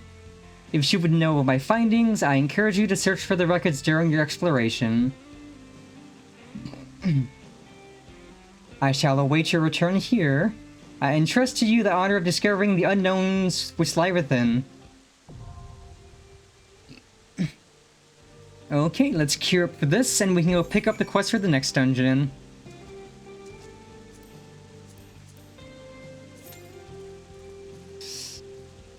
Let's see. Okay, and it belongs in the museum. We picked this up. Dawntrail. The Stray Burrow Dead Walk we pick up in Solution 9.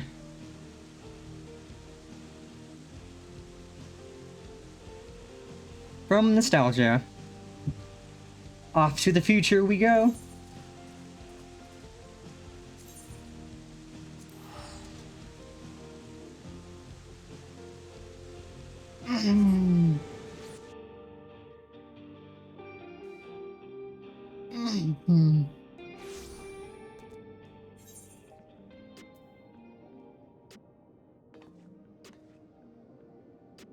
Okay, so we do... This is the dungeon. This is the raid.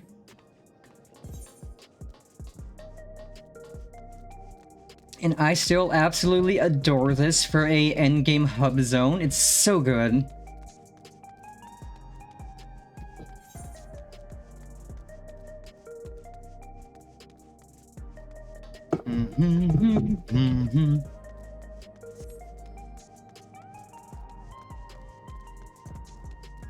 I just wish the vendor that sells the raid gear was there, because when I checked, they weren't. They should be right there on the map, but they're not, and that's annoying. But I suppose when we pick up the raid quest, they'll appear. And I can just look up the gear from the raid off stream, or before we end stream. Because I at the very least wanted to see what the caster set from Tier 1 looks like. Since with the people we're gonna run it with tomorrow, we should be able to get all of the tokens and just have free reign of getting all the gear off the rip.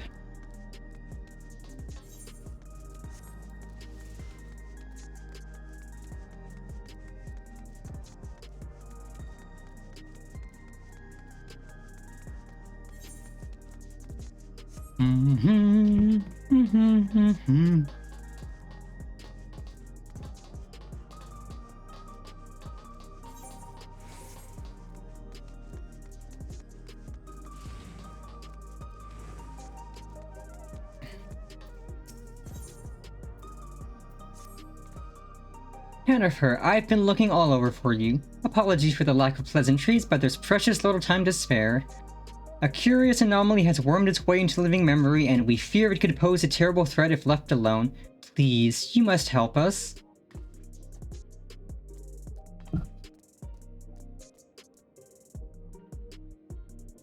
Wonderful. Oblivion is lucky to count you among its allies. Let's reconvene in the Gate of Remembrance, then I can explain more there. Oh, but fair warning, you may not be able to recognize me at first glance. Huh? Also, right, I still need to do literally all of the flying in living memory. I have not done any of that. So I will probably work on that more off-stream today. Oh, I suppose we could run around and gather Aether Currents while we're waiting for the dungeon.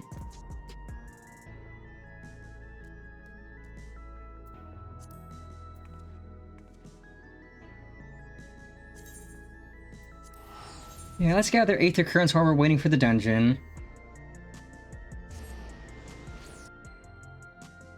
Just so we're actually doing something.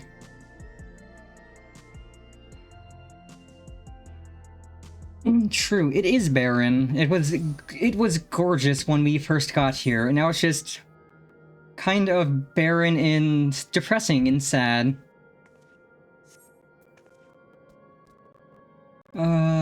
Compass northeast.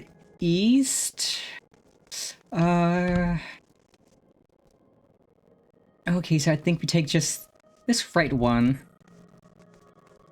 Off to Yesterland.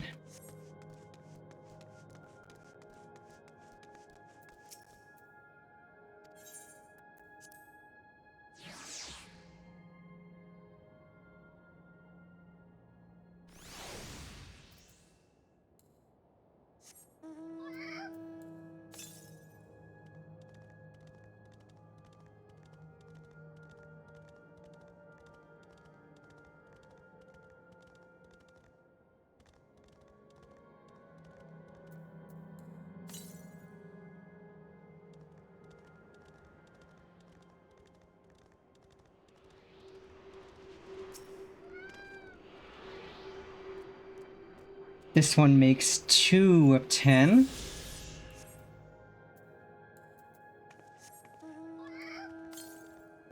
East.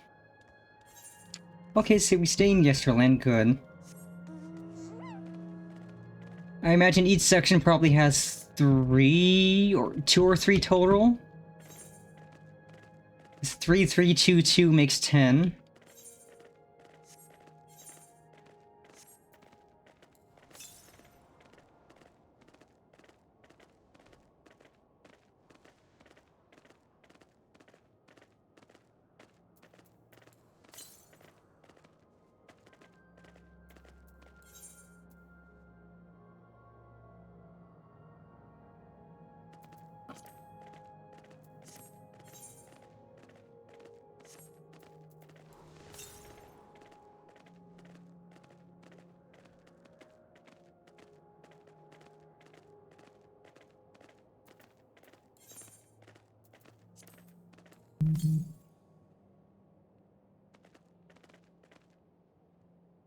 Well, I hear it.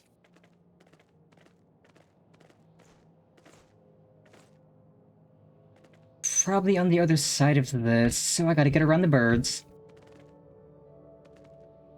Or the cats? Yeah, those are cats. It's like, bird? No, that's cat. It's an acro cat. Absolutely a cat.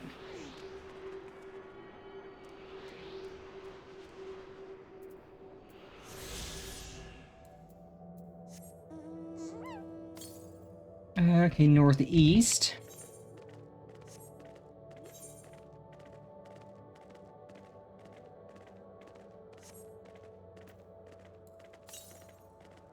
And north. That doesn't look like a brownie. That's not going to be sweet and tasty to eat.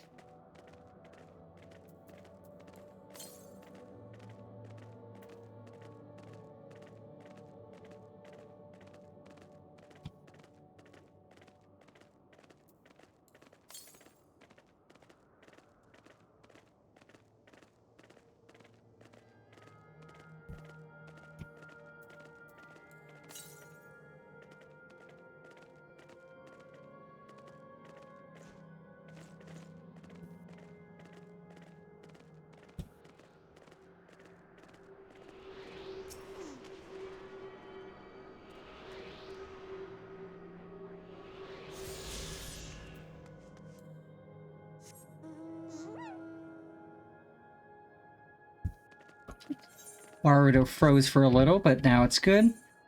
And thankfully, since a good friend is sending me a new graphics card, which might arrive this week or early next week, that should make Warudo behave better with any game I have up. It's not quite like a new, but it's new enough to be. It's better than mine at least. Okay. I mean, I'm technically buying it from them, but I can pay them whenever I have a little bit of money to start paying. They're not pressuring me to pay immediately. Now, my current card is a 1660 Super, and they're sending me a 2060, which is it's not a super recent card, but it is a improvement. It is a generous improvement. And so yeah, I just need to pay them whenever I can start paying them.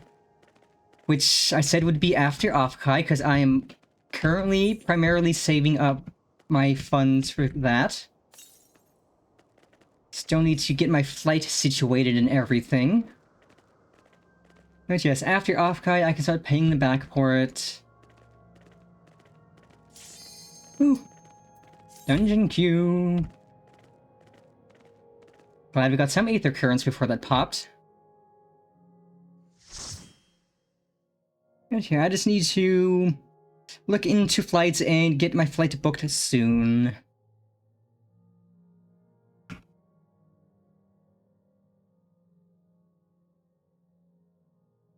Thankfully, it'll only be like, maybe not even 500, like 450 to fly down there alongside getting checked baggage.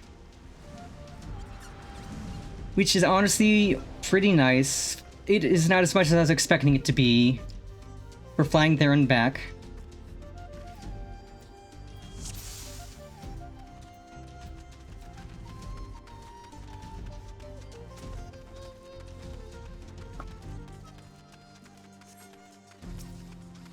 Boop.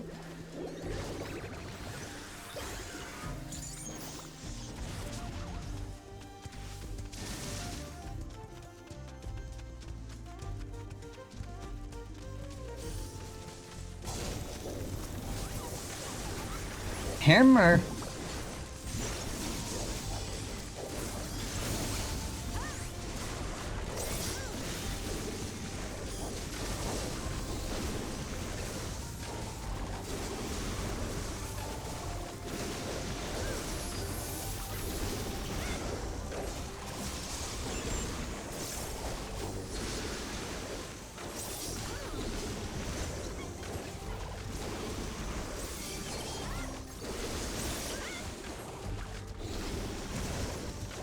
Oh yeah, I know, absolutely.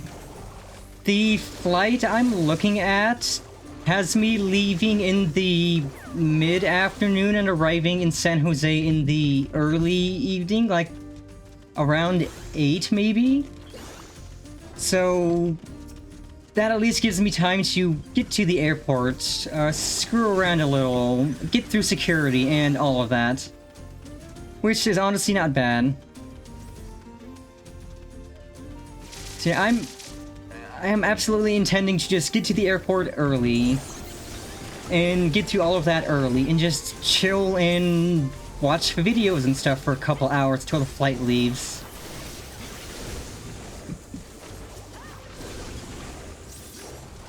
Because that's honestly what I would have done at home, just sat and watched videos or played games.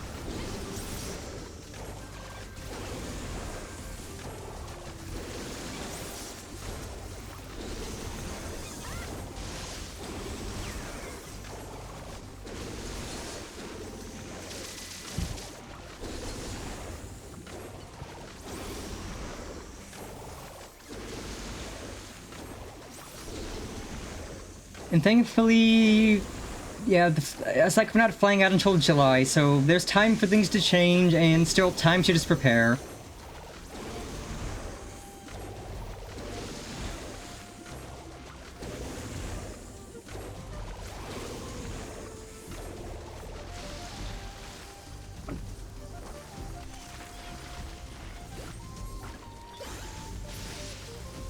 Yeah, totally legit games from your local game store.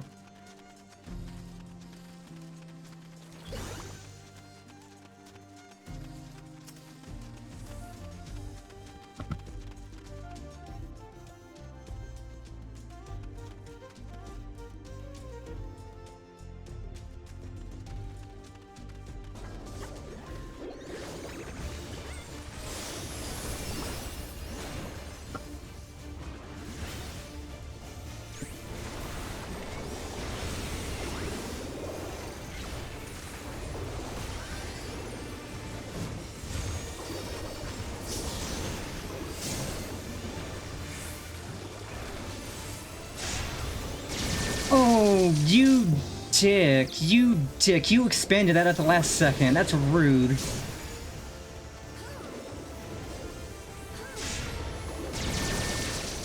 You are being terribly rude.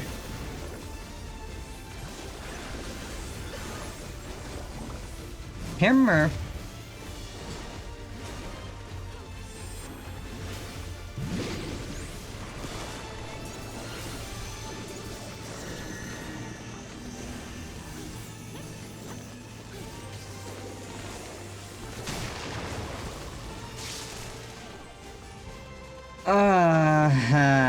Ow.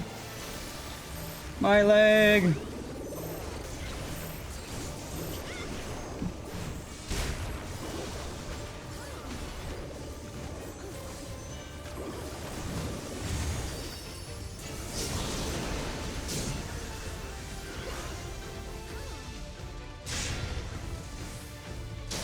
Oh my god, this guy sucks.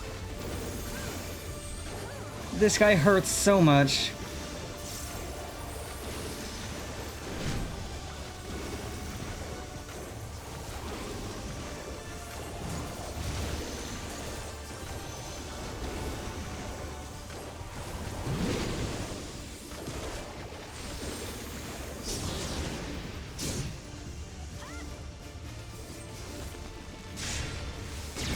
Oh, you dick. You dick of a cactus.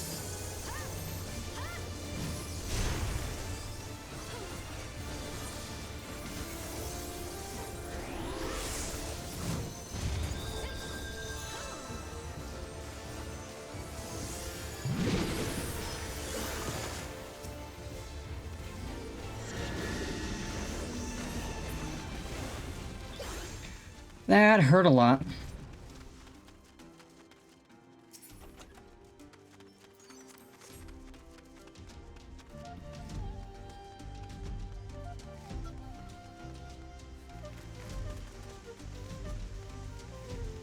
Well, that was a cool fight.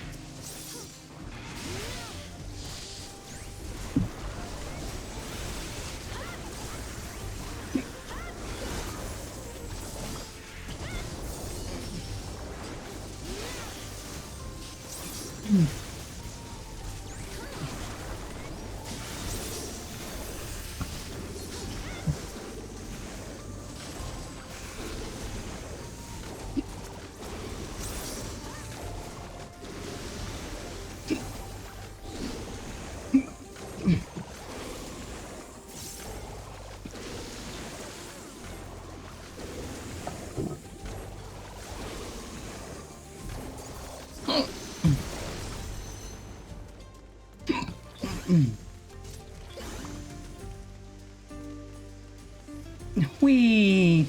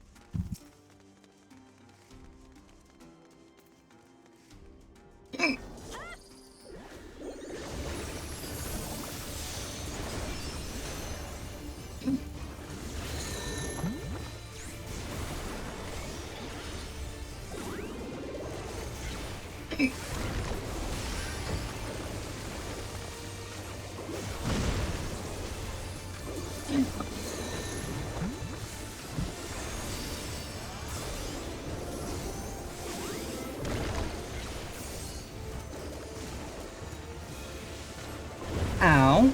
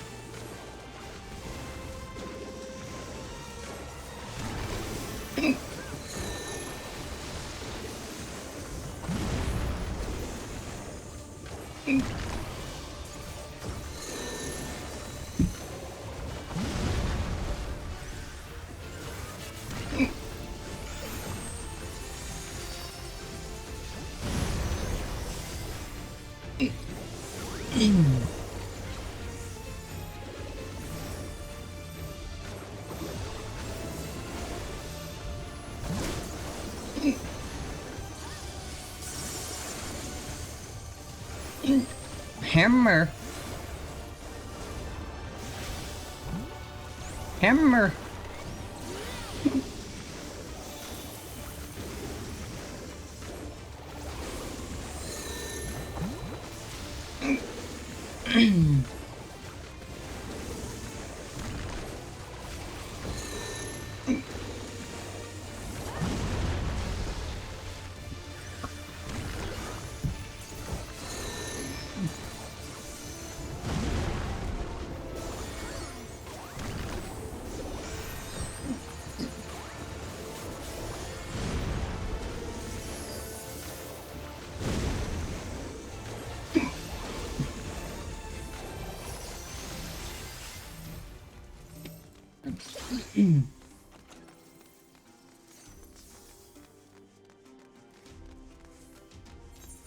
Okay, I am... This doesn't give me... But this is a level cap dungeon. Why am I not getting max level tombstone? That's lame.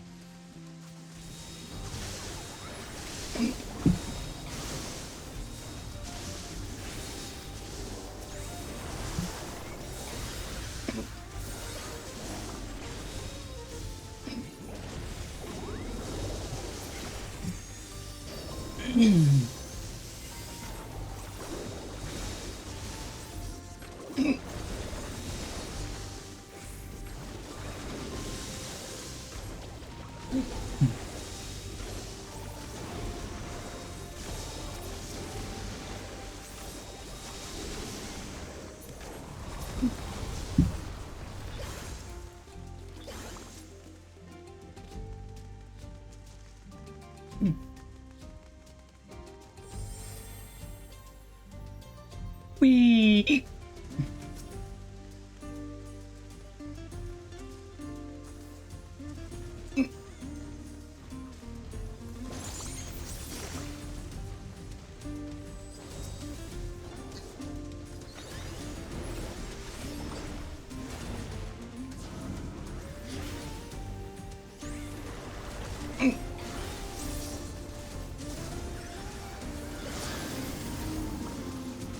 Oh, okay, we're doing this again.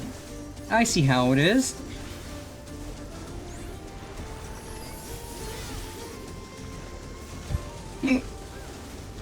We're doing this again, back in Raktika.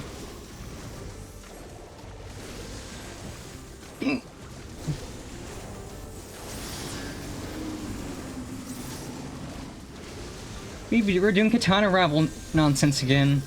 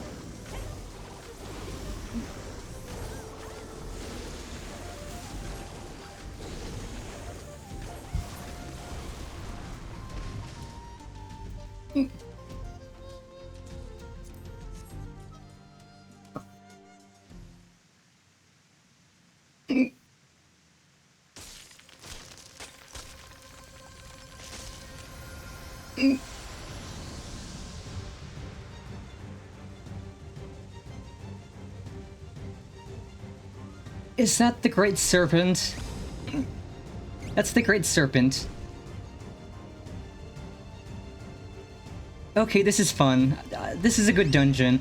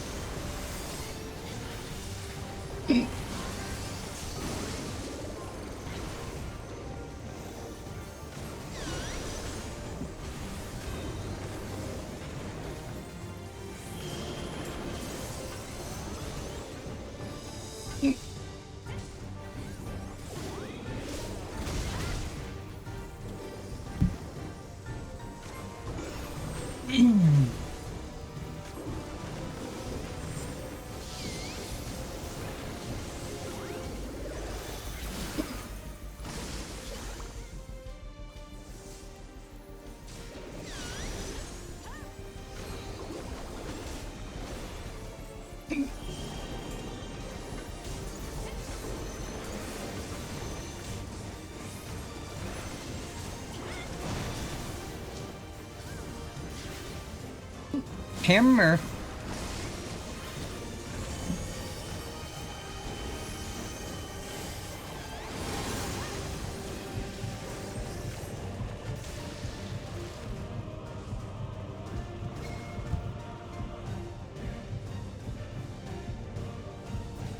Oh, good golly gosh. Oh, no, no, no.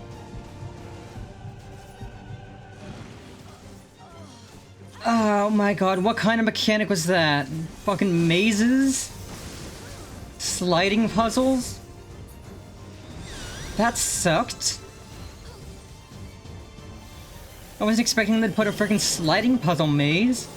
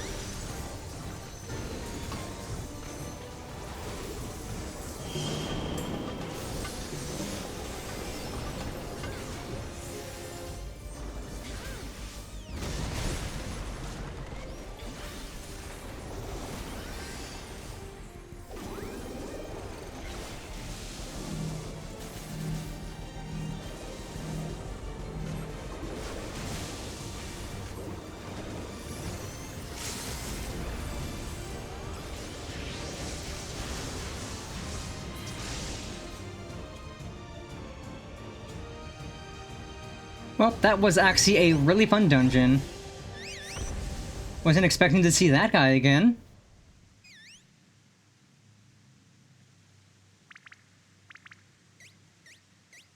Yes, run away.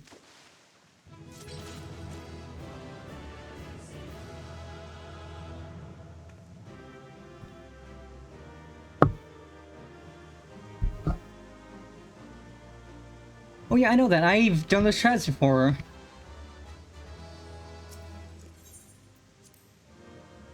Haven't done them on this character, but I've done them before. It is also a mount.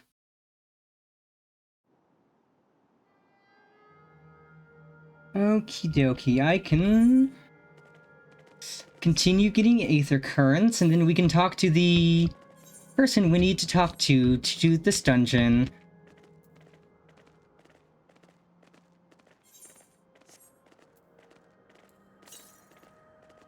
I thought this was gonna send me back to Tuliolo, but no, it just keeps me back here. I'm perfectly fine with that.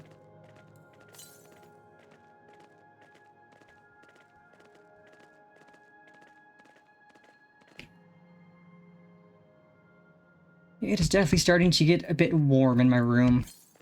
Might have to open the window for the first time this year. I can't believe it's already time to start airing out because it's getting warm.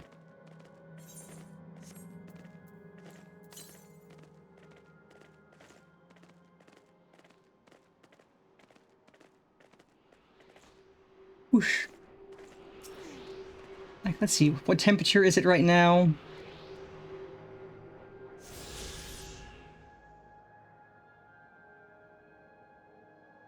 Is it seriously fucking 74 degrees? What the fuck? It's like just the other day, like just yesterday it was like maybe 50s or low 60s. It's 74? That's insane.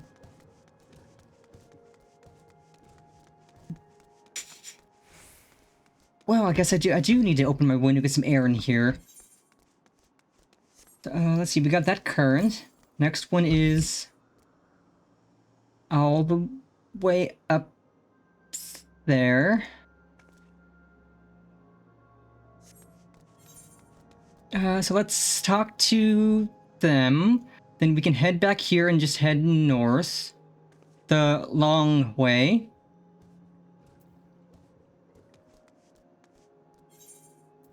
And then shortly I will go get up and open my window because it is apparently actually quite toasty out.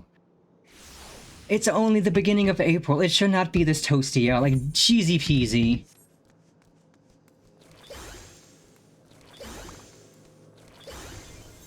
Also, I did get a single piece of gear. Oh.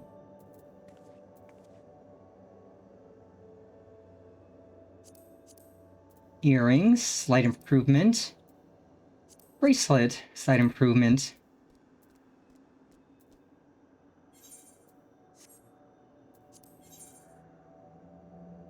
$687, slight improvement.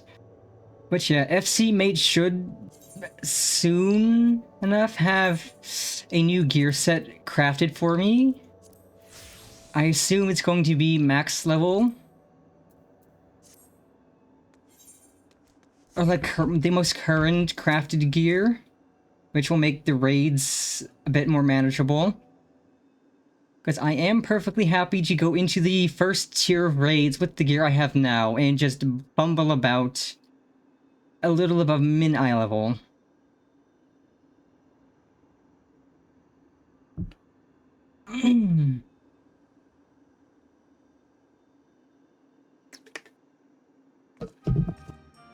Aha! There you are, Panifer.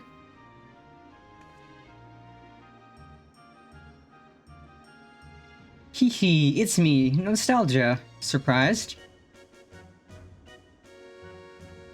With the Zoralja gone, Oblivion's been allocating its resources to an investigation of living memory. Utilizing Kakiwa's technology, we developed remote control sentries operable from the back room, so our surveys are both safe and efficient. To think that all this once lay at Everkeep's summit.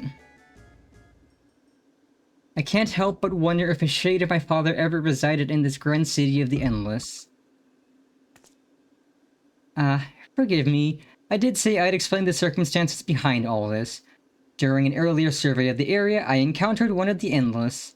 He claimed to be one of the city's caretakers and offered me a guided tour. I accepted, thinking I could conduct my observations at the time, but that's when we discovered the anomaly, a rift in the very fabric of living memory. I'm sure you'd rather see it yourself to believe it, though. Let's make for the Esperance wheels first. Constancy, the Endless who guided me, that is, should still be on duty there. Oh, I know him. I thought he went poof when the rest of the city went poof. But if he's still there, then... Huh.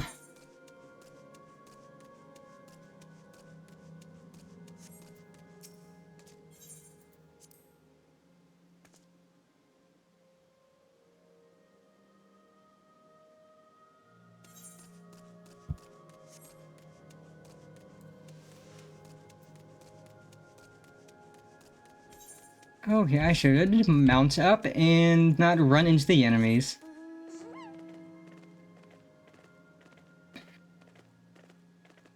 God, these things remind me of that one thing from Madoka Magica. The smaller form of, I think the thing was called Charlotte, the big thing that bites off the one girl's head. This reminds me of the smaller form of it. Now that I look at it.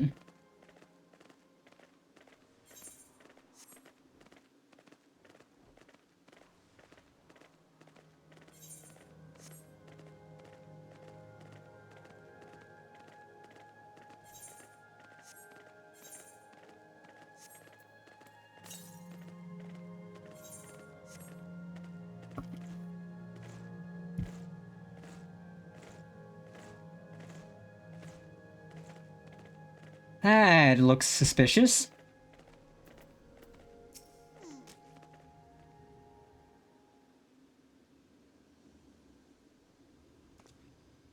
A warm yesterland welcome to you, my friend. Or should I say, welcome back?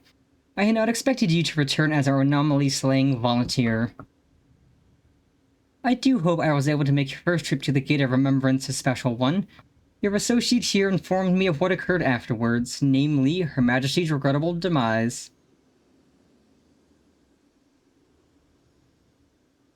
You needn't fret. I harbor no ill will against you. I, for one, would not wish to remain endless at the cost of such terrible sacrifice to worlds beyond. Though your efforts saw the city's terminals deactivated, I somehow remain. Still, I am grateful for my survival, as it allowed me to discover this peculiar phenomenon.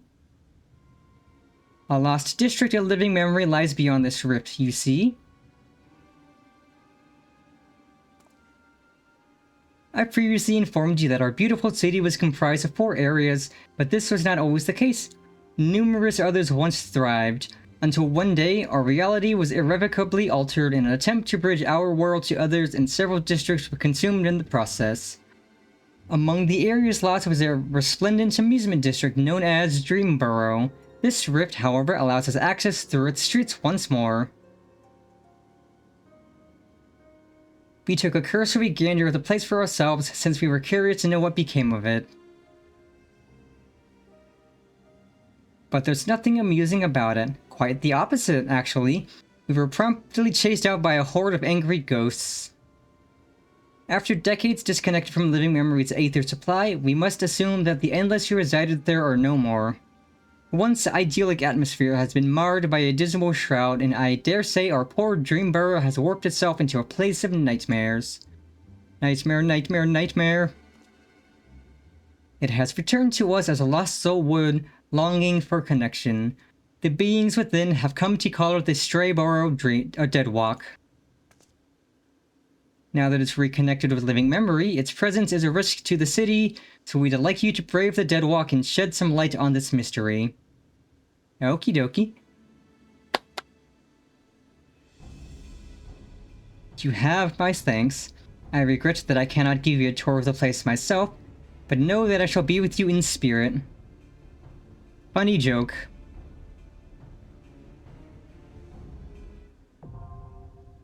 I was wondering why it was getting so warm in my room so suddenly. It is in fact quite toasty out.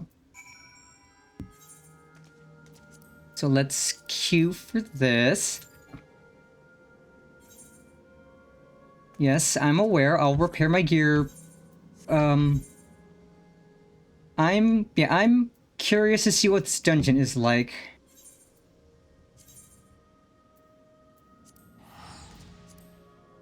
But while we queue for it, let's continue getting aether currents.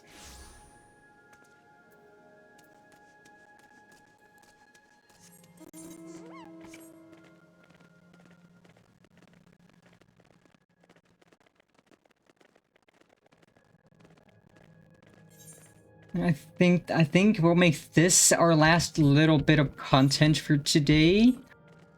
Just so that we don't have a super long stream, because it is, again, getting quite warm, and tomorrow's probably going to be a little bit of a longer stream, depending on how long the raiding takes.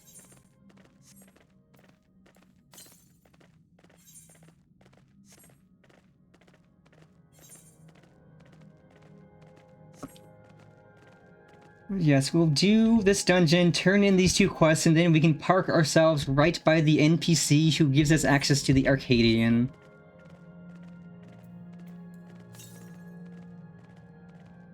Oh, lovely. There's a lot of things in the way. Oh. Later, nerds.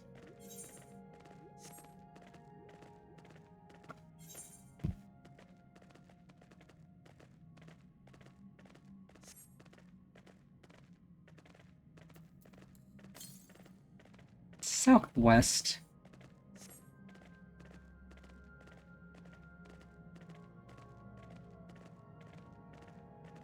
Yeah, if it's gonna stay this warm, it might be time to bust out shorts and t-shirts. Though I wasn't expecting so soon.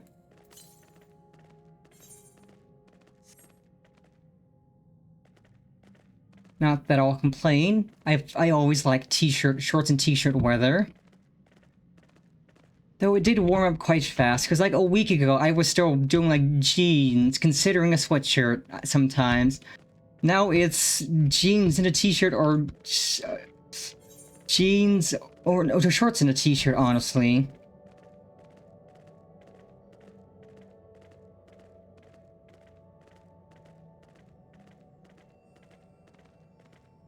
But yeah, if it's going to continue warming up like this, I think we're retiring the sweatshirt for the rest of the year. Or not the rest of the year, but until it cools off again in September, probably. That's usually when it starts to cool down. I'm just used to it being colder for a bit longer.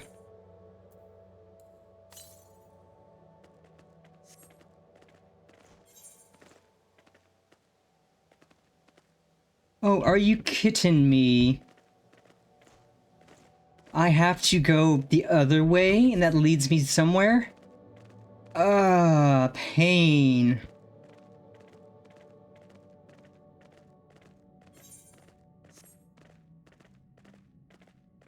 Also, while we're in queue, I did want to adjust the volume of one of my new soundboard buttons.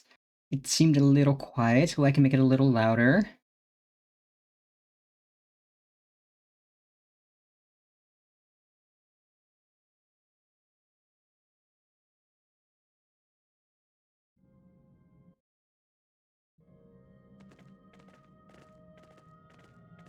Jesus Christ, Penny!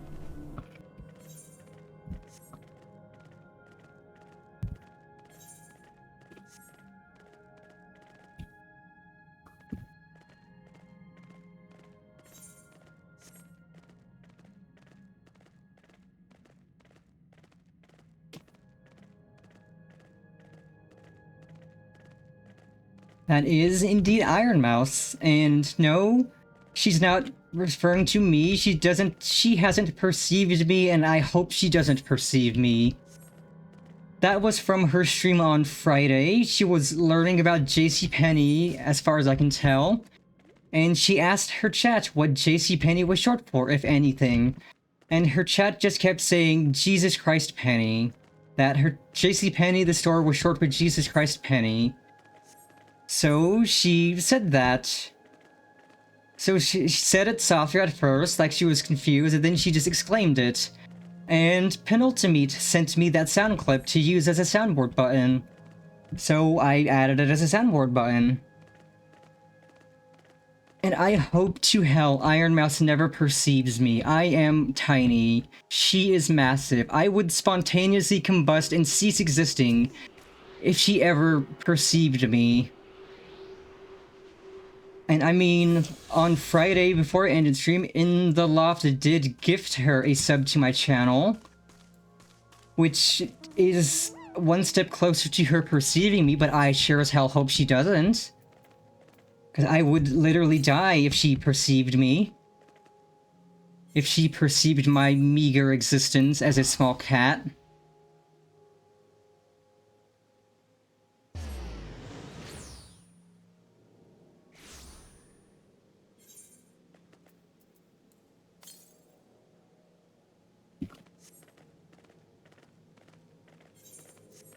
How many currents left? 4. Okay. But yes, I hope that in no way ever, at any point in time, will she ever perceive me.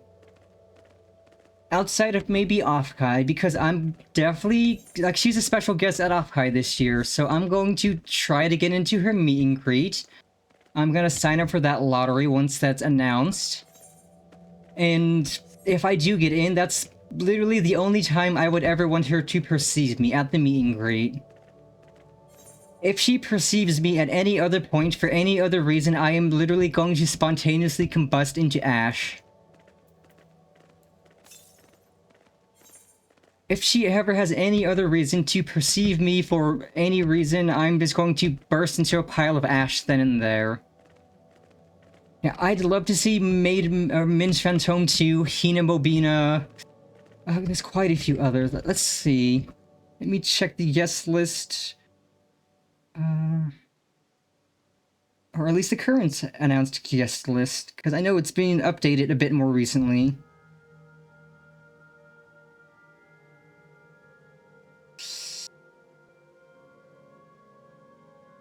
Yeah, Mint, I'd love to meet. Kason. Kason would be awesome to meet. Hina Bobina, Namimi Yane, aka Scarlet, my baseball Oshi. Iron Mouse.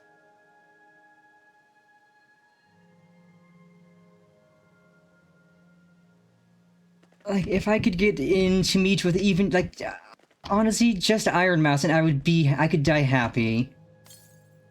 Cause she's my disability advocate Oshi, my donated blood plasma advocate Oshi. And I admire her greatly, and but she's part of the reason why I will always constantly advocate for donating blood plasma. Cause I used to donate plasma myself before my health started going south, and now that I can't quite donate myself, I will always advocate for others to do it. Because of just how important it is.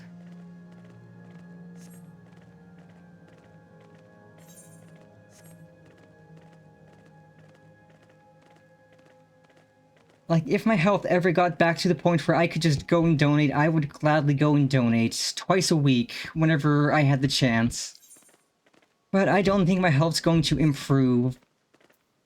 At least not enough to let me do that again. And that's fine. If I can't donate, I'll advocate for others to donate. Because blood plasma quite literally helps people like Iron Mouse getting turned into fresh frozen plasma, a medication that contains the antibodies a person with immune deficiency can't produce normally. And so by donating plasma, you're contributing to ensuring people like Iron Mouse can actually live, and that they can potentially have a chance to go outside, touch grass, and not risk just dying horribly.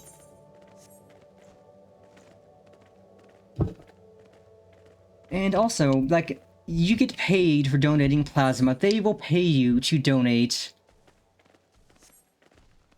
So if you don't want to do it out of the kindness of your heart, you can at least do it for money.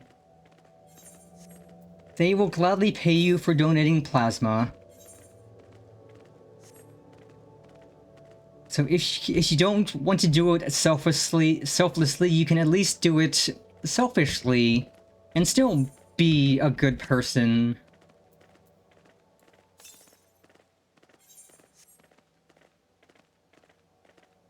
And again, you can donate, like normally with donating blood, you can donate once every 2 weeks with whole blood. But with blood plasma, you can donate once or twice a week because blood plasma, being the liquid part of the blood, it regenerates much faster than whole blood.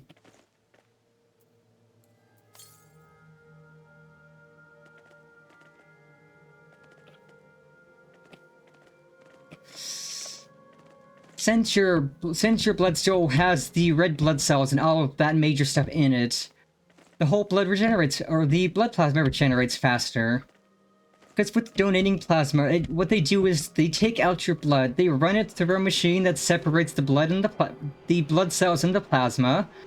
The plasma is set aside to be turned into medicine, and blood is put back into you. And then they repeat this multiple times until they have enough plasma to satisfy their donation.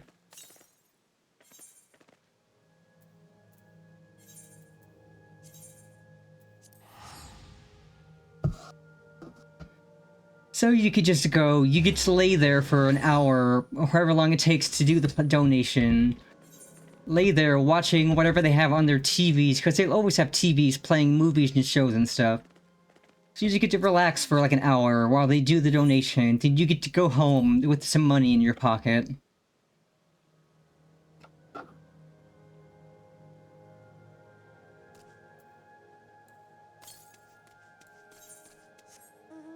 Oh, I took the wrong gate. I'm dumb.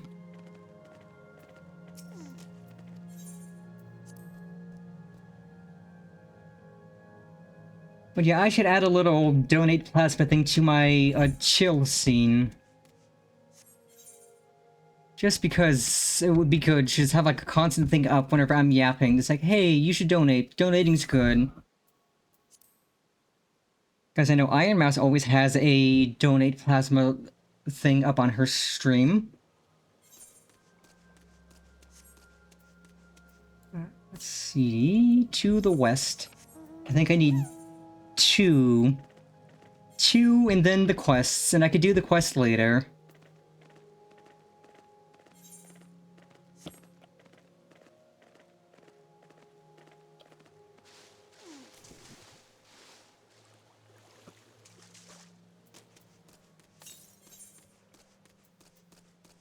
Like heck, you could sit there and watch your favorite streamers while you're donating plasma. Because they allow you to bring your own devices in, like a phone, maybe a small laptop or something, so while you're laying there you could just play games, watch someone, just relax while they do the donation.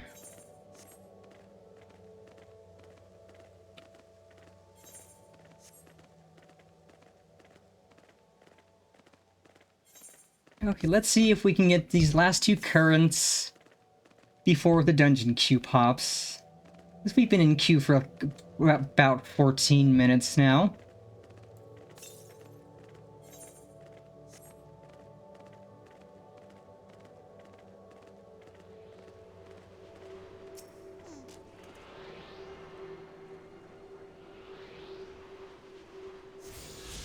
Also, I learned a little sneaky trick you could do to revert this place back to how I looked previously. You can literally set New Game Plus to any point in any story of the game. You could set New Game Plus to the very first quest in the game, in A Realm Reborn, and this place will return to being shiny and golden. Because the only requirement for this place to be back to what it was is that you're not far enough ahead in the story that you've reverted everything already. So you could set the New Game Plus to A Realm Reborn. Just like the very first quest you ever do. And this place will be back to being shiny and golden. Which is really funny. Because New Game Plus doesn't prohibit you from going to any of the new zones you've been to. It just sets you back onto the story of where things were. But okay, I can go turn this quest in now. This quest, while we wait.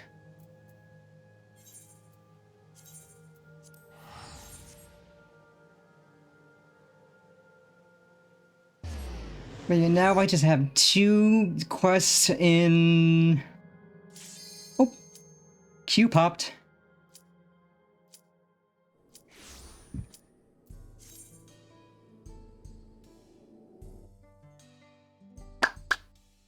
Let's go.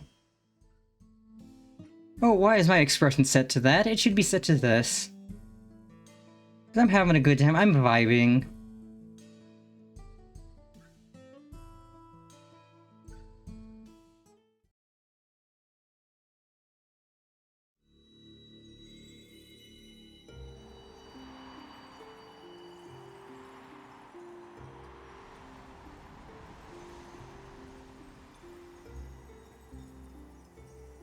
We chillin', we vibin', we're flying to space once more.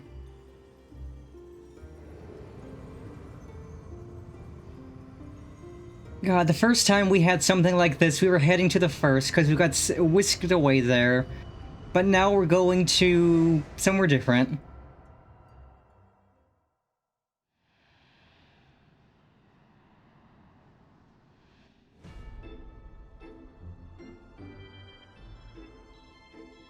Oh, this music's interesting. I'm down. Boom, boom, boom. Somebody in chat's already like, this place.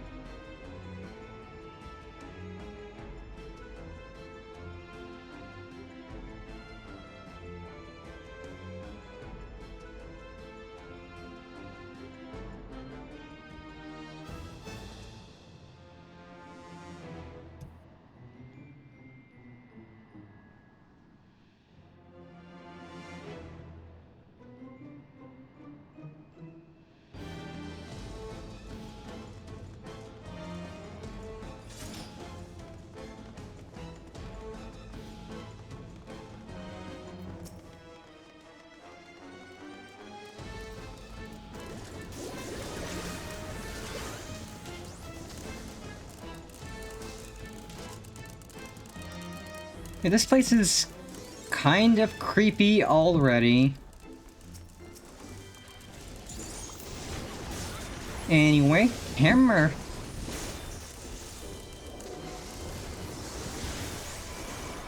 Hammer.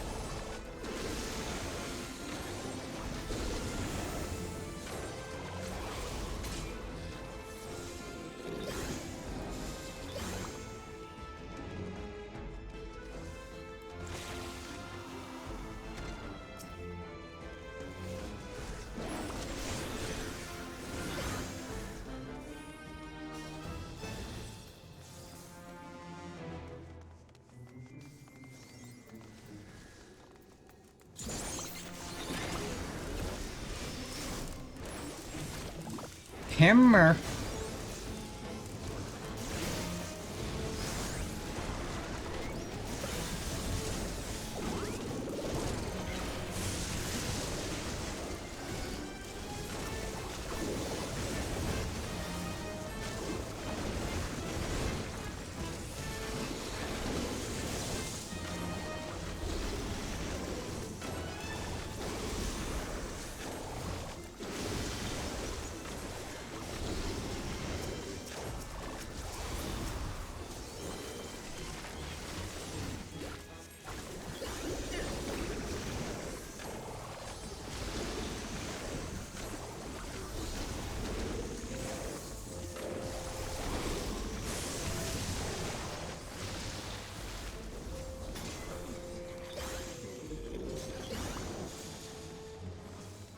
What in the hell is this?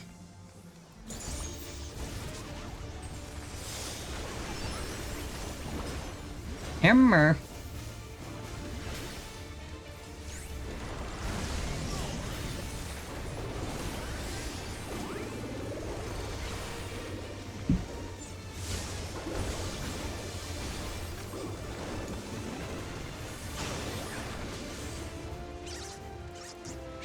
Oh, don't you silence me. I'm going to be mad if I lose this free attack.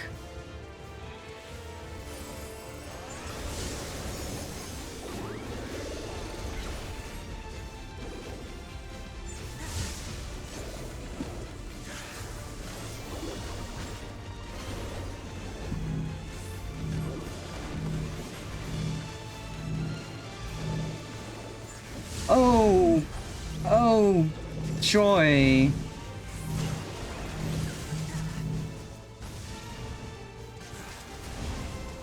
Well, how am I supposed to do anything with a stupid hat on my head?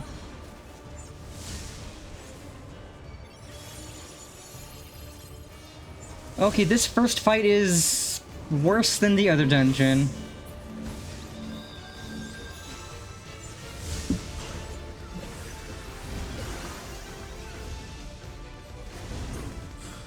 Like, how am I supposed to cast anything when these guys are trying to put stuff on my head?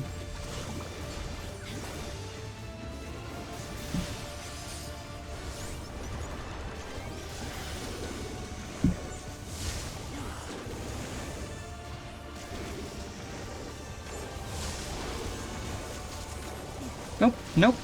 Oh, you motherfucker.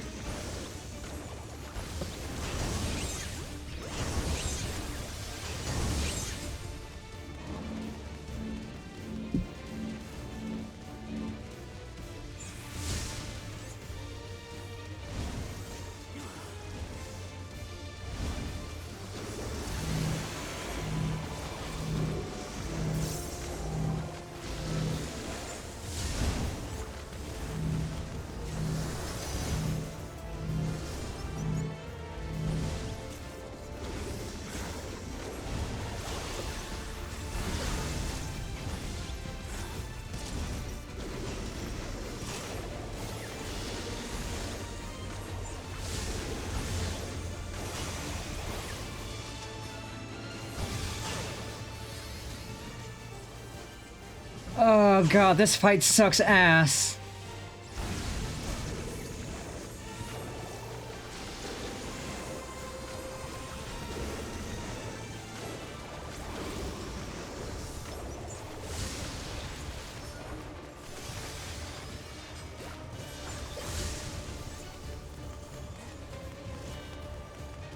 Hail to the nah! Get the fuck away from me.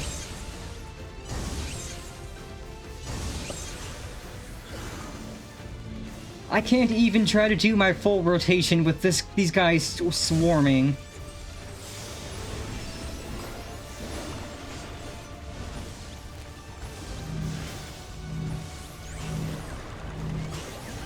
Oh, you motherfucker.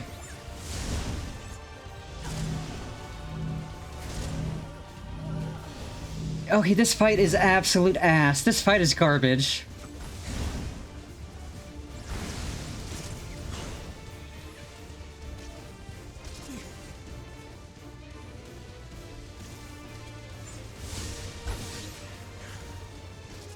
That is my opinion on this fight. This fight is trash.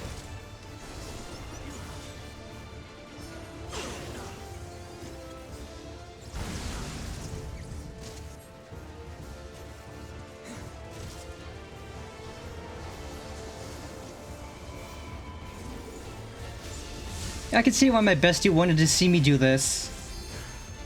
That first dungeon was actually fun. This fight is absolute garbage. Off the rip, this dungeon sucks.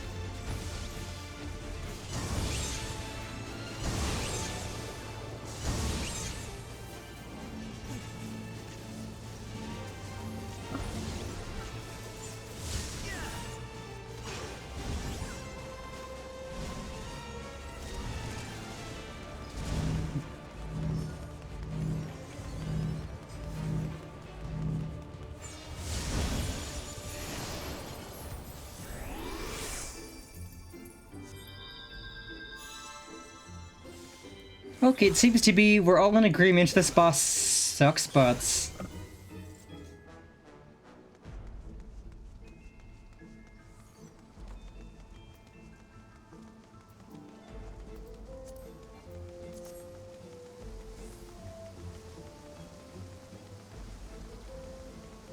I can assume the rest of the player base also equally hates that boss.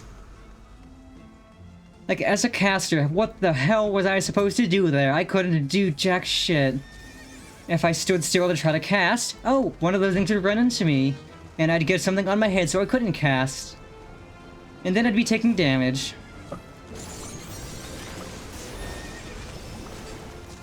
If I was moving, I couldn't very well cast.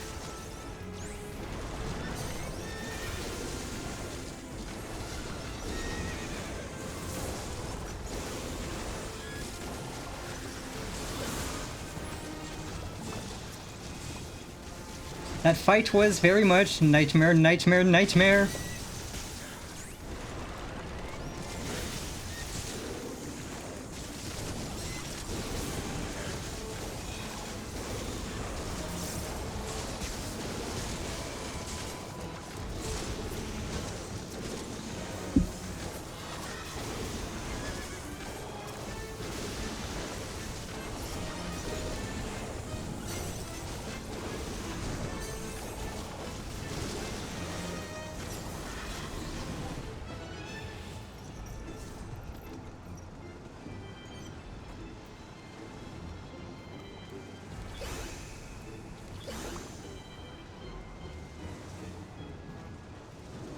Oh, the first fight or the second fight I'm going into? Because if the first fight had that, then I'm glad we managed to avoid that. If the second fight has that, oh my god, that's gonna suck. If it's the second fight, that's gonna suck major. Okay, so the first fight we did had that, and we avoided that somehow. Thank God.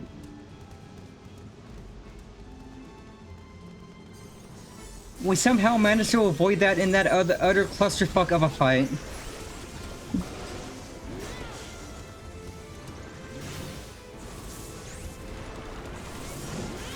Because that was negative fun.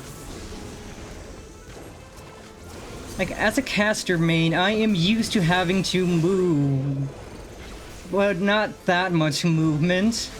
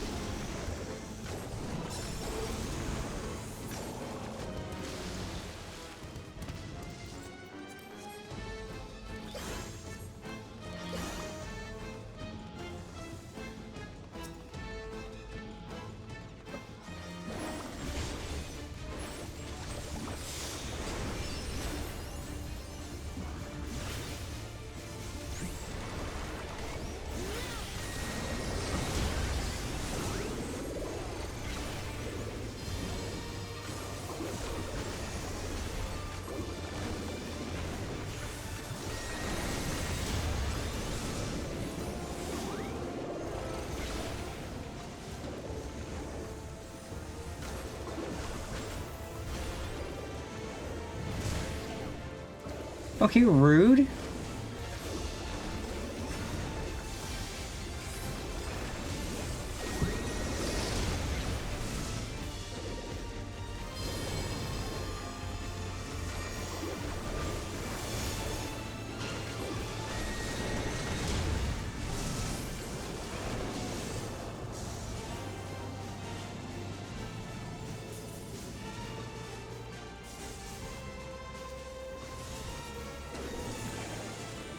Oh, you motherfucker.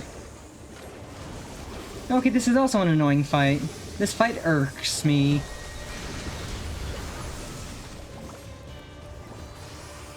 At least the boss is dying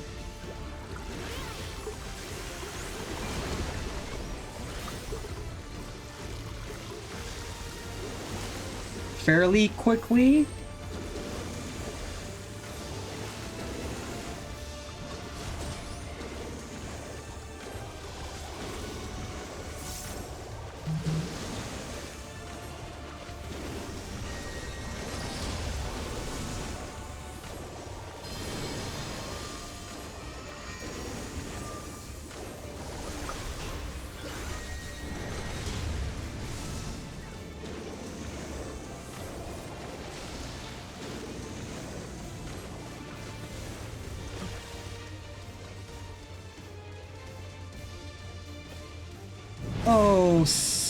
Oh, that hurt.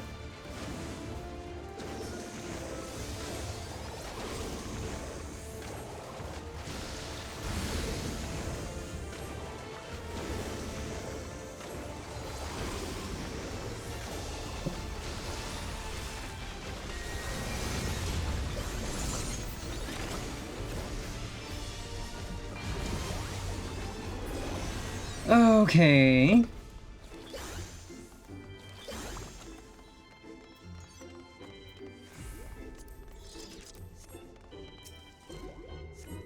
That one wasn't as bad as the first fight, but that still sucked. Well, now what's this last fight gonna be like? And how much are we going to suffer?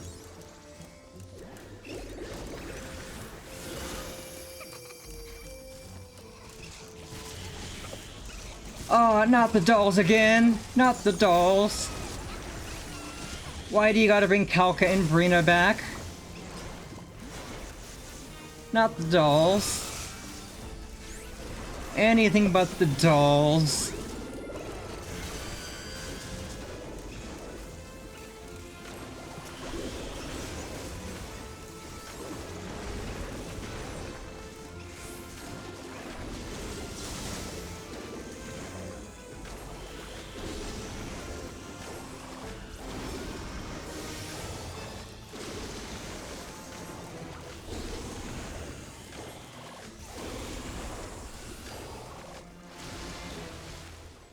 I love waffles, not pancakes.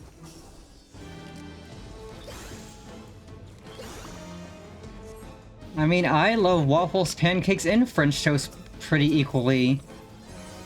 Different food for different moods. Lizard. Lizard. Howdy, howdy, Penny TV. Welcome, welcome. Hope you're having a great Easter Sunday. Not the big dolls. That's even worse.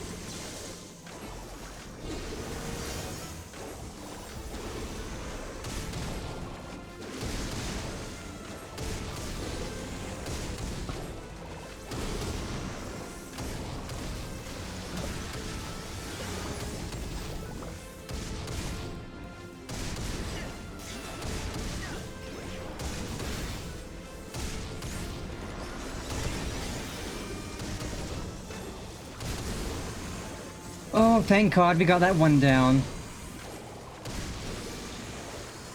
Because the other one is having a tantrum. It is being annoying. God, these ads are miserable. These ads are awful.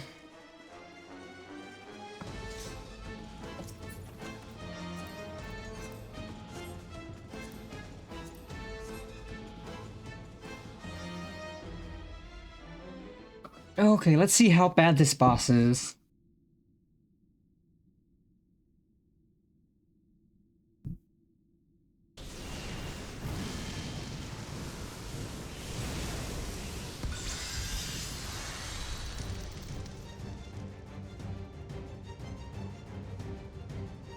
Kind of reminds me of Oogie Boogie from The Nightmare Before Christmas. It's definitely big Oogie Boogie vibes.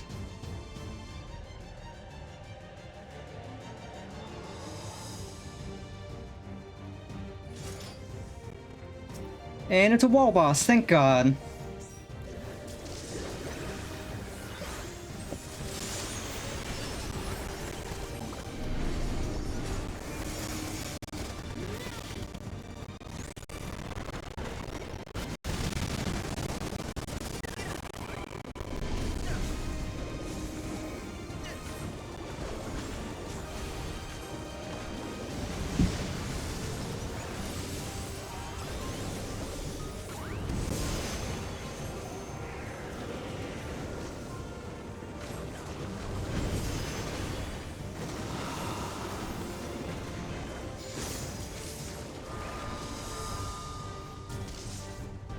Oh boy.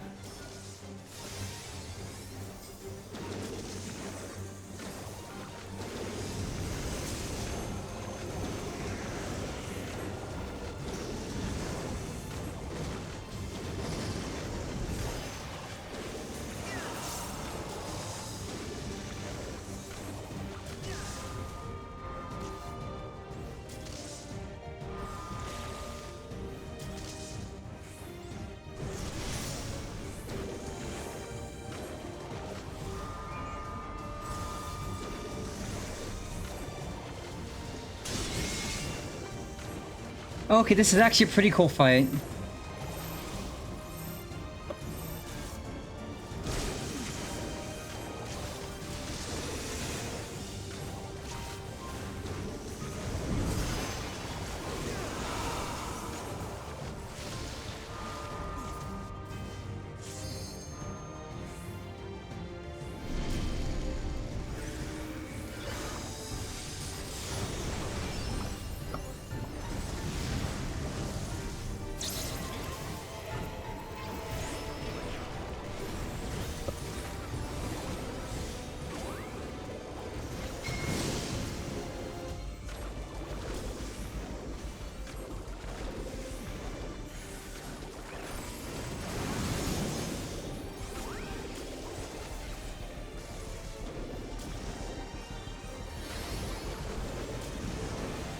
Sal, you,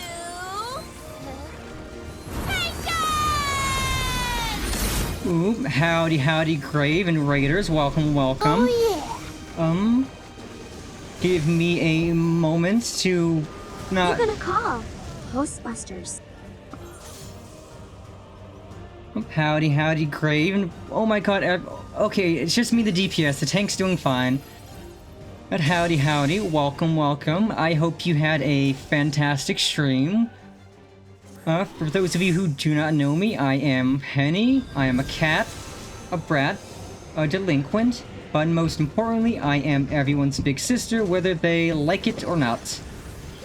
I am currently fighting Oogie Boogie. Or whatever, it seems like Oogie Boogie. What were you up to on stream?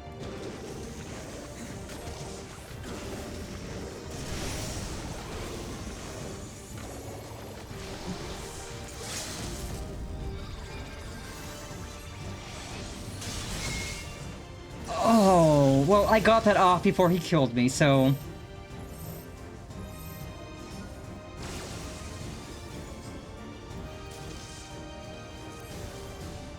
Ooh, Mega Man, always fun. I hope you had a fun time.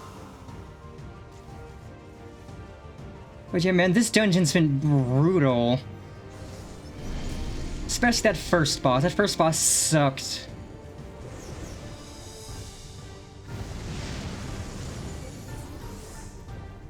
Oh, thank God we're done.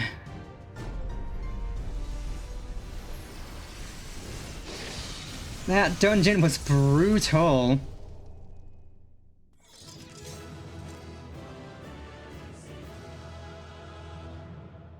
Whew.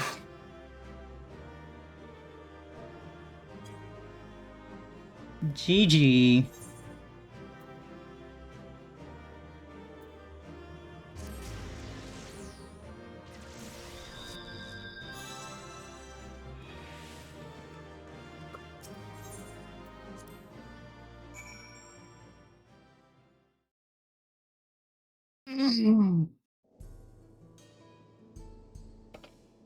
Okay, let's turn in this. Or at least do the next part of this.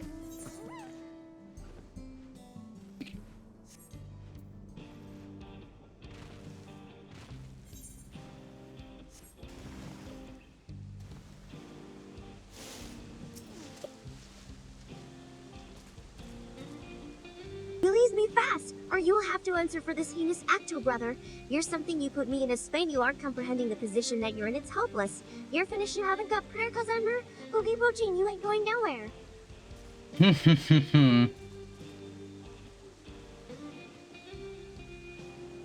You are returned, and with nary a needle to be seen. I experienced some firsthand myself. The pain was simply indescribable. That said, once it subsided, I was surprised to find that the lower back pain which had ailed me for years had completely vanished. Now, tell me of your expedition. I wish to hear everything. What did you see? What was hidden deep within those ruins?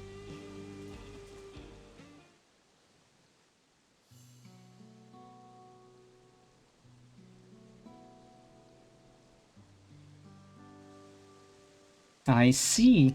How truly remarkable. To think that the structures of a separate civilization lie in the depths of the Ahoy ruins, and at their deepest point a great serpentine creature awaited. This is, beyond a shadow of a doubt, a significant discovery regarding Dawntrail's history. Tell me, what thoughts have you concerning the valley's depths?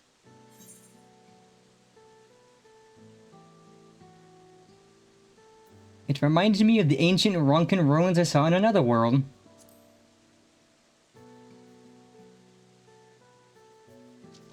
Why? Truly? Such a claim is invaluable testimony.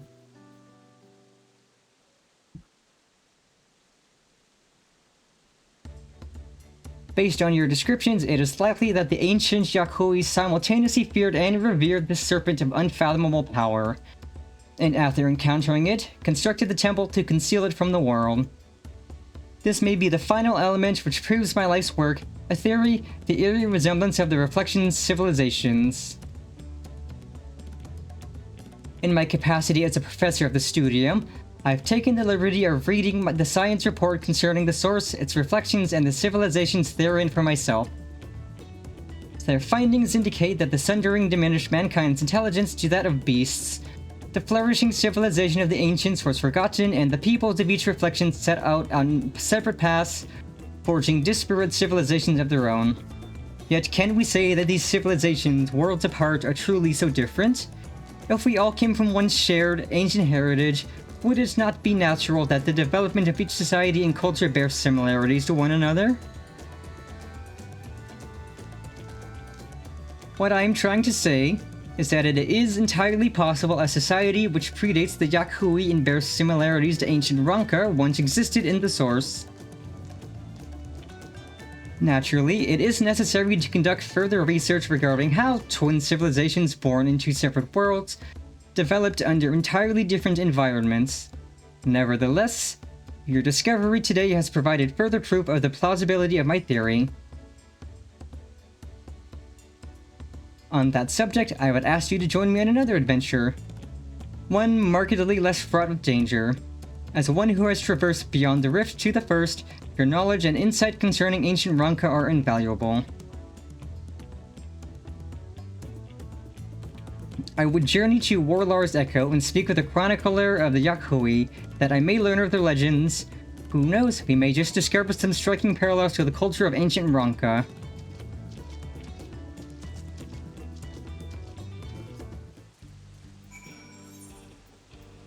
Okay, I thought this would end shortly. We're going on a bit more of an adventure.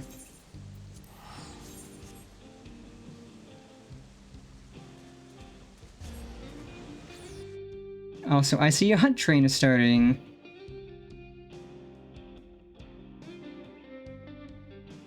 On Curl. Well, I don't have flying in all the zones, so I'm not gonna bother with that. I am pleased to see you made it, Panifer. I came by alpaca, and for a blessing felt no pain in my lower back the entire ride. Perhaps the medicinal applications of sabotender needles is a field deserving of further study. A subject for another time, perhaps. The personage before us is the selfsame individual who informed me that Yakuy ruins may exist in Sheloni. They looked after me when I came here previously to conduct field work, and are an extraordinarily erudite individual, well versed in ancient legends. Tell me, my friend, based on what I've shared with you, were you able to find any commonalities between the legends of your people and the ruins we discovered in Dawntrail? Excluding those concerning disease, precious few stories of our ancestors who traversed north have been passed down. But for the valiant warrior who brought the Sky Rune low, I would share with you a story regarding the Great Serpent, one we normally would not disclose to outsiders. Please follow me to the indelible passage. The mural shall explain all. Okay, now's the turn in. And I do have flying here, yippee!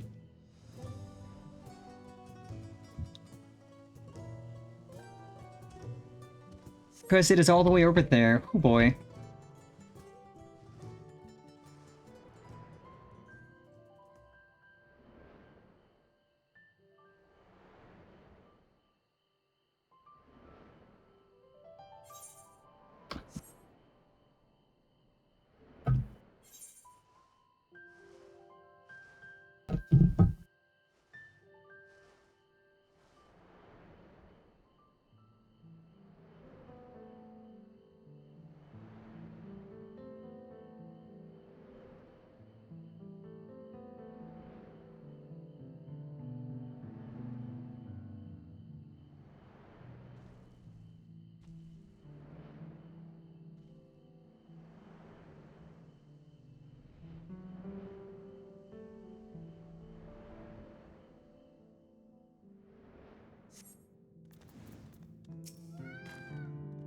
A legend concerning the Great Serpent is hidden within this mural. Pray, gaze upon it carefully as I weave for you an ancient tale.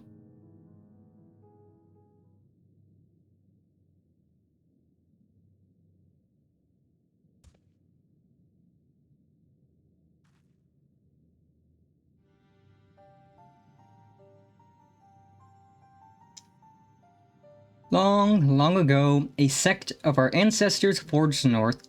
There, deep within a valley, they discovered the remains of an ancient temple.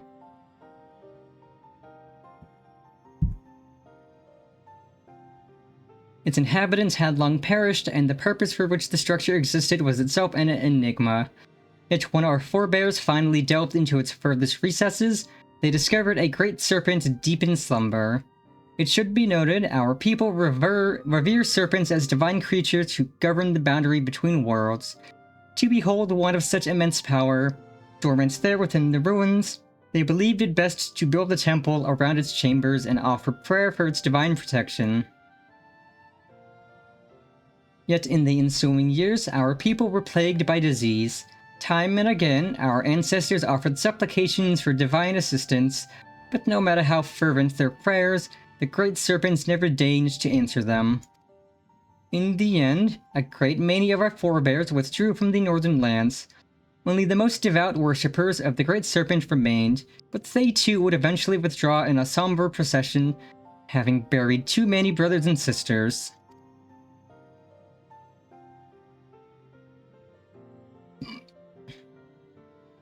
The sect who remained prayed for the great serpent's awakening. They prayed for a salvation that would never come.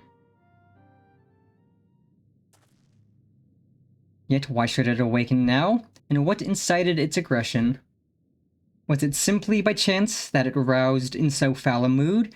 Or is there perhaps some underlying reason we've yet to uncover? The devout who held the vigil of the temple held this belief. When the great serpent doth awaken, its coils shall envelop the world.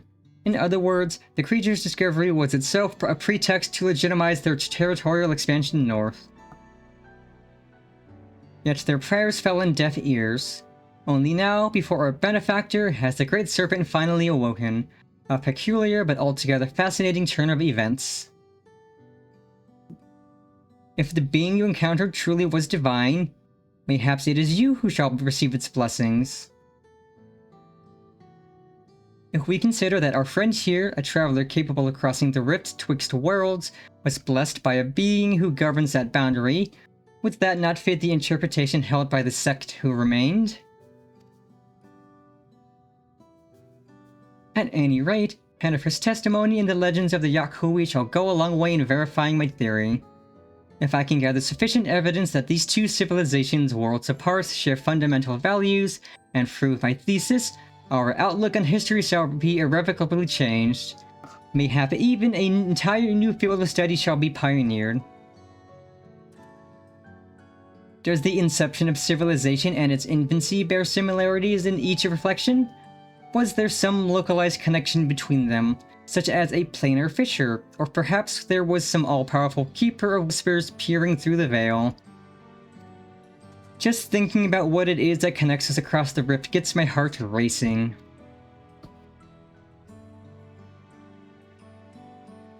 Ha, I certainly have my work cut out for me, and now that you've made the ruins safe, I may resume my expedition and, perhaps more importantly, continue writing my thesis. Master Chronicler, Pennifer, I cannot thank either of you enough for your cooperation this day. I know not where my research will take me, but I have no doubt my pursuit of the mysterious and miraculous will see us cross paths again.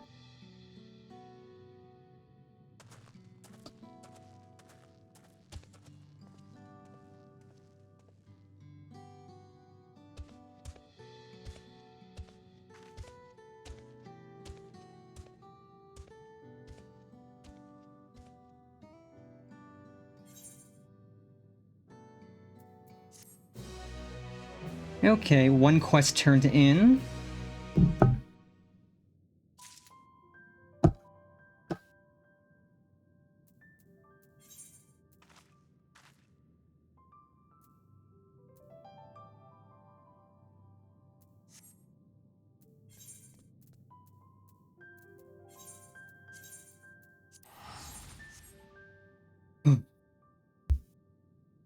Thankfully we're done soon, because it is warm. It is toasty roasty.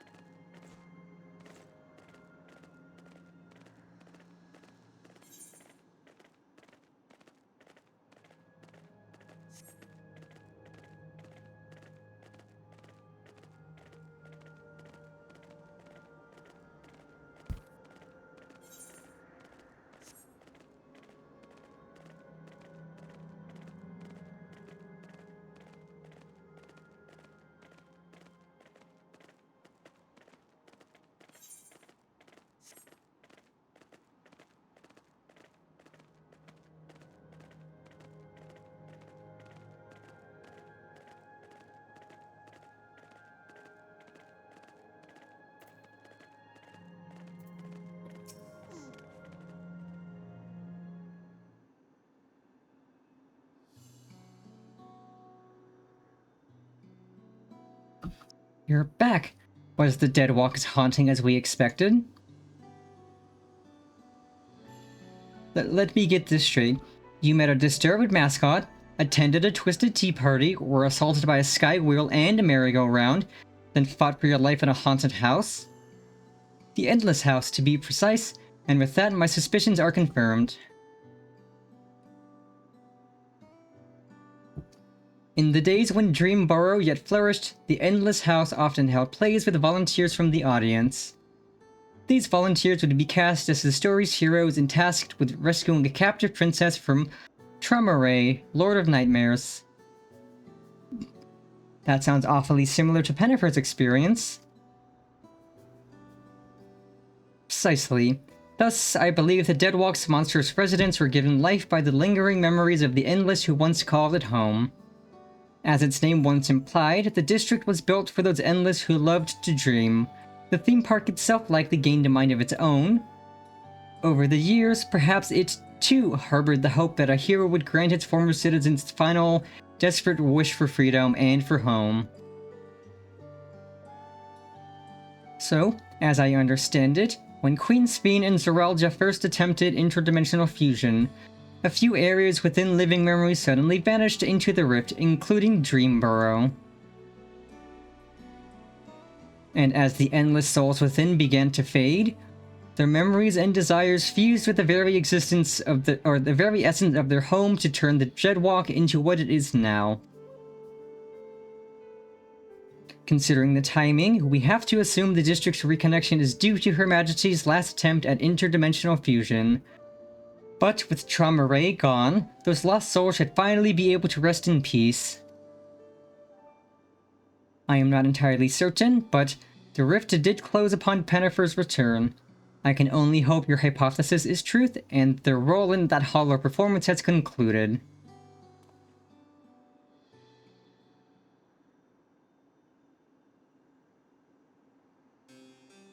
As has mine, I suspect. Long have I served as a guide, eager to bring joy to every visitor who passed through living memory's golden gates. But I see now why I remain. I was meant to perform this final act of guidance, to lead you both to those lost dreamers. I do not wish to dampen the mood, of course, so I shall take my leave, but I could not be prouder to serve my fellow citizens. And I could not be happier that you were my final guests. Farewell, my friends, and thank you. Truly.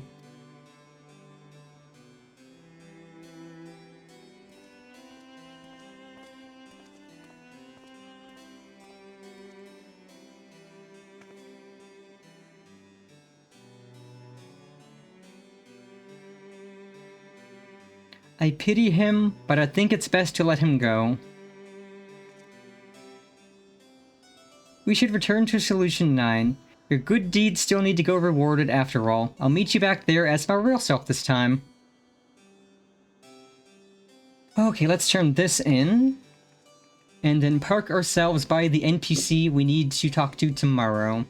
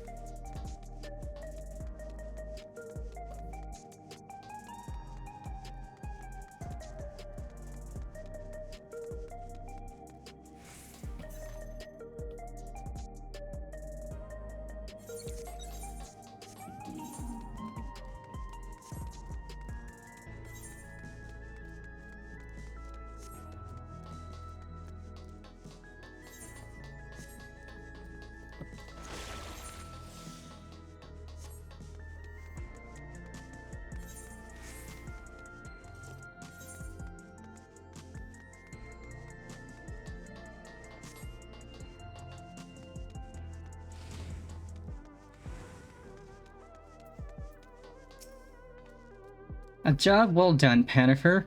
With the deadwalk anomaly taken care of, Oblivion can return to its regular surveys of living memory. We'll have to decide carefully how best to handle the former haven of the Endless, but I do know one thing for sure. It's our duty to uncover the mysteries at the heart of living memory, what it was made for, and what horrors kept it running, so that we never repeat those mistakes. I'd like to think that's what the lost souls there would have wanted as well. And that's what'll drive me forward. Thank you again for your help and safe travels out there.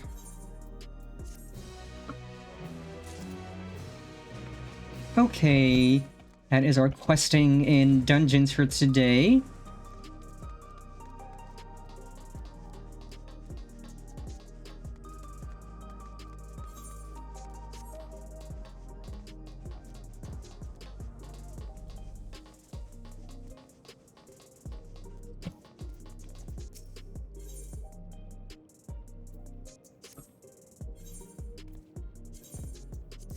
That was fun. Would have liked to have played more Code Vein, but at least we knocked out the stuff I was gonna do tomorrow, so we can just raid.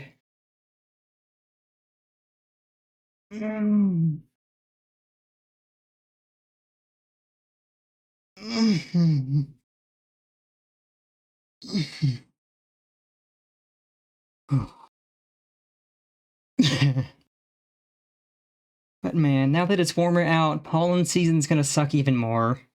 Bleh.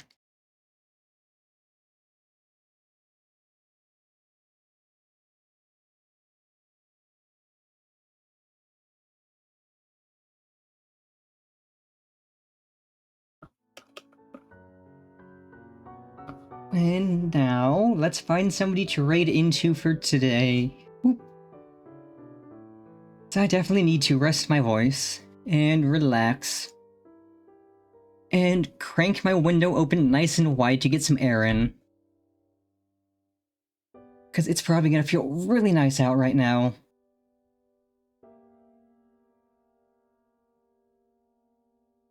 I wasn't expecting it to get this warm until at least another few weeks, but I mean, I'm not gonna complain if it's toasty roasty now. So let's see who.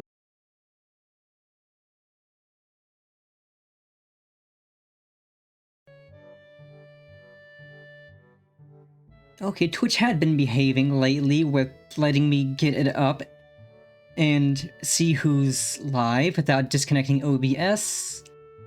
But I figured it was bound to cause problems again eventually. But let's see. Let's see.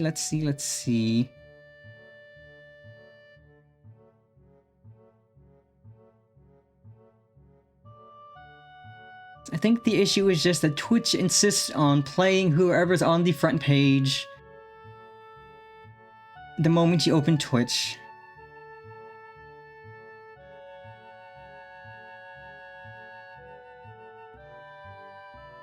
Let's see, let's see.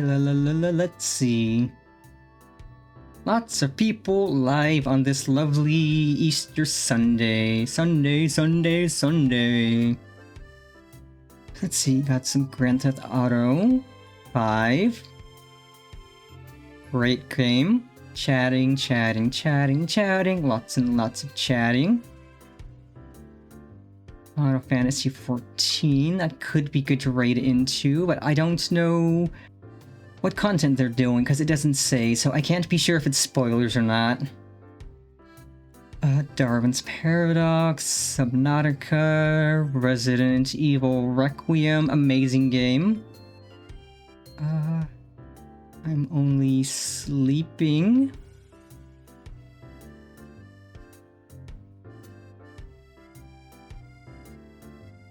Chatting, Tomb Raider, World of Warcraft, yeah. Overwatch. Let's see, let's just pick someone at random.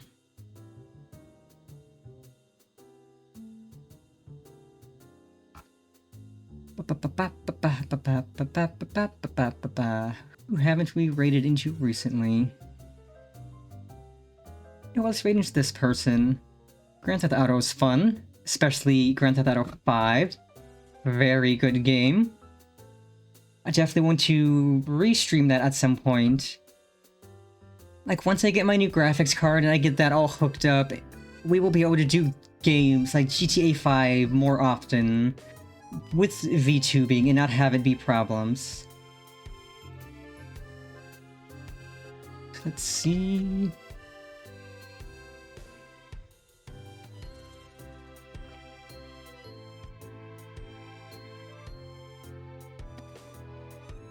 We are gonna raid into Karagi Channel. They are, in fact, playing Grand Theft Auto 5.